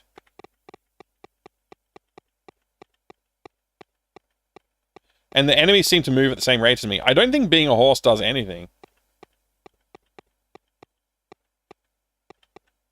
I need to wait for a gate to show up so I can go through it.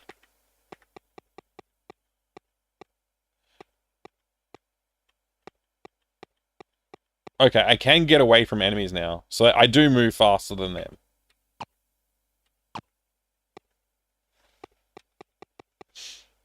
But it's not going to help me, like, cross the ocean or anything.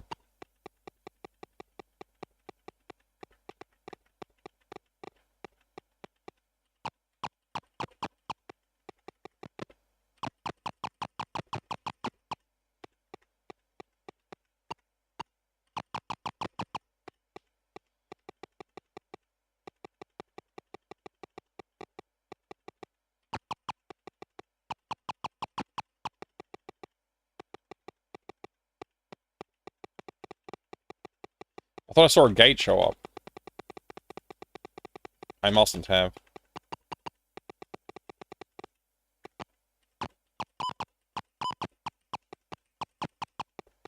I'm riding a horse. I can't bind my feet.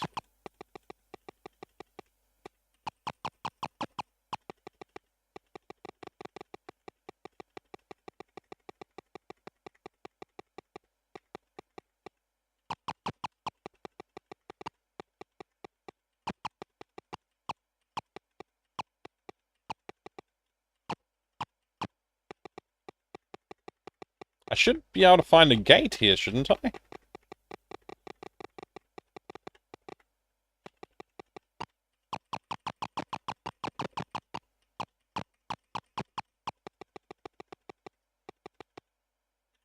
Hey, I now have 8 torches. That's good.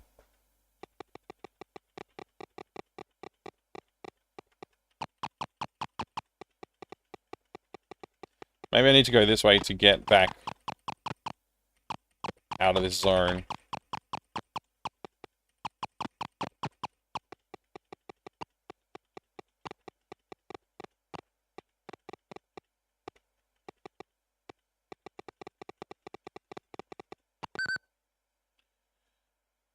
Alright, now where am I?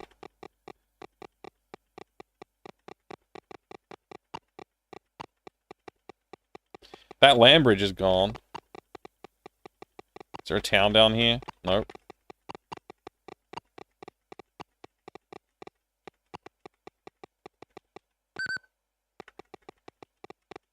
Okay, we're just back here again.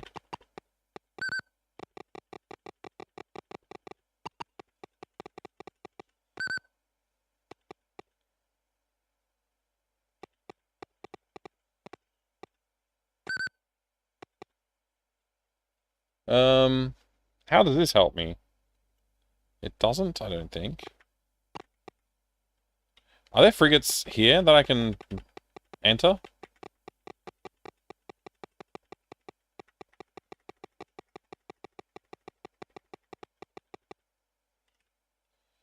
Beat me, kick me, tell me lies. Lady Mary Ellen pleads. Is this an aged joke too old for me? From the before times? Lady Mary Ellen pleads, beat me, kick me, tell me lies.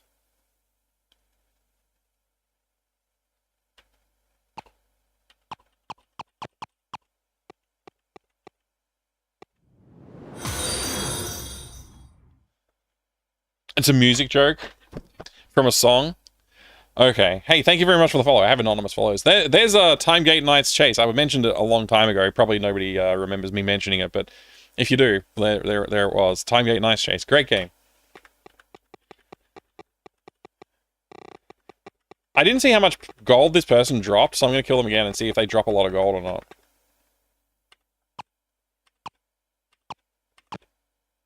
$15. Okay, not a ton. I was wondering if the guards would come after me or not. They did.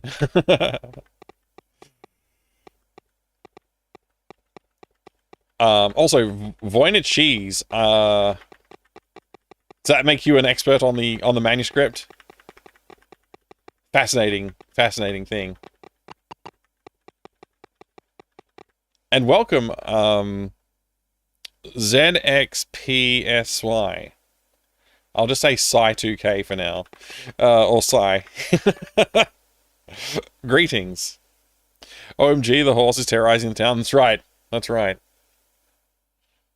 Unlock that door. No keys that fit still. Seer? How do I get in here? I want to talk to the seer.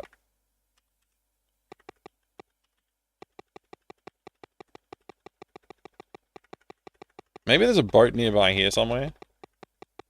There's a couple of sea monsters. They'll probably murder me, though. They did last time I was here. There's a restroom. That's great. I like it's just a puddle of water in the corner. Very good. I'm guessing I'm at the edge of town here.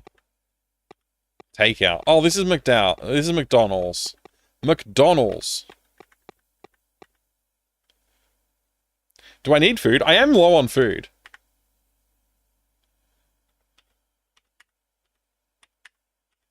Alright.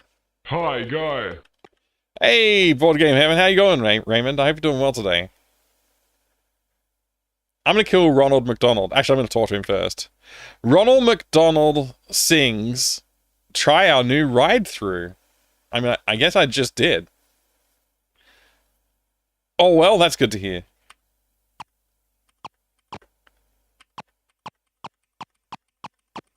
Please don't tell me Ronald McDonald is too powerful.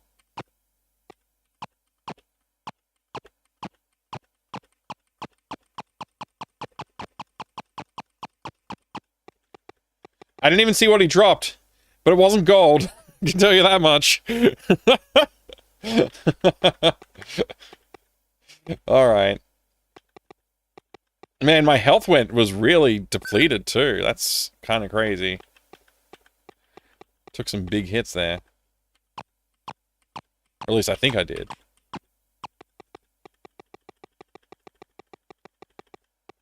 You know what that means.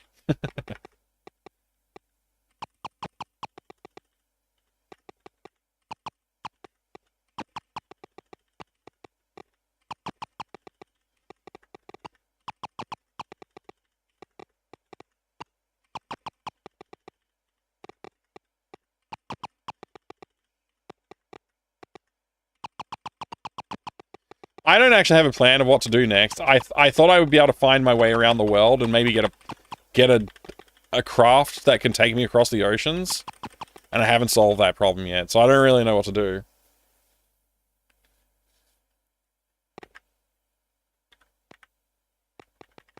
I can leave the horse behind.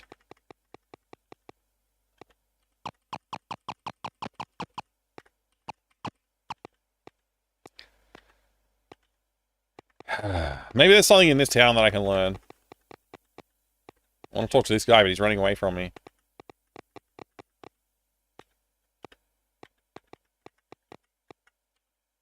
Oh, whoops, I've done attack instead of talk. Will you buy my apples? Man, I thought I was going to learn something from him because he was, like, so evasive.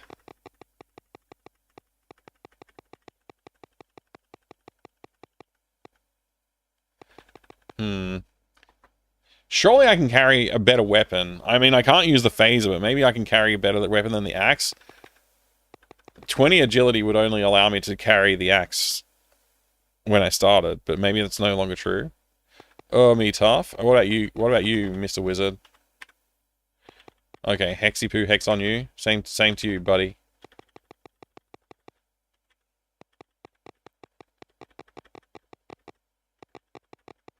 Maybe there's something hidden down here. Nope. Just this transport place. Wait, what does this transport place sell? Horse? I've got a horse. I don't need a horse, man. I already bought a horse. What if I bring the horse with me? Will they still try and sell me a horse?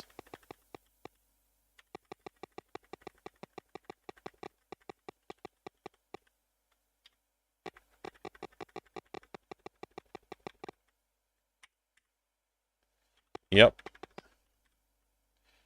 Take out the trash. Wait. John Mayer orders take out the trash. Jerry Mayer proclaims, we know small computers.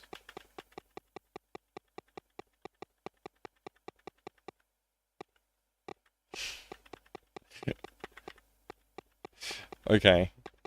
Fine. Whatever you say. Buy my apples. Make me an offer, sailor. Okay, I will offer you... How much? 100? No.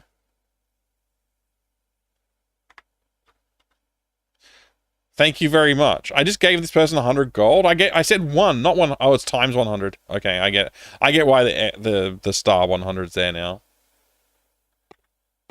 So wait. The offer that I made to Ithilien the Wench wasn't enough for any services rendered? just want to buy a watch. The thieves just want to sell watches.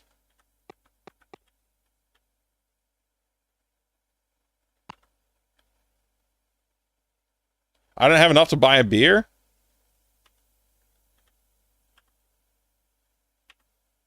Aviators use skull keys. Oh, that's useful information. I've got skull keys.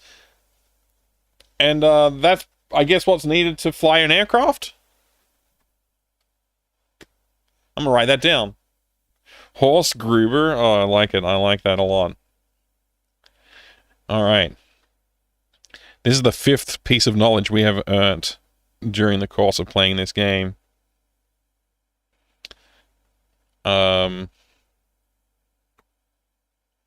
What was it again? Aviators. Aviators use skull. I'm running out of room here, but anyway, skull keys.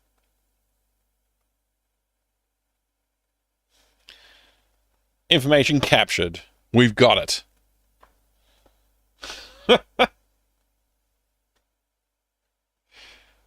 Ye olde skull keys, that's right. A horse walks into a bar and says to the bartender, I'll have a drink, and pays 3 gold. And the bartender says, oh, actually, it was, yeah, anyway. It sounds like a joke, but no, this really happened.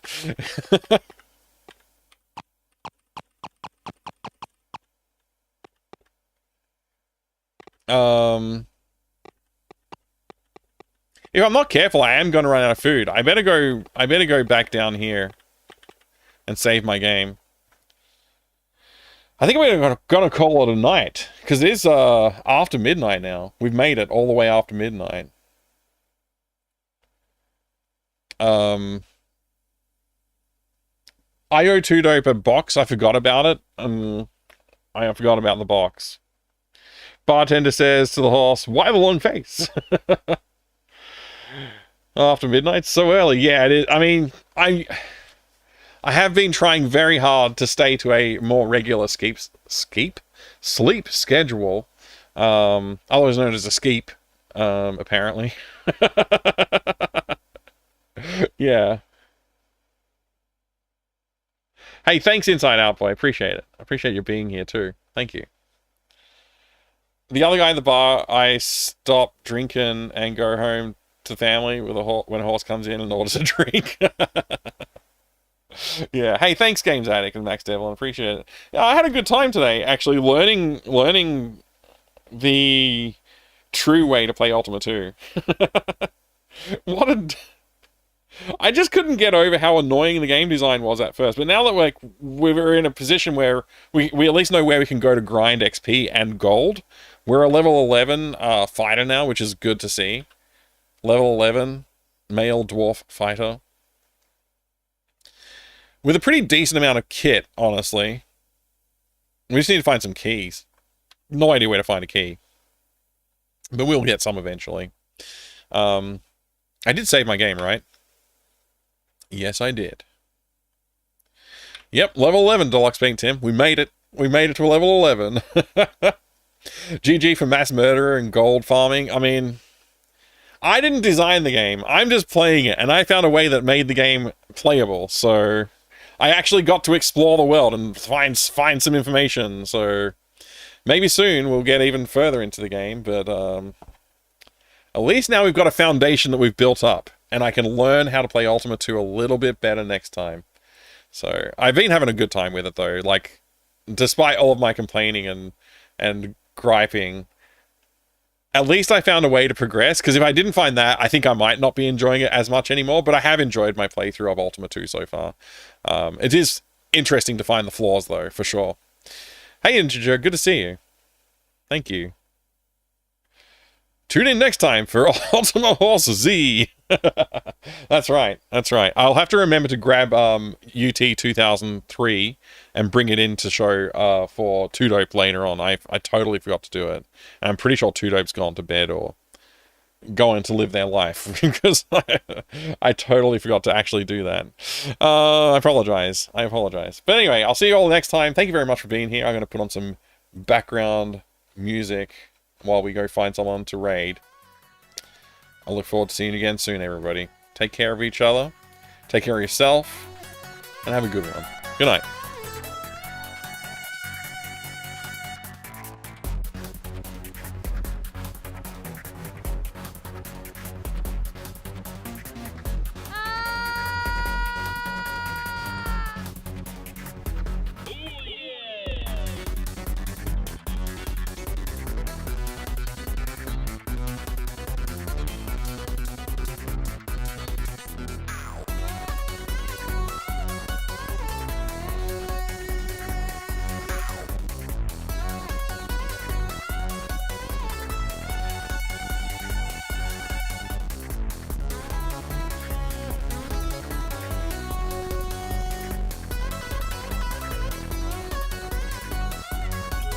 I can't see!